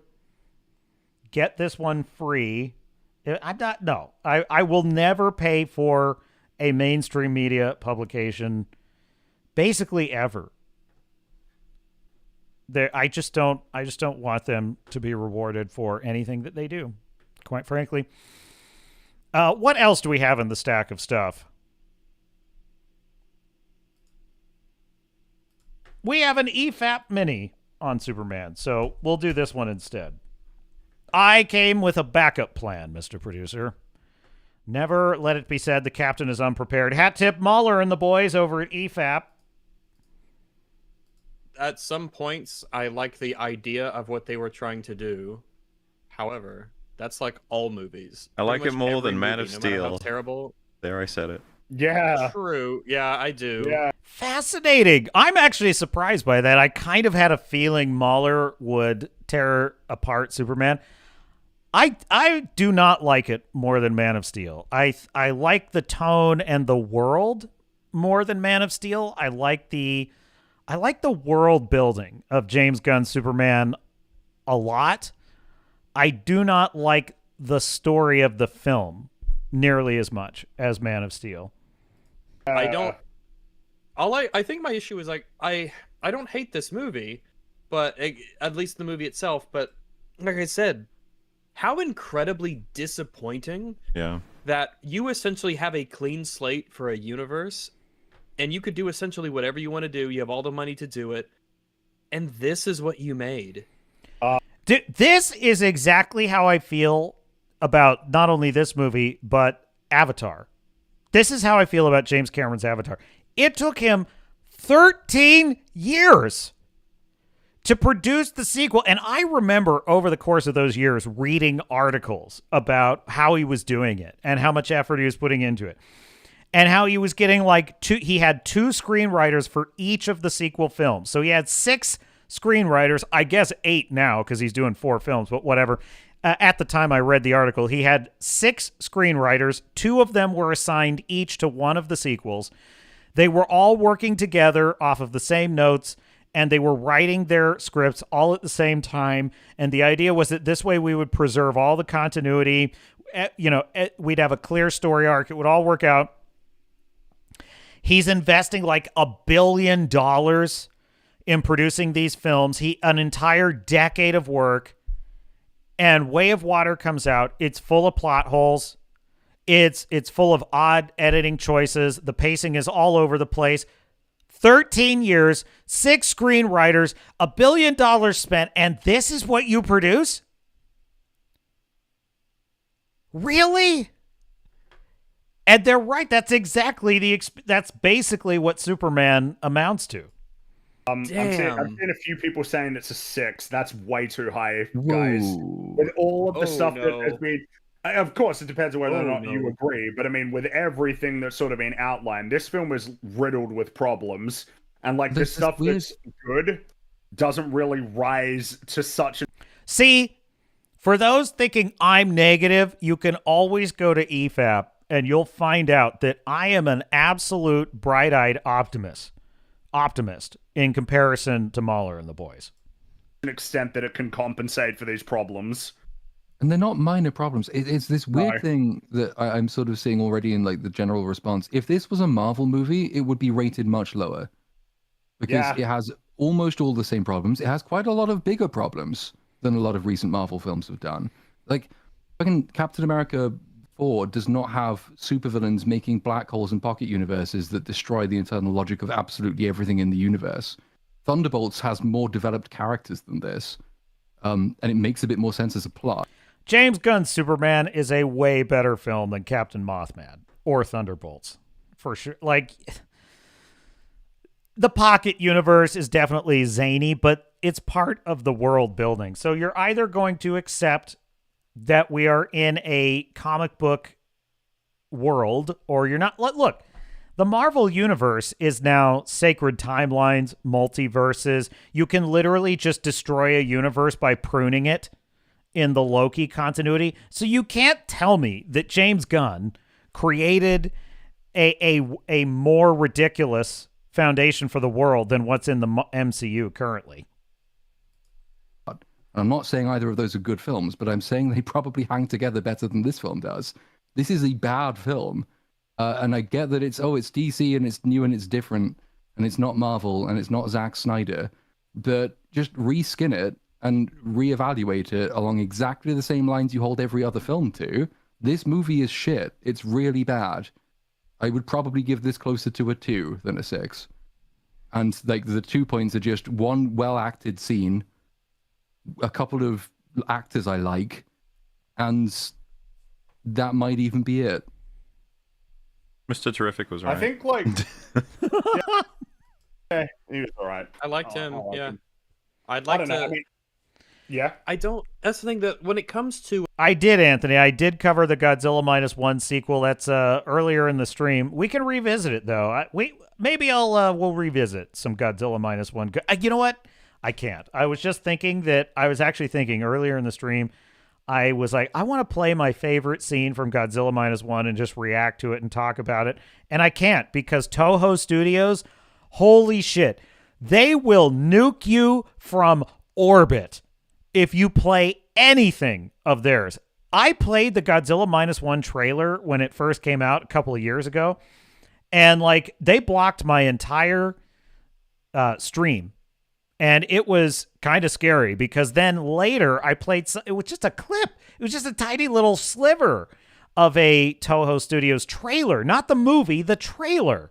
And they almost struck my channel again. And it's like, so it was a warning basically. So a warning is what you get before you get a strike. So that's kind of scary. So like I can't play anything from Toho Studios or they will whack you, man, which is kind of disappointing because I want to sing their praises. Like if you ask me, what do I want to see the characters again? Do I want to, because it's the beginning of an extended universe, so you want to establish this idea that you want people to come back to see the next one. And in that sense, I'm kind of torn because I like I like Guy Gardner, I like Nathan Fillion's, Green Lantern, I like Mr. Terrific, I like Corn Sweat is Superman, like in terms of the vibe and the acting and everything. The problem is the fucking writing. The writing is shit and the themes are shit. So I'm kind of torn between, like, I mean, like on a superficial level, sure, I'd like to see this group of actors and stuff together. But what would they be doing? Well, unfortunately, they'd probably just be doing the same stupid shit they'd be doing in this movie. So what's a guy to do? Yeah, I mean, it just kind of sucks. And I'm not really sure why it would be getting like any particular points. It's kind of what Platoon was saying. It's like if this was a Marvel movie, I think. Well, no, maybe because there's a kind of energy here that I could like at certain points in terms of it's some level of whimsy, some level of I don't know if it's the editing or the way it was cut together or paced or some of the visuals, but it felt like it was somewhat different from a Marvel movie in a way that I'm not sure I could really describe. Oh, sure, but from a writing standpoint, in terms of like the actual it's just the thematic inconsistency and character breaches. It's like, yeah, I mean, this is very typical. This is not really a surprise at all. Yeah, it's Marvel slop, but with some likable characters. Are they even likable characters, or are they just likably performed? Is it No, they're all pretty likable. I liked Clark a lot. That's most of why I gave Superman a positive score. I like Clark a lot. In the James Gunn Superman, I think the problem is he doesn't ever step into leadership. He doesn't ever step into command, which is a big problem for Superman. And he gets his ass beat way too much. I liked Lois. I liked Guy Gardner. I liked Mr. Terrific. I liked the staff at the Daily Planet. I liked Lex Luthor mostly. I kind of hate his ending, but mostly liked Nicholas Holt's Lex Luthor. So I do agree with what they're saying here, though, that like if they do the next movie, what's going to be in the next movie? More of this. That's basically what it's going to be. More of this.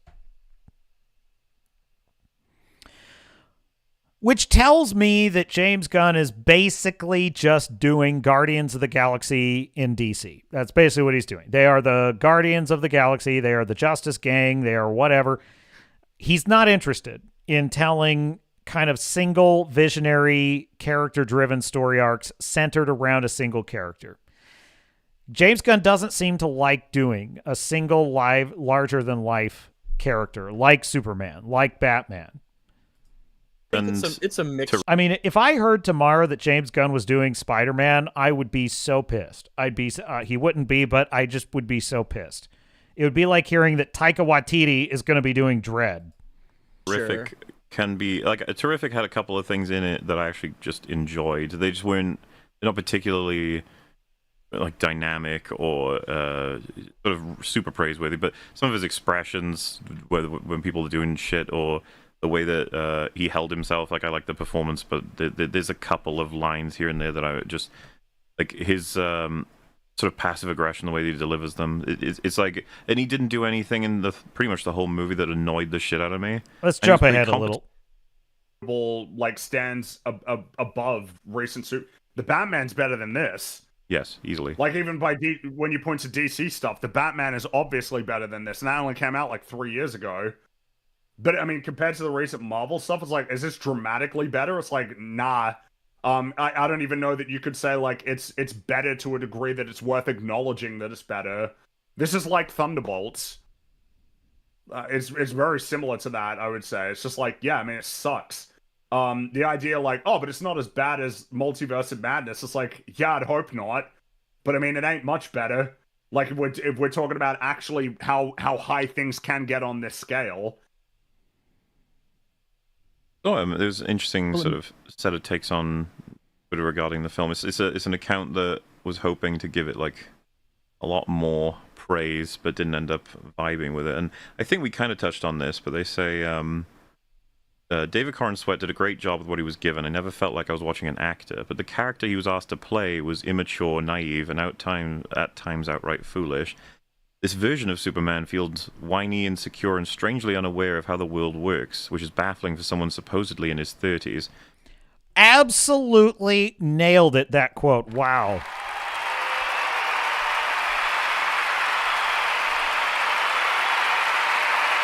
absolutely nailed it with that quote. That is exactly correct. It's what I saw. It's what I identified immediately in all the trailers. He's always sort of whiny, emotional, annoyed. That's always kind of his mental, his attitude, his state. And, you know, to be fair, in the film, there's a lot more scenes that you don't see in the trailers where he's kind of thoughtful, he's earnest, he's well-meaning, he wants to do good for the world. And those are great moments for his character, and they made me like him a lot. But the problem is he never steps into that moment like Steve Rogers in The Avengers when Iron Man says, "Call it, Cap," and he steps into his role as Captain freaking America. And it's like there's never that moment for the corn sweat Superman. Instead, what we get is he gives this monologue about how emotions are his strength. And it's cringe. Superman has always had flaws, but they're noble flaws. Compassion over trust, hope. This version... Which he does have in the film, and I liked that. He's overly trusting, and I thought that was charming and likable. Version lacks confidence, dignity, and the emotional intelligence we've seen in every meaningful iteration of the character. Big agree. Yes, exactly. Christopher Reeve, Superman, Henry Cavill, Superman, Dean Cain, even Brandon Routh, they all had a presence, they had an aura, they had an air of command. Look, when Superman shows up, the conversation is over because Superman is the GOAT superhero. He just is. He has the most moral authority and he has the most physical authority because of his power set. And Clark in Man of Steel had that quality. Christopher Reeves had that quality. They all had that quality. This Superman just doesn't. He reacts like the world is unfair just for asking questions, like when Lois reasonably confronts him about his actions abroad, and he acts like she's being harsh. Superman, of all people, should understand optics, collateral damage, and public perception. Even worse is how the film treats his moral code. It tells us Superman values life, but never authentically shows it. When he suggests saving a kaiju mid-battle, the team ignores him and kills the creature anyway. And he just kind of groans and shrugs his shoulders, and it's such, I watched that scene again. I watched the film a second time. And that scene bothered me the first time I watched it, but it went by so quickly. That is always the trick that these modern movies play on you. They use TikTok brain against you because the moment, just about the time you're starting to let something sink in, they just race to the next scene and the next stupid joke or whatever it is, and you can never you have to think about it after you've watched the movie because it's too fast when you're in the theater watching it, And second time watching it, I really disliked that scene with the kaiju. The kaiju in the movie he's just an animal. He's just an animal who's loose in a city and he doesn't know what's happening and he's attacking it. And yes, he's a danger and yes, he has to be stopped lethally if necessary. But the fact that Superman wants to save the creature, he's also saving the people in the city. He's not letting other people get hurt, but he's trying to find a humane way of containing the kaiju. He wants to get it to an alien zoo or something. And the fact that you watch Mr. Terrific basically say, "Shut up, pussy," and he basically he gives up the Star Fury treatment. He sends like a bomb into the heart chamber of this kaiju and explodes it and kills the thing. And Superman just lets this slide. And I don't think that Christopher Reeve's Superman or the Superman of Man of Steel, I'm hard to say with that one, but I don't think they would let it slide. I think they would be angry, very angry with the Justice Gang for doing that. And there would be consequences. He does nothing to stop it, to try and take down the kaiju without killing it before the Justice Gang could. And what was his response to them killing it? Oh man. There's no moral conflict, no emotional fallout, and barely a line afterwards of pushback. And then in the final act, he kills his clone, a sentient being acted under its own will after Lex no longer has control over him. That's a great point.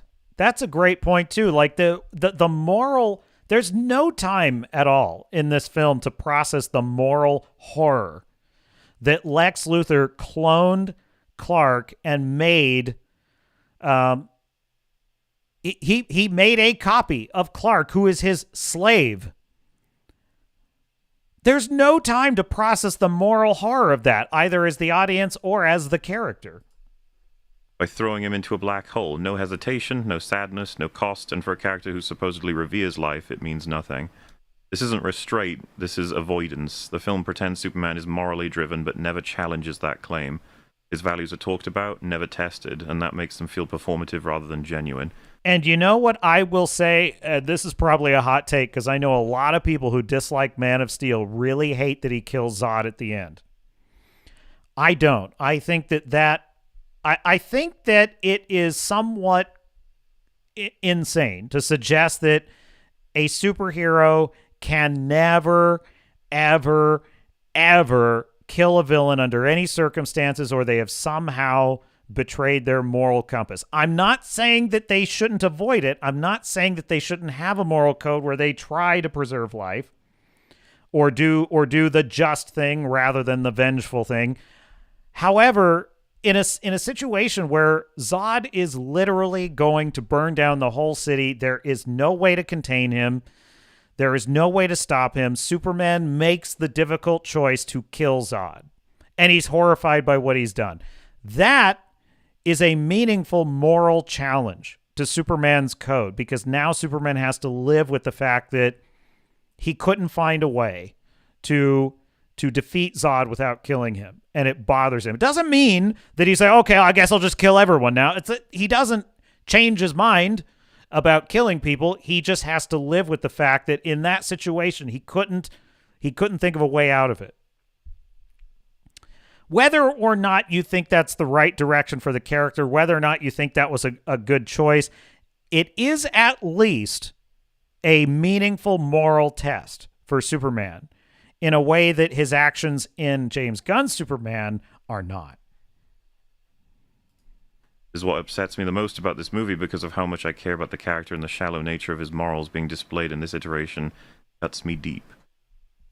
I thought it was an interesting section, because I think it's interesting, and I think it kind of does speak to a bit of a big problem with the film, is that what it has to say about like the nature of being heroic is pretty shallow. Be good. It's typical. It's a typical leftist attitude about it. It's like, be kind. The world needs kindness. Unless you voted for Trump. The world needs kindness. Unless you're a traditional Christian. The world needs kindness. Unless I decide you're a fascist. It's so tiring. It's just so exhausting. I really, really despise this shallow is the perfect word for it. This shallow idea that we've nailed it. We've absolutely nailed it if our character is kind.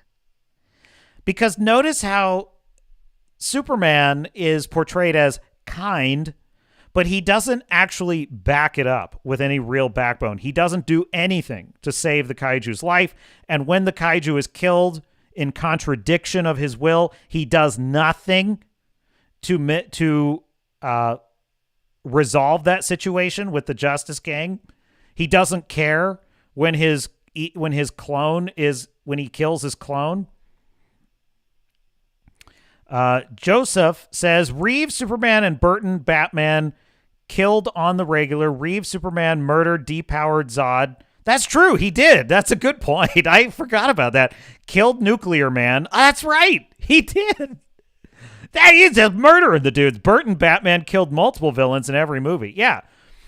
And so I do, believe me, I'm not a purist on this.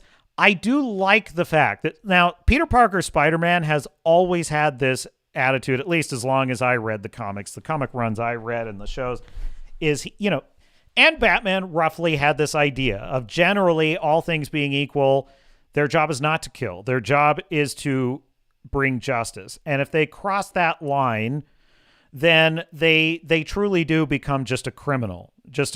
And so I think the way it was best done was like in Batman Begins with Ra's al Ghul when Batman says, I'm not going to kill you, but I don't have to save you. It's like that is a reasonable middle ground, I think. But yeah, at a certain point, it's kind of ridiculous. It's faintly ridiculous to me to say that you can never have a situation where Superman kills. Come on. You're going to tell me that Superman is going to let Darkseid burn down the entire planet rather than violate the moral code of taking him out? That's just not reasonable. And I think that Steve Rogers' Captain America strikes a reasonable balance in the Avengers movies.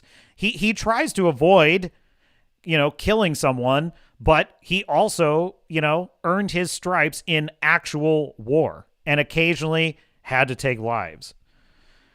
What was it? Anthony Timmons says, I think him killing Zod in Man of Steel, he was choosing the lesser of two evils. It was the only way the city survives, and he showed genuine remorse after. Agreed. Exactly. I personally think that I remember at the time that movie came out, I remember a lot of people being angry about two things. Interestingly enough, I don't remember the conversation around Pa Kent making him let him die in the tornado. I actually don't remember hearing much of that at the time. The two things I heard about, number one was he killed Zod. I remember people were really mad about that. Superman doesn't kill Zod. Me personally, I was like, what the hell is he supposed to do? Is there a jail he can put Zod in? Like, the Phantom Zone is gone, so that's not an option. What's he going to do? Like, I remember thinking, I like that ending. I like that the way he killed Zod to me suggested that they're not truly indestructible. They appear that way to us, but they're actually not indestructible. They're with enough force, you could kill Superman or Zod.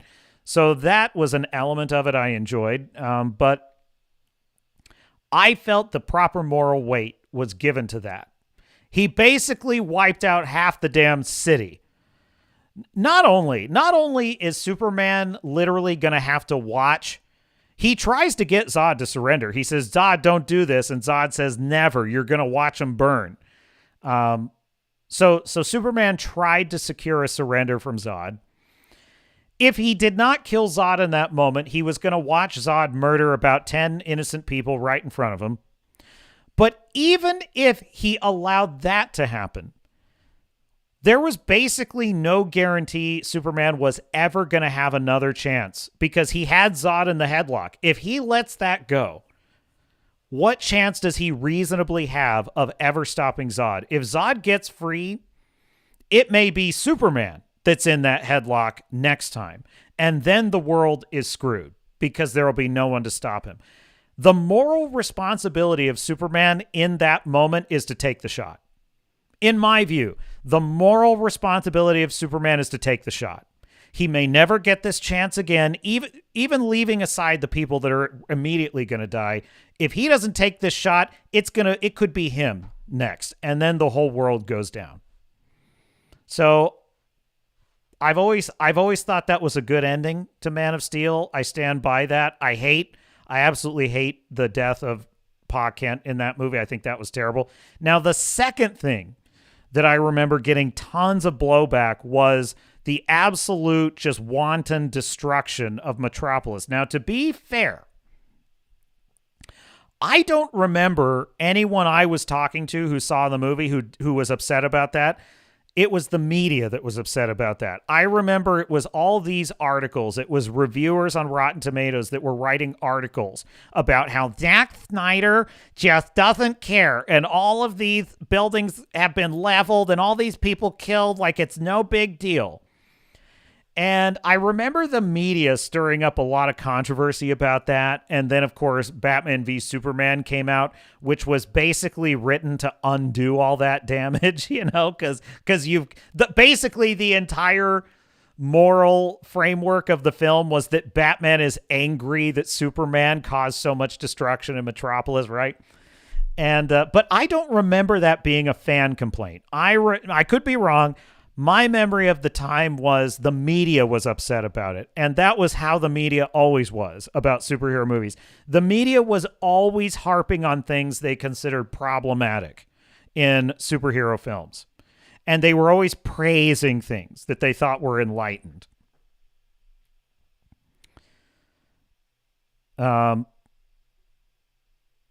Fu Man Blue says, it was almost more crushing to him to have to kill one of the last few remaining Kryptonians. I agree. The no-kill rule need not extend to mad aliens. Superman killing a thing like Zod is not the same as killing human beings. Right, like if he had Lex Luthor in a headlock and Lex Luthor says, oh, as soon as I get free, I'm going to kill more people, Superman. He's not going to kill him. He's going to fly him to jail. And he's going to take that risk because if Lex Luthor gets free, he's dangerous. But like if Zod gets out of that headlock, it could be over for Superman and the world because he's so dangerous.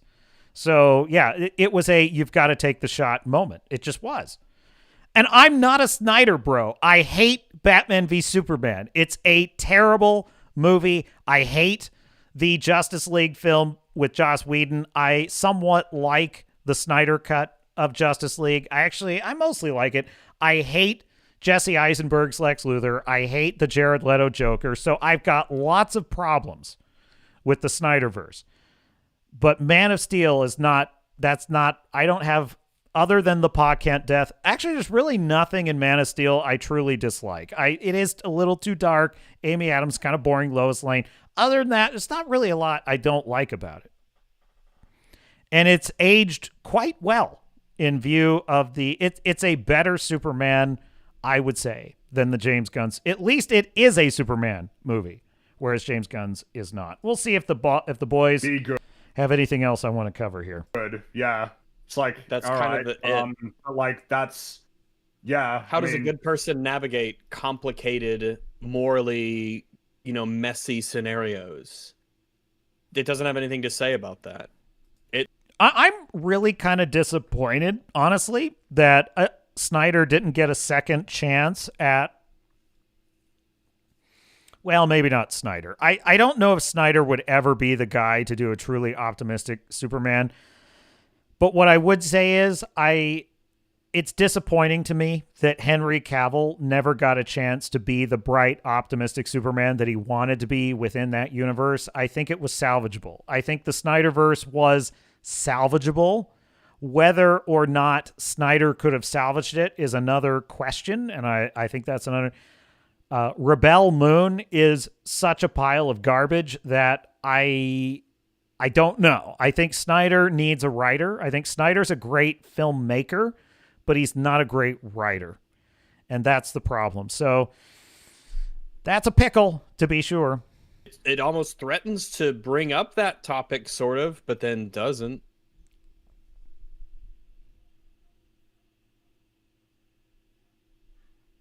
So, I actually did want to like this one as well. That's the interesting I thing. did too. I think I was kind of, I want to like most movies. I just sort of... I so agree. I really wanted to... I didn't want to like this movie. I wanted to love it. I wanted to love this Superman movie. Which I can't say the same about Fantastic Four. I'm so checked out on the MCU that I really just don't even give a shit. Which is why it's somewhat surprising that I actually enjoyed Fantastic Four. On balance, I enjoyed Superman, but I wanted to love it. I wanted to come out of the theater and say how amazing it was. I think my initial reaction was, as a film, not as a Superman film, but just as a film, it was a fairly excellent film. I think in retrospect, I would say it was excellent world building. I know they hate the Pocket Universe, fine. I think it was excellent world building. It just was not... It was an excellent season finale to a TV show. It was not what it needed to be a truly awesome film that I love. Expect I won't, but like with this one, like I was intrigued by it going in, and I think I probably did expect to like it more than I did, because at least Guardians of the Galaxy 3, which is not a very good movie, but it has one particularly strong arc in it, right? It understands how to pay off things for one character at least, James Gunn can do this. He can write scenes individually, which kind of work.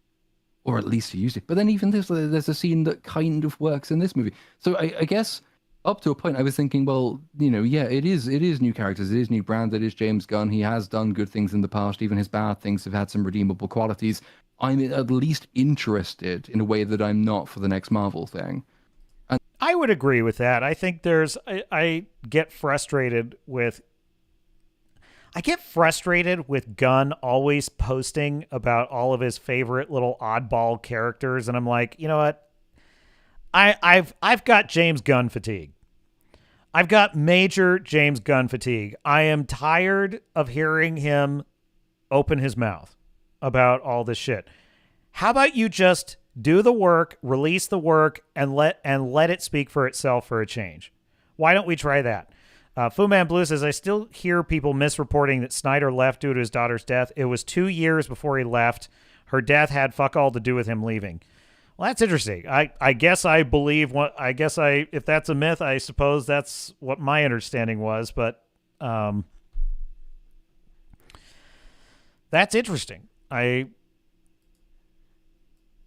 So they canned him because they just didn't like him. I'd have to know more about that. So I'm not sure. My understanding was it was due to her death, but yeah, I could easily be wrong. That was just what I heard. So let's go to, how about one to close it out? My dear sailors and starnauts. Where was it? I just had it, Mr. Producer. Oh, there it is. There it is. Oh, yes. Yes. Oh, man. This was a last-minute addition to the stack of stuff because I was putting together my list, and I came across this one. Just apropos of nothing, I just came across it on my feed. I said, that is going in the stack of stuff. The captain has a bone to pick, and I need a video clip. Whenever I have a bone to pick, I need a video clip for this, like my Trouble Brewing clip, but I haven't thought of something yet, so I will work on that. But this is the official The Captain Has a Bone to Pick segment, and here we go. So I must apologize for my generation. That would be millennials. We have made awkwardness an art form.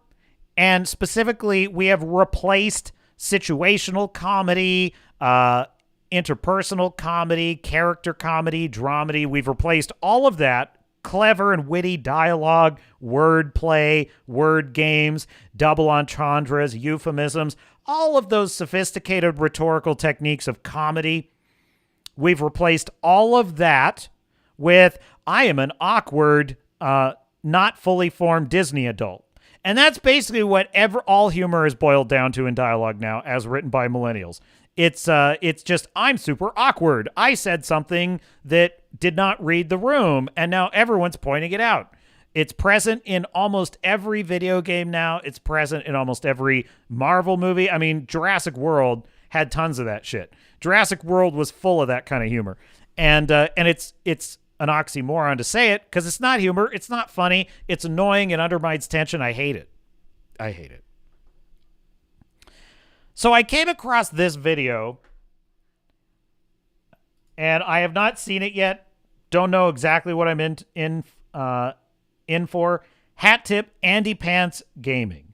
Andy Pants Gaming. And it's how dialogue has changed over the years. This smells amazing. Does all coffee smell like this? Or just the stuff you make? Coffee has a distinct aroma, if that's what you're asking. Sorry. It was really rare where I grew up. And expensive. Try everything once. This is 2024 dialogue. Dragon Age Failguard. That's what I say. I want to, but sometimes I just like having what I like. Nothing wrong with that. We can blow up the place, but that still leaves him. What do we do with another you? That's 2010 dialogue. Mass Effect. Fuck yeah. easy. Just leave me here. This is where I belong. Fuck that. He deserves it. I decide how to deal with my past, not you. I gave you an order. Killing him isn't gonna fix Jack, if you can't, I will. What the hell? How come I've never done that dialogue choice? I always choose the renegade choice. The intimidate Damn! I need to do this one the next time I play my renegade femship. So I have to explain something. First couple of times, I always play as the dude when I play in an RPG, naturally. However, in Mass Effect, years ago, okay, I was playing through as my typical Paragon John Shepard character, right? That's always what I played. I always played a male Shepard Paragon. But I was interested in a new experience. I wanted to experience Mass Effect differently. I was like, I'm going to do the evil Shepard. So I started playing through I decided to start a playthrough as a renegade, do a different origin, all that good stuff. And to shake it up even more, I was like, even though it's kind of silly, I'm going to play as the chick. You know, I'm just going to see how convincing a girl Shepard can be. And I basically modeled my sort of headcanon of the character after Admiral Kane in Battlestar Galactica. So if you don't know, in the Battlestar Galactica series, the reimagined version, Admiral Adama, he's your Paragon leader of the fleet. And then he runs into another admiral. Well, at the time, he's a commander, but that's not important. He runs into an admiral, played by the actress who played Ensign Ro in Star Trek. So she's kind of a science fiction darling, you know. And she played this absolute survival at all cost, always choose, you know, the military tactical advantage over morals and feelings.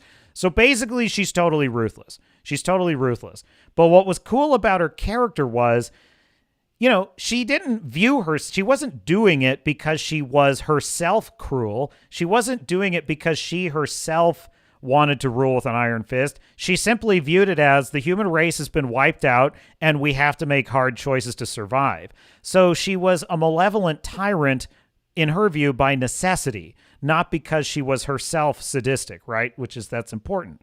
So I decided to play my Shepard basically the same way. She's just the same character, right? And I had a lot of fun. Well, it turns out that Renegade Shepard is the correct way to play Mass Effect. It's so fucking awesome. You get to do so much. Now, the problem is I'm a big old softy, and I can't be mean to the characters I like. I can't be too mean. Like, the meanest things you do, I can't do it. I don't have the stomach for it. So my headcanon is that my character, she's a survivor, so she has grew up as an orphan on Earth with gangs, and then the sole survivor origin. She's the only one that made it out in a Thresher Maw attack, and it's made her hard. You know, it's made her hard-edged, and she always chooses the survivalist option, but her crew has sort of wormed their way in and have sort of introduced a softer side she never knew she had. So she's good to her people, but she's ruthless to everyone else, okay? That's how I play her. And you get to, like, push mercenaries out of windows if they don't answer your questions. You get to execute bad guys because they deserve it. You get to say all the coolest lines. It's just too much fun. I can't. And so now she's my favorite playthrough, and I always play as Renegade Femshep. I have never found this option because I always choose the Renegade Persuade option. I should choose this one next time because it's rad. One more time. I gave you an order. Killing him isn't gonna fix Jack, if you can't, I will. That's fucking boss. Dude, I love it. I love it. I'm doing this. Mr. Producer, this is my next playthrough. Make a note of that.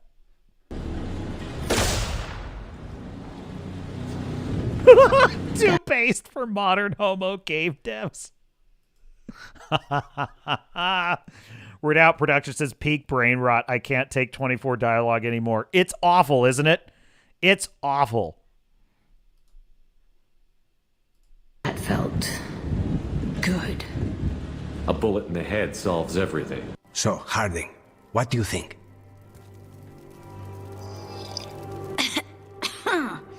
It's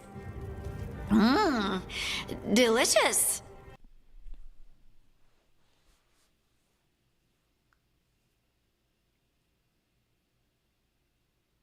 Oh my God.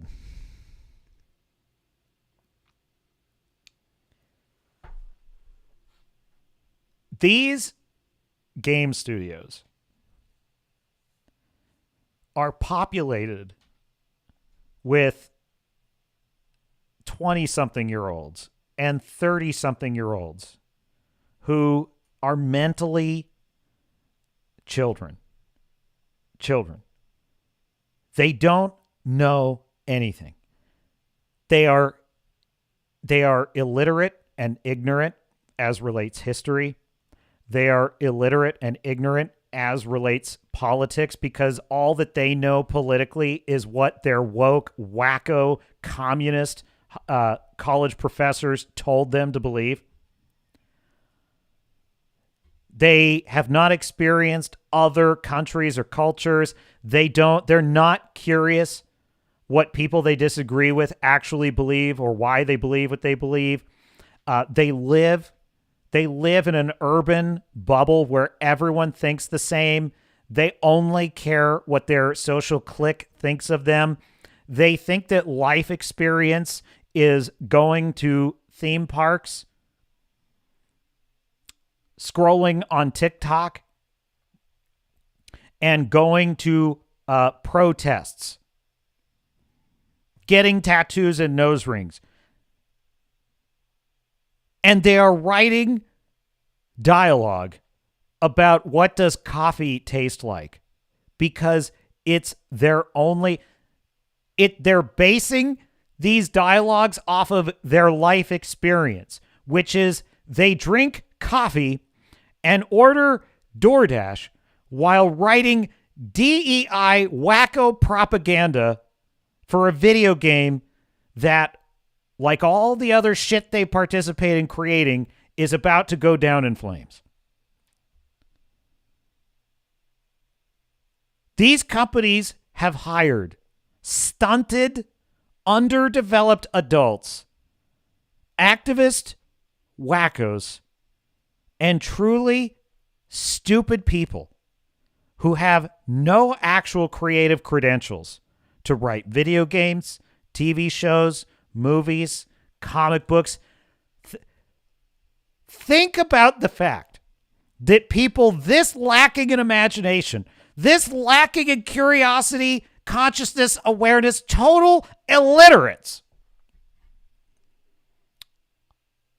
hold the keys to all of our cultural entertainment properties.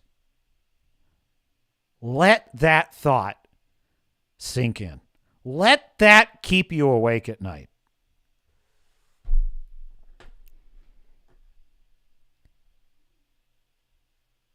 That's right, Crowbar. That's right. They eat glue.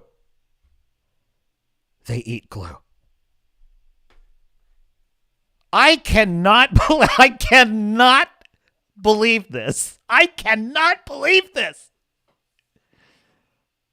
What are these dialogue choices? These are the dialogue choices. Number 1, you don't have to be nice. Number 2, I don't believe you. Number 3, you hate it. Oh my God.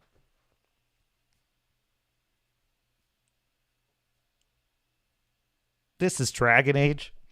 Dragon Age Origins, if you don't know, Dragon Age Origins, which was released in roughly 2010-ish, I think. I'm not 100% on the date there. It's like in that range. It was around 2010, 2011, I think it came out. One of the most brilliant games ever made, Dragon Age Origins. It was a gritty, R-rated, dark fantasy. When you literally, there was a setting in the game for persistent gore. Persistent gore. Do you know what that means? That means that after you slaughtered a bunch of enemies, their blood would splatter all over your armor. And after the fight, if you went into like a dialogue cutscene, the blood would still be spattered all over your armor. It was rad. It was gory. It was about, the bad guys in Dragon Age Origin were grotesque, disgusting, mutated darkspawn beasts and blood-sucking, blood-sacrificing evil wizards and just dark, sinister shit. now they're discussing what coffee tastes like.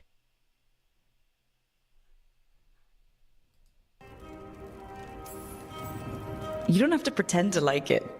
I mean, it's good. It's nice and warm. Rook's right. You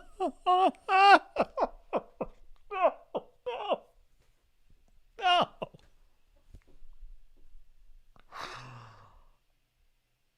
Oh my God, I cannot believe that the absolute state.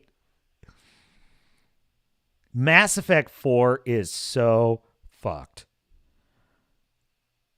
It is going to be a shit show. It is going to be an absolute fiasco.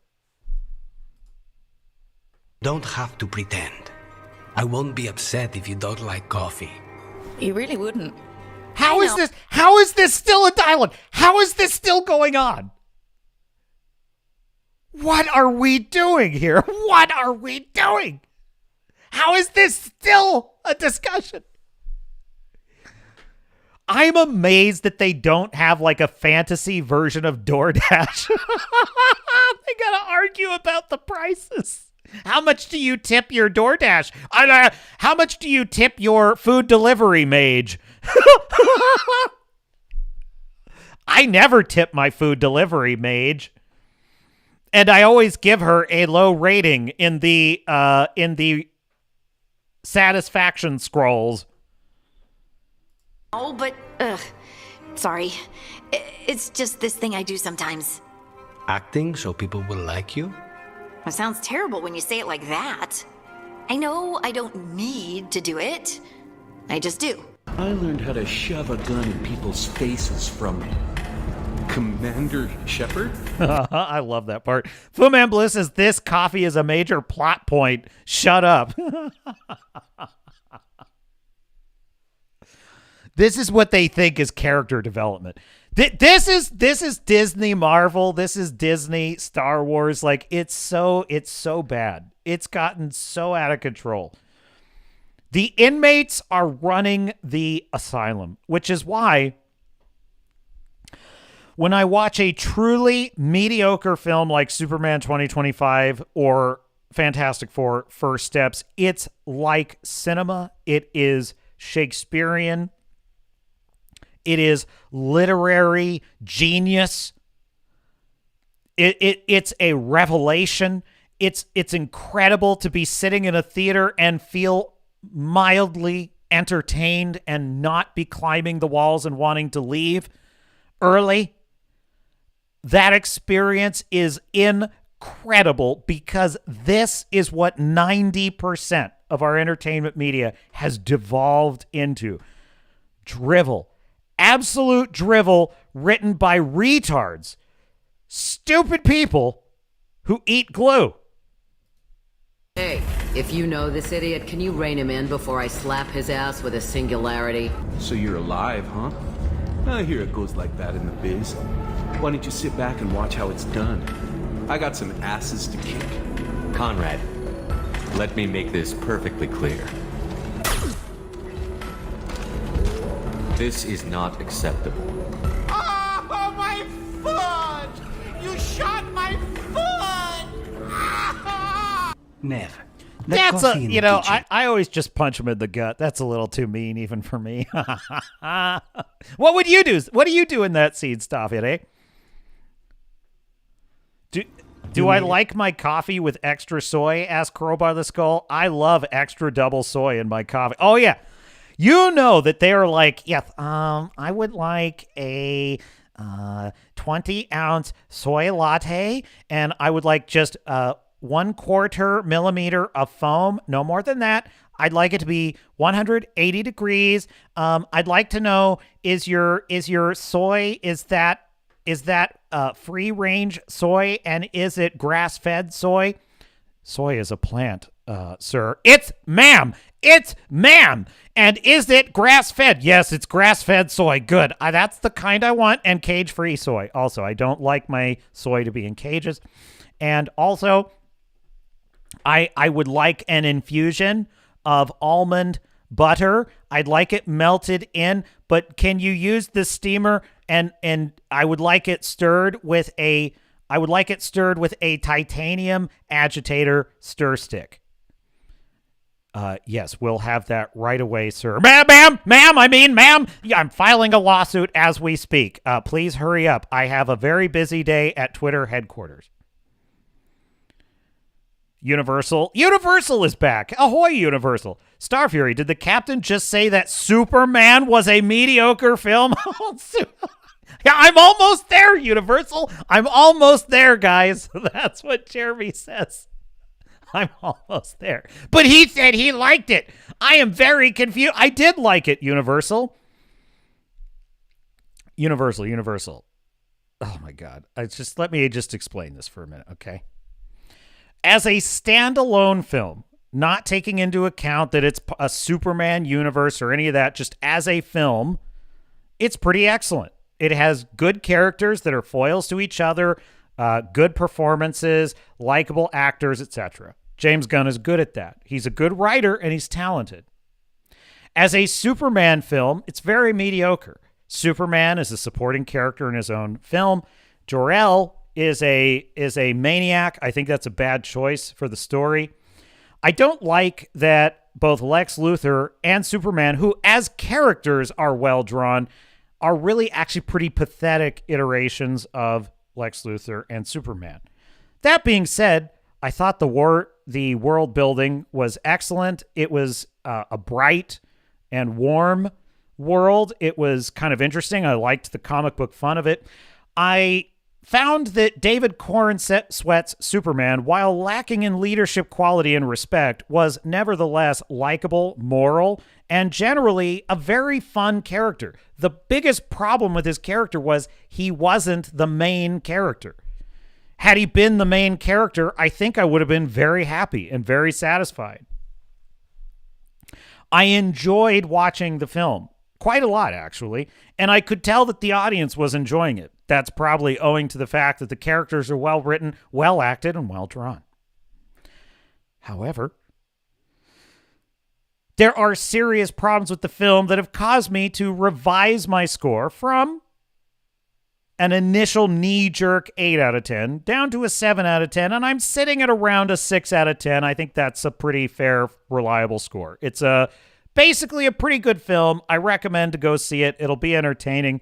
I'm interested in what the world has to offer. I think as world building starts go, this is probably the best one since the first Avengers film. This is probably the best shared universe start that we've seen since the first Avengers. Now, if there is anything in that opinion that you find not to like, that's perfectly fine. But that is my opinion. I come by it honestly. My opinions are not necessarily set in stone. Films are complicated. Stories are complex. I have complex feelings about them. I will see them. I'll have an immediate emotional reaction to the film. And then as I think about it, I'll have a new reaction to the film, which is, you know what? On second thought, I don't like that element of it.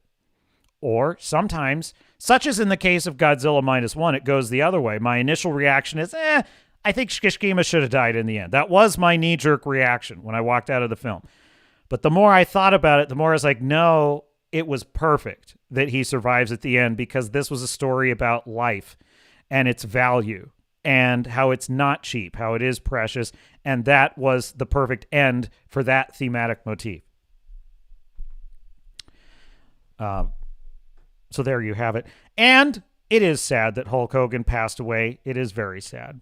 Is your soy organic? Fu Man Blue says, I certainly hope so, Fu Man, because if it's not 100% organic, cage-free, and grass-fed soy, and it's not 180 degrees precisely with exactly 1/4 millimeter of foam, I'm going to send it back, and I'm going to leave you a bad Google review, because you're a fucking terrible person, and you probably voted for Trump. When do you think it'll be ready? Universal says, Anthony, better one with Cuba Gooding Jr. The chat jumped on me. Dang it. Can I get a large black coffee, says Anthony, with extra caffeine, please? Make it a triple. Coming right up, sir. I love this coffee talk, by the way. Not in Veilguard, but just I love coffee. I absolutely love it.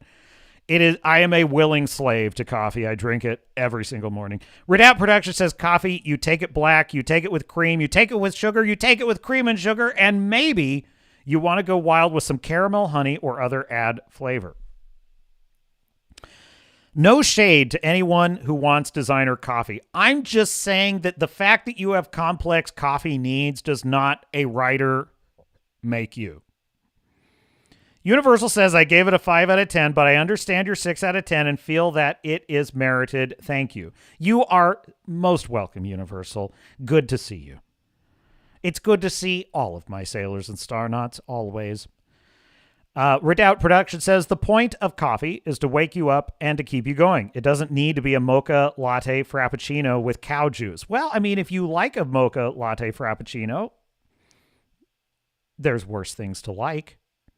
Fu Man Blue says, you want to remember, Redoubt Productions, we are mostly descended from people that had no seasoning for hundreds of thousands of years. Lamau, remember how big of a deal spices were back in the day. They were. Dude, coffee is a precious, miraculous gift. I love it. I am thankful for the existence of coffee. It's a true benefit of living in an affluent, prosperous, enlightened, civilized society. I love everything. Coffee is a ritual for me. So in the morning when I'm making my coffee, the first thing I do is I inhale the aroma of the grounds. I inhale it. And then, of course, sometimes if I'm grinding it, because I grind it about once every couple of days, I just make like a week's worth, The first thing I do, I open the bag and I just inhale the aroma of the beans with my eyes closed. It's fantastic. Then, after I've made the coffee, I inhale the aroma of, I just don't like the word sniff. I hate the word sniff. It weirds me out. So I inhale the scent, the bouquet of the coffee before I take my first sip. My first sip is always a slow sip because I want to feel it hit the back of the palate and take in the notes often. I usually like a medium roast. I like a medium roast, especially Colombian. That's usually my favorite blend. And then as the day gets going, then I start to drink coffee a little bit more rapidly. I'm really disappointed I'm out, quite frankly, because now I'm wanting coffee. And I like to just sit and think. The morning is for coffee and contemplation. That's what mornings are for. It's the best. And then the caffeine starts to hit, and then I start drinking it the way an alcoholic starts nipping at the flask. Then I'm just like, then I'm like, more coffee. Yes. Wrangler says, I drink black coffee. I guess I'm boring. Well, I drink my coffee. I can drink it black. I enjoy drinking it black sometimes. But most of the time, I drink it with a touch of monk fruit.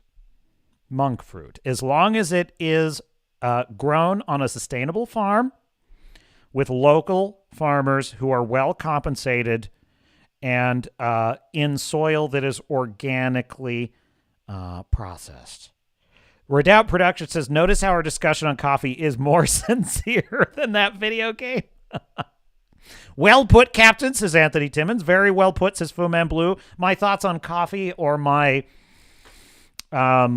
extemporaneous reanalysis, I should say, of Superman. Fu Man Blue says, love you, bro. I think that's directed at Wrangler, but in any case, I love you too. Fu Man Blue and et al. Chat. I tempted to say et al., but not everyone knows what et al. Means, so I'll just say I love you too, my dear sailors and Starnauts. It's good to be with you on a Sunday. Roll tape! Keen eye. Did you boil it? If so, why? I'm not picky. I got a cup and it does the job. No. You can't be serious. Is this... Are they doing another dialogue about coffee? Never. That coffee. Oh my God. This dude with the coffee again. It says, love you too, Fuman Blue says the sword. Thank you, Fuman Blue. Back at you. It says, that coffee in the kitchen, you made it. That's the fucking line of dialogue. I cannot believe this. In the kitchen. You made it? Keen eye. Holy shit, I am putting a like on this video and subscribing immediately. This is Andy Pants Gaming. No idea who this is. I just randomly found this. Why the hell not? I'll probably get some good content for the channel out of this. Roll! Boil it? If so, why? I'm not picky. I got a cup and it does the job. That's all I ask. I don't know where to go with this. What? Literally, what? I cannot believe this. This is unbelievable. I gotta see these dialogue choices. Dude, I am so glad I did not even touch this game. I didn't even touch this game. I was slightly tempted to play it, to content farm it a little bit. But honestly, my absolute hatred for this game, just everything, every shred of it I've seen, I hate it. The marketing, the color scheme, the characters, the woke garbage. No chance I'm going to play this game. The things you don't even know about this game that are so bad, it's mind-boggling. I cannot believe this. I've got to see that dialogue tree. Don't know where to... Okay, there it is. There's the dialogue tree. This is I can't even believe this. I don't know where to go with this. This isn't a discussion about how to defeat the Dark Lord that's going to summon the demons of the Veil. This is about coffee. He says, I don't know where to go with this. Dialogue responses are neat. It's not, hang on, I got it. Neat, it's not Tevinter style. You've upset Lucanus. The coffee seems questionable.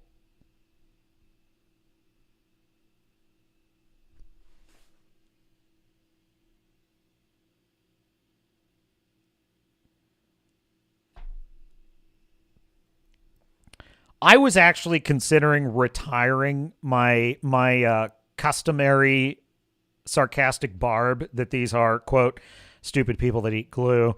A joke. It's a joke. A harsh one, granted, but a joke. And I was considering retiring it. Maybe it's a little played out. We tend to be bouncing back a little bit. Things aren't quite as bad as they were in 22 and 23. And this is 2024. I don't know, man. It's like every time I consider retiring that phrase, that these are really stupid people that write these games and these movies that I'm subjected to, then they do something that I see something like this and I cannot believe it. I cannot believe how stupid this is. Like, it's not, the bar is too low for me to even believe this. The choices are neat. It's not Tevinter style. You've upset Lucanus. Upset Lucanus? That doesn't even make sense. That's a complete non sequitur. He just expressed, like, not even really an opinion. He just said, I don't know what to say here. They're talking about coffee. Fragile, emotionally stunted retards that get triggered over people's opinion. They live in such a narrow box where you literally can't even have freedom of thought, curiosity, freedom of opinion. If you even just mention you listen to the wrong podcast, you're going to get dogpiled and shamed. You're going to get the cone of shame from your stupid woke friends. They're going to say, oh, you're not on the side of the Nazis, are you? And they live in such a their minds are on railroad tracks. They are railroaded all the time. They live in such a narrow range of human experience that in their world, a mild discussion about coffee and how it's prepared could result in the dialogue choice, you have upset Lucanus. Lucanus. I'm going to call him Lucanus. Luke Anus. You've upset Luke Anus. I can't even believe it. I just can't believe it. This is the incredible RPG role-playing adventure that I missed out on by not playing this game. I never got to decide what my rook would have said here. I never got to decide. Go with these. Oh, don't look at me. That's not how they make it in Minrathous. It is in my apartment. But why? So, what's the coffee for? You've got a weird look about you, boy.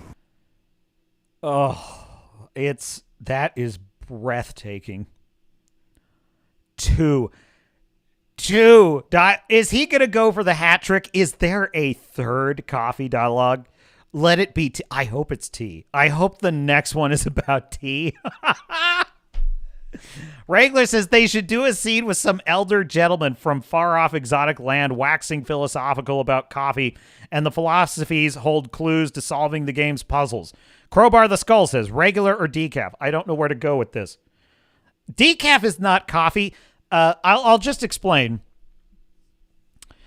Decaf is the exact same as skim milk. In the words of Ron Swanson, if you are a male, if you are a man, avoid. Avoid. So this is 2008 dialogue from, this would be, this is Fallout 3. I replayed Fallout 3 recently. It's a fucking great game, man. It is a great game. It doesn't have settlement building, which is my favorite thing in Fallout now. I love the settlement building thing. I hated it at first because it seemed like chores. Now I love it.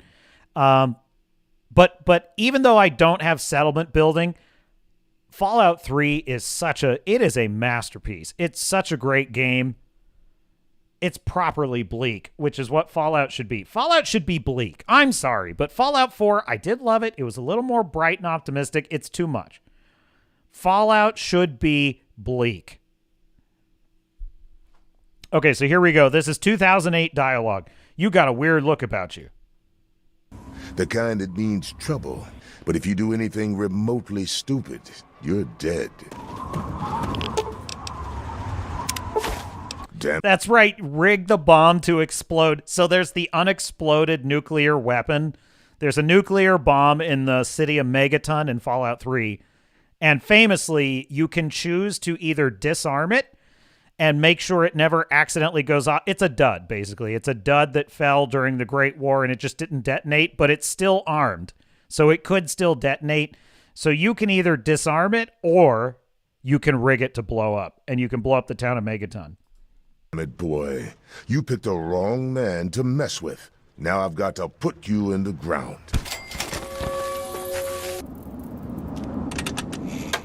Dude, this is okay. This is so freaking awesome. So I played through this again. It's so good. So there is a tower in the wasteland. This is the capital wasteland of Washington, D.C.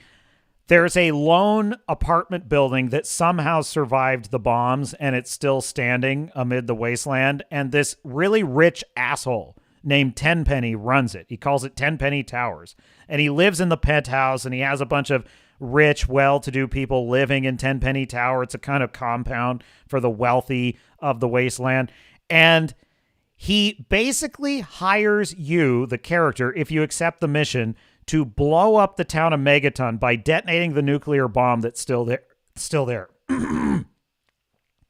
Why does he do this?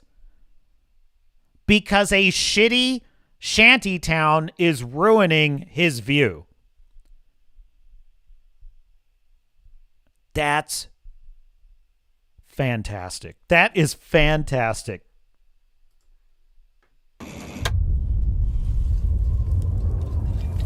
Whatever the reason, we made it through.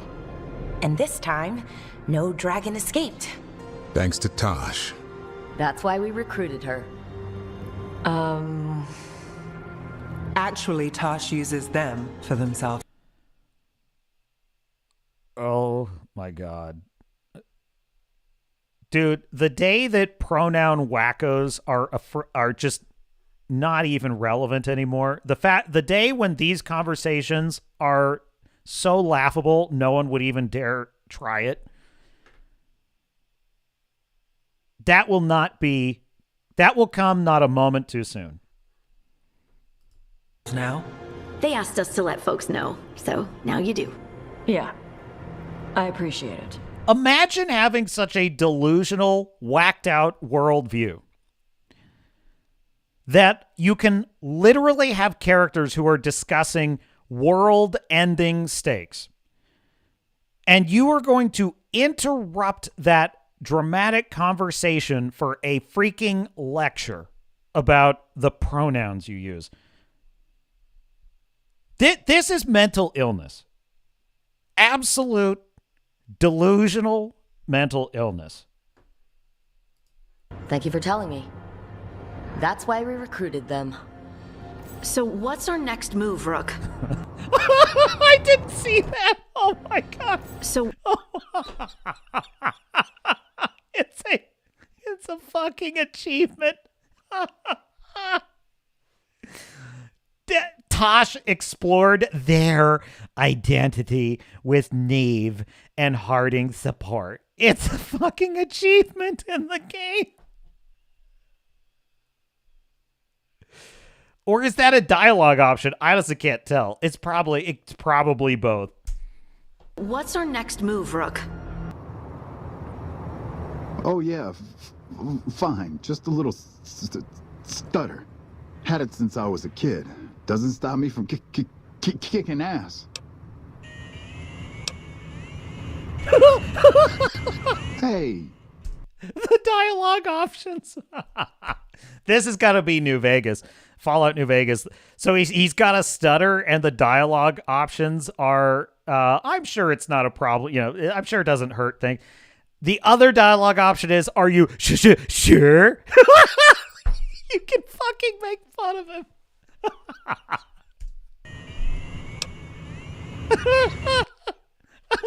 Are you sure?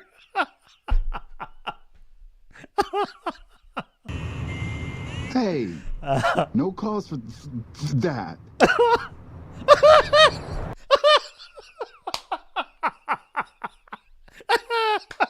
And then the next choice, no cause for what? And then the other choice is, you're right, I'm sorry. Or you can just keep fucking making fun of him. Oh, Star Fury, I hope you're still with us, man. This is so good. Yeah, right. That's Brahmin shit. Lucky for you, we're on... Did I just do that? Well, definitely with my assistance. I did not just do that. We did. I just moved shit with my mind. Perhaps our connection has somehow awoken some abilities. I just moved shit with my mind. I just keep hearing I. I just moved shit with my freaking mind! They try to put... That is quintessential, just awkward millennial dialogue right there. Put their stake in everything they see. Nobody's dick's that long. Not even Long Dick Johnson, and he had a fucking long dick. Thus the name. Why are you standing still? Do you think the God, remember when they made video games for adults? God, I remember that. That was a great time to be alive.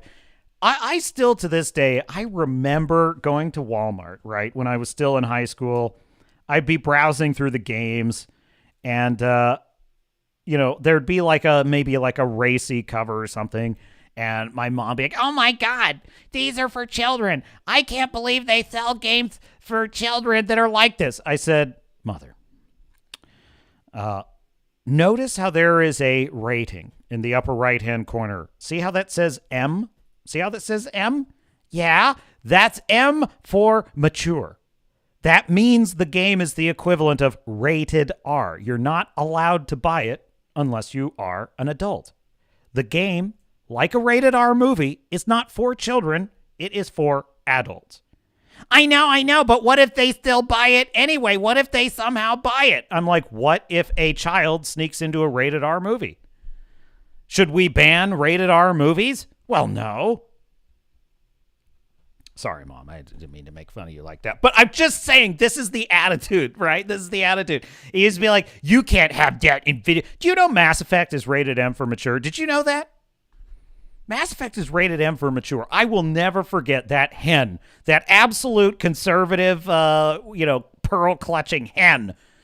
Never let it be said I only go after left-wing wackos. This conservative hen, Gretchen Carlson, on Fox News, found out that there was a romance scene in Mass Effect 1 that had some side boob, some Liara Tassoni side boob, and she found out about this.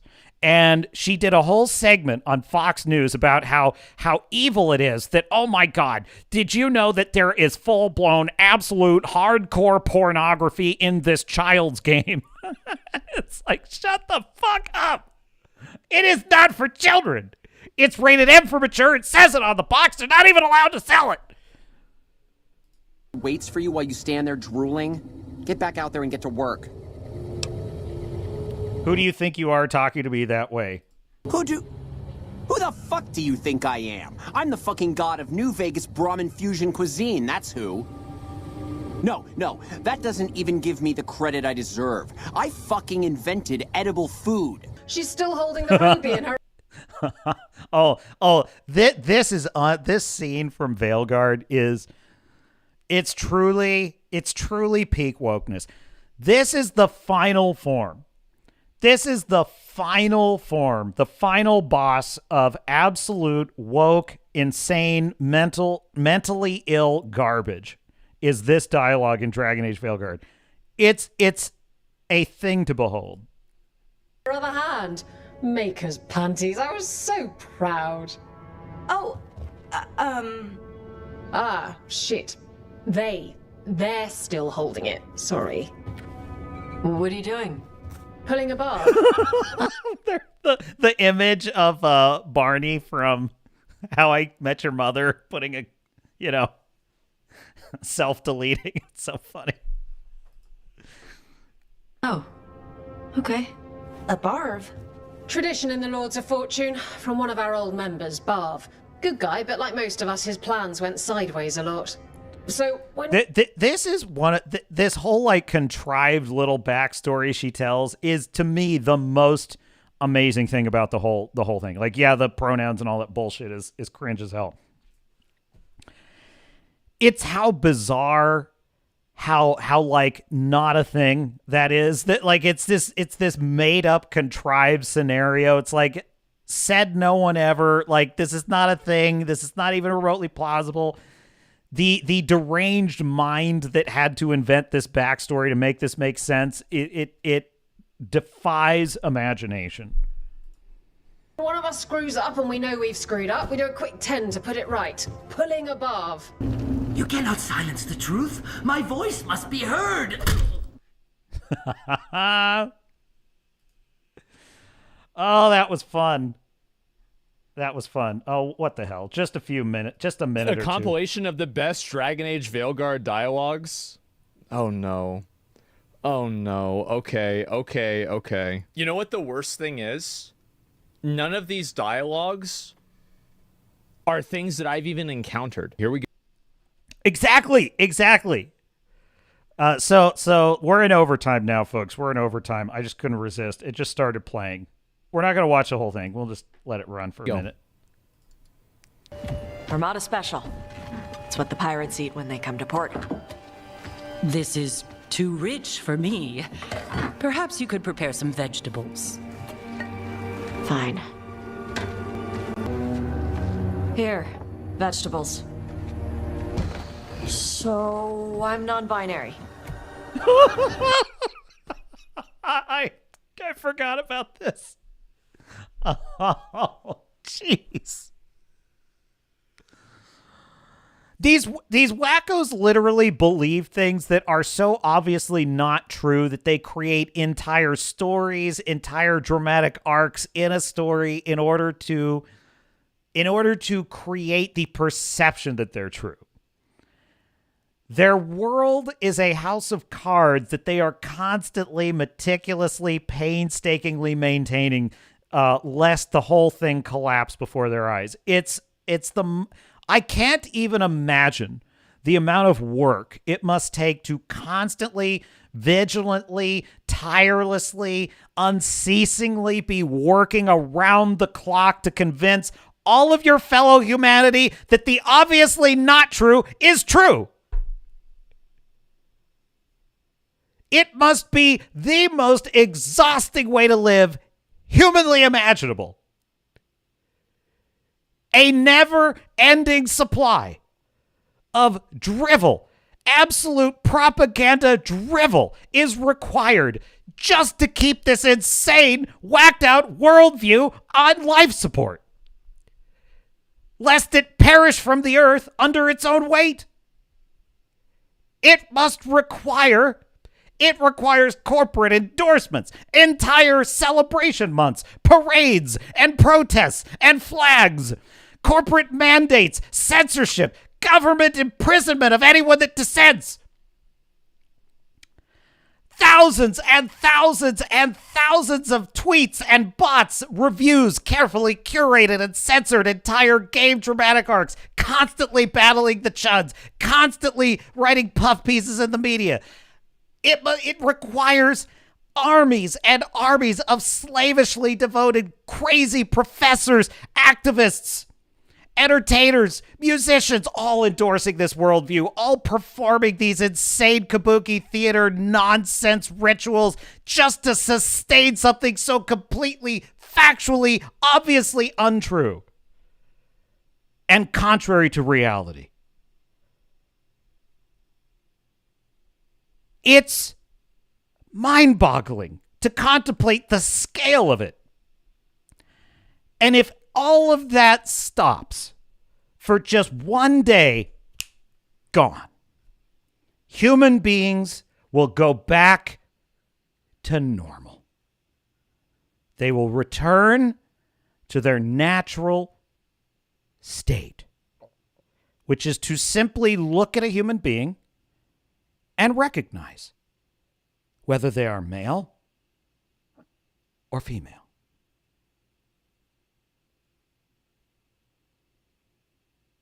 Breathtaking.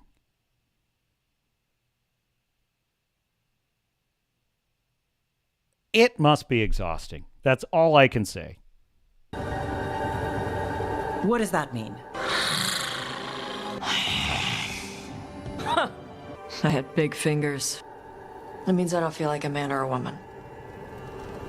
If you are neither a man nor a woman, then what are you? I'm a dragon slayer. Non-binary. I just said, and I'm going This isn't AI, right? Like, I don't want to get fooled if this is like some like AI thing. It's in the game. Okay. Okay. Use they instead of she from now on. If this is because I have criticized your dress or your manners... It isn't! The music is so ridiculous. Thank you, Tosh. That's really sweet.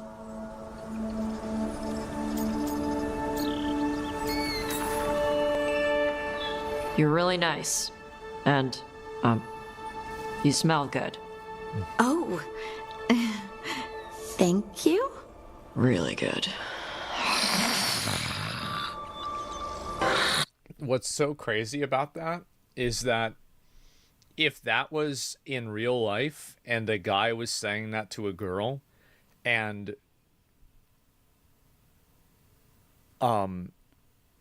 he had a fedora and a neckbeard, people would want him canceled. 100%. No, exactly. That is so bizarre. That is unbelievable. That's what's so, like, yeah, bro. Like, that's like the meme. Hello, HR? Like, what is this? It's just so... Oh my god.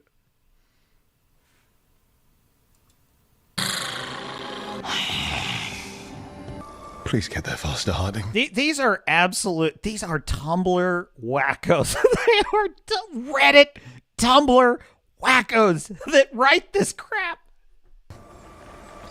Oh. Hey, Tosh. Do you want to come with... Because of your friendship with both, Harding and Tosh have begun a relationship.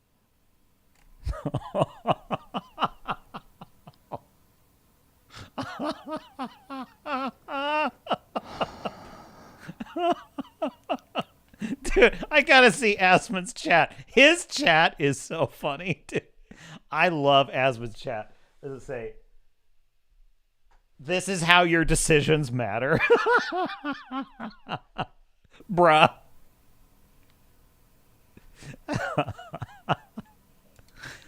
me to break this in? Yeah. Like, now? Of course now. Oh, good.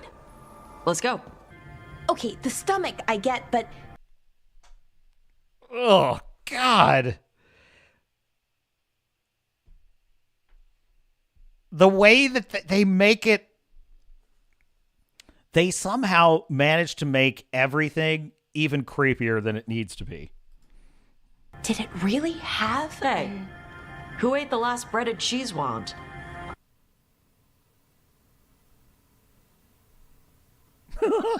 His chat's just going crazy. They're like, hey, this can't be real. I wonder if these people ever realize that this does more damage to the perception of non-binary people in media than my entire YouTube channel will ever do. 100%. Like, all of the things that... Here's what I will say. I will say non-binary people are as real a phenomenon as a furry. People accuse me of, this is actually doing it 1,000 times worse. Yes, Universal. I actually saw F4 and mostly enjoyed it. I give it about a 7 out of 10. It's kind of sitting about in the range of Fantastic Four and Superman. A little, maybe a touch better. I haven't spent much time on that, or any, really. It's a pretty good Golden Fleece story. I think if you really love racing and you really love like motorsports, I think you'll really enjoy it. I think it's entertaining enough, even if you don't. It's more of a experience and a thrill ride because there's a lot of gear porn, and the POV shots of the races are all really fantastic, and the characters are good. I like it. It's way too long, though. It's way too long, and the plot is basically the same thing. If you've ever seen a sports movie, that's the plot. If you've ever seen a movie about, the quest to win the race, then you've seen this movie. It's very predictable. Every scene is pretty much exactly what you expect is coming. He's going to win in the end. It's so, and it's not that in and of itself is a bad thing, but you got to shake it up a little bit. You know what I'm saying? Anyway, I actually think the movie Gran Torino is way better. Gran Torino, which is very similar, it's a much better movie, and there's the sort of shocking moments are much more shocking in Gran Torino. But it's entertaining. It's kind of it's an amusement ride. I would say Superman, is it F4? Or is it F1? Isn't it F1? Am I crazy? I feel like it's F1, Formula One, right? F1, Fantastic Four. Oh, God, I'm totally in my mind transposing what you said. I was thinking F1, not F4. Yes, Fantastic Four did surprisingly well. Not bad. Yeah, no, I covered it in the beginning of the show. But also F1, F4, and Superman are roughly on the same level for me, which is they're all pretty good amusement rides, just not the best movies I've ever seen in terms of like a story that really grabs me, She looks like Invisible Grandma, says Crowbar the Skull. Yeah, exactly. Did I say, what did I say? Oh, God, I'm confusing Gran Torino, which is that is an excellent film, too. That's Clint Eastwood's movie. Sorry, I meant Gran Turismo. I misspoke. I meant Gran Turismo. That's the one.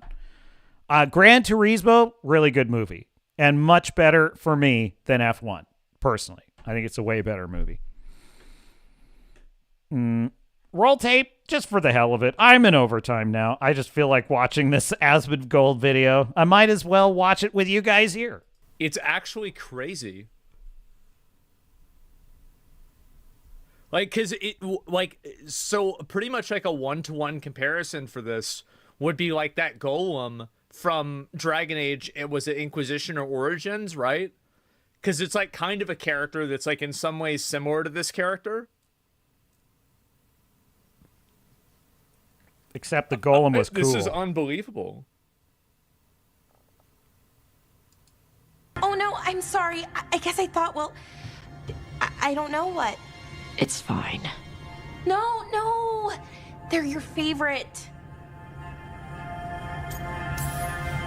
Say you're sorry some more. That'll fix it. No, you're right. I'm pulling a barv. One.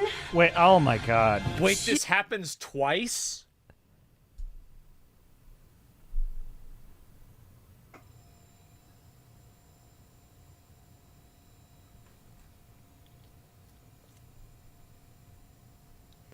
I don't know if I can finish this video, guys. Like, this is like self-harm.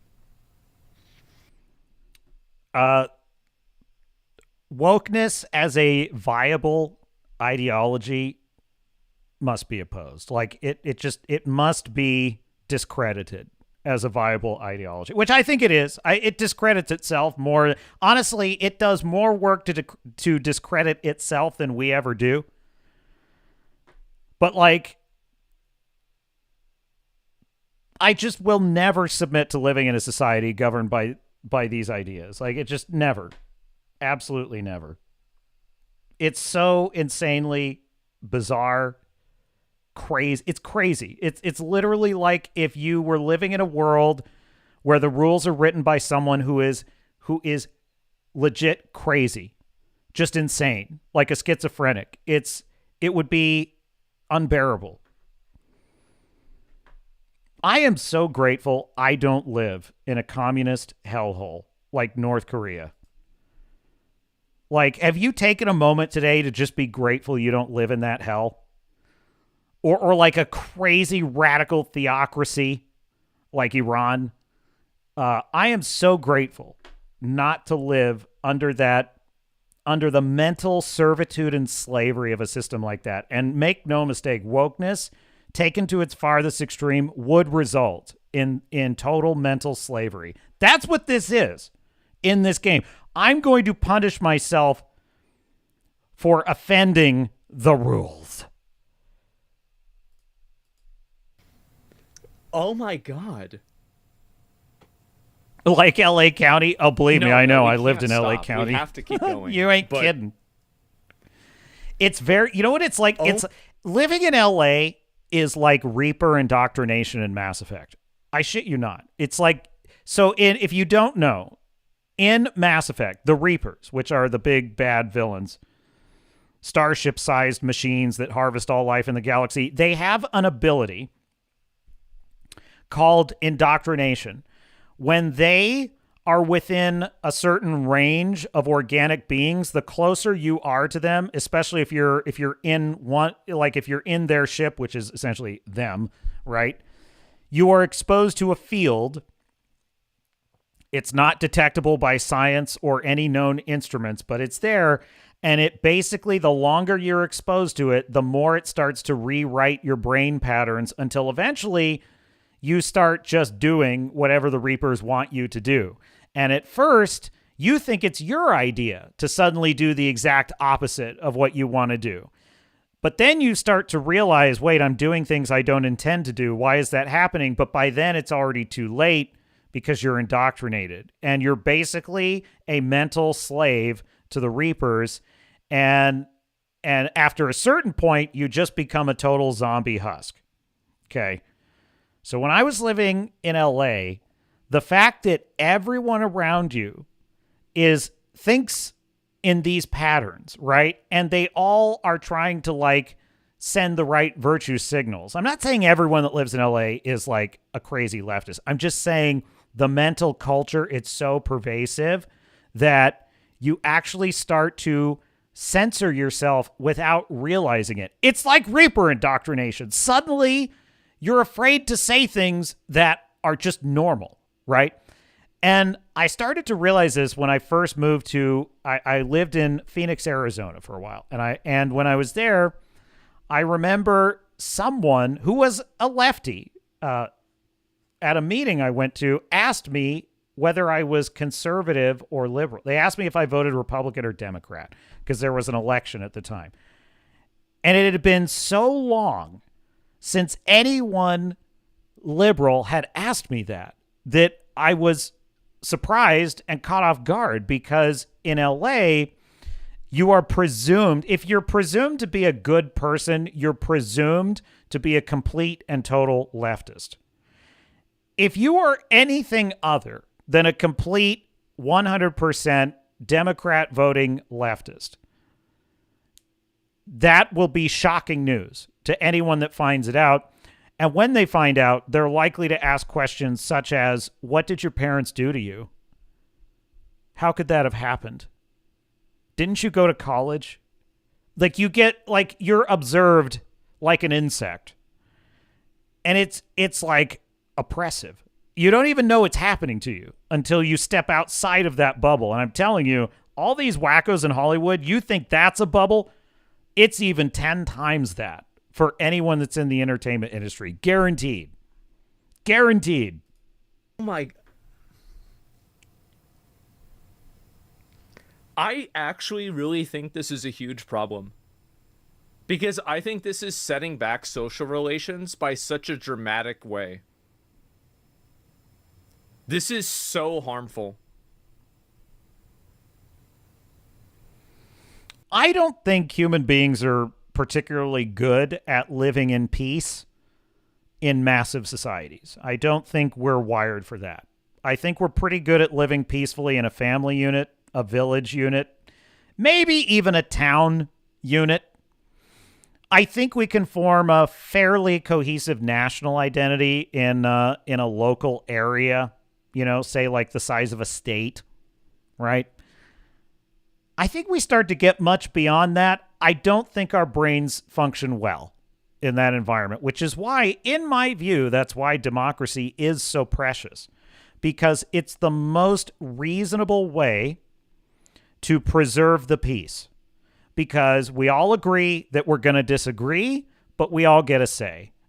And as long as we can agree to that social contract, I think it can compensate for our natural instincts to descend into tribal warfare. And what I think Asmongold is correctly identifying here is that this strange, woke, mind virus cult-like behavior is driving a fracture into society. It is forcing people into radical tribalistic camps. You are either with us or you're the enemy. And all you have to do is look back at every single era of human history, and you will know what that kind of thinking always leads to. And it ain't pretty. He gave it a 6? Yeah, I didn't see this part. You know what I do with the cutscenes? I skip them. I don't even know who this bitch is. Yeah, I just wanted to level up the warrior and see if I could do something cool with like being able to do a lot of damage. Like I restarted the game on hard mode because like anytime that I beat a game that's not on hard mode, I feel like I didn't beat the game. So I restarted it and I've been playing. Utter shock. Well, at the end of the day, ultimately, I don't really play the game for this reason. 2, 3. Hey, you're weird? Yeah, that's just me. Tosh, wait! Okay. Today, we claim our true strength by right of fire. Mama! Oh, gotcha, bitch! Little dragon, I am Ottershock, the Dragon King. I like this guy. This guy's cool. I'm sure he's gonna die. If you follow our mate. You are wrong, Atashok. Chakra Toebra is not an order to struggle against what you are. It is a reminder that through struggle you find what you are. And you have never done so. Evitash has. They are stronger than you will ever be. Oh my god. The absolute fantasy LARPing, the absolute fantasy life of the modern woke wacko. I love the narrative about how, like, somebody who gets mad about eating cheese sticks has struggled more than this barbarian warlord who's probably killed hundreds of people, because some people might not immediately know what gender they are. Like, it's just like, people can stop saying, says Fu Man Blue, at the end of the day, and if I'm being honest, you know what? I probably say that a lot, and there's other phrases too, like, well, I probably say that too much, and they're just rhetorical crutches. I try to excise them from my vocabulary as much as possible, but look, I'm only human. I am Captain Garrett of the Swords and Starships channel. Storyteller. Story analyst. Analyst, even. Trenchant. Pedigreed. Film critic. But I'm only human. I can only do so much. This is like trauma dumping in video game form. It is. It's insane. Yeah. What? Rook, you will keep them safe. Chakra Toebra. Mama!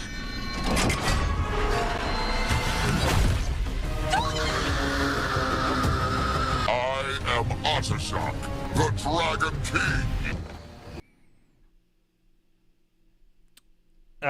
No, I think that was a legit. I think Dancing Duck had something to say on Twitch. Sorry, we're streaming on Twitch. I don't think that was a bot, Fu Man. I don't think so. But in any case. So, I'm non-binary. You're like me. I am nothing like you. I'm a dragon slayer. Evitash. The air. Only like bots dropping links or ads, delete those immediately. But if it's just someone shit talking me or shit talking the chat, that's fine. I don't care about that. You let them stay. Let them stay. I like hecklers. I want to argue with them. I need the practice. I'm still new at this. I need the practice. You know what I'm saying? Twitch. Yeah, no, but I think that was someone roasting the game. So, Dancing Duck, sorry if you were just roasting the game. Slight oversight, that's all. Has been running from the storm all afternoon. You came just in time for it. I think that I saw this one. There are others here as well, up the beach. Yeah, it's okay. We came to meet them. Rivani with one of their seers. How did this get approved?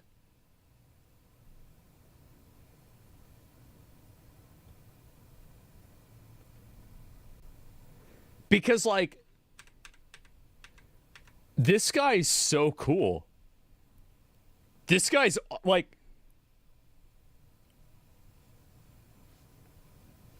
What the fuck? Like, how do you go from that to this? Wait, is this supposed to be that character? They asked how I was. They asked if I would like to come with them and teach about the weather. You know what's funny? I feel like, yeah. What did you mean the air is running away from the storm? We think of air as being nothing, but if you have felt a driving wind, you know it has weight. On a calm, sunny day, the air rests on you like a warm, thick blanket. Oh, Wrangler. Yeah, why does dude look like a turnip? The character designs in Dragon Age Veilguard are embarrassing. I mean, this is garbage. Dragon Age Inquisition, the Quinari looked pretty awesome, I thought. I thought Dragon Age Inquisition worked really well. Worked really well in terms of the graphics. I can't even believe this is the worst crap I've ever seen from BioWare. When a storm is coming, the air pushes on you less. We say that it is afraid, running from the storm. Anthony, them are some butt-ugly character. You ain't kidding, Anthony. Can feel the difference in the air. Some of us use tools to measure it. Some of us can feel it in old aches, or the way your body knows the sun is rising. A lot of Qunari are nervous around mages. You going to be okay with that? The people of Ravain are not plagued by demons. Their seers protect them.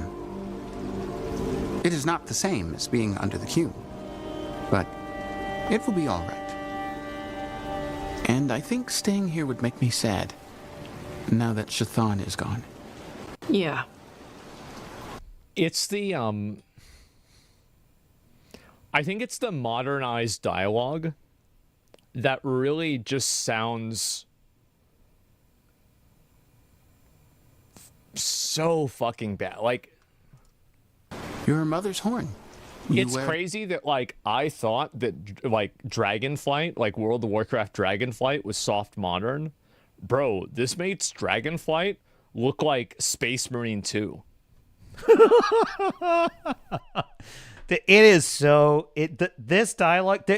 This is an extended dialogue about the freaking wind. Just, wow. Just unbelievable.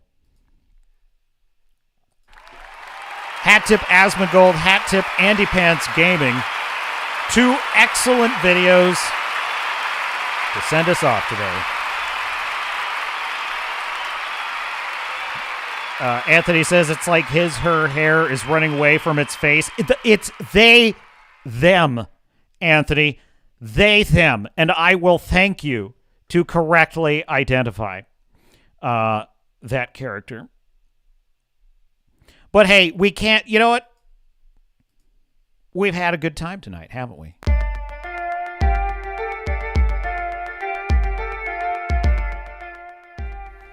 That's right. Captain's Cast on the Swords of Starships channel, where we just talk a little smack. It's called We Do a Little Trolling. We do a little trolling, folks. Fantastic Four? I wouldn't call it fantastic, but worth a watch. Worth a watch. I know, it's coming to an end. Once another illustrious voyage on the Swords of Starships channel, but fear not, my dear sailors and starnauts. We will be back right here in just 7 short days, roughly the time it takes to install a new video game on a console. Thank you, Wrangler. You have a great week, too, and God bless. There's the music, says Fu Man. I know, we pushed 6 hours today, so it was excessive. Today was excessive. That's my fault. I take full responsibility. It's because you're just too much fun. We will be back. And until next time, this is Captain Garrett of the Swords of Starships channel saying, I will see you out there.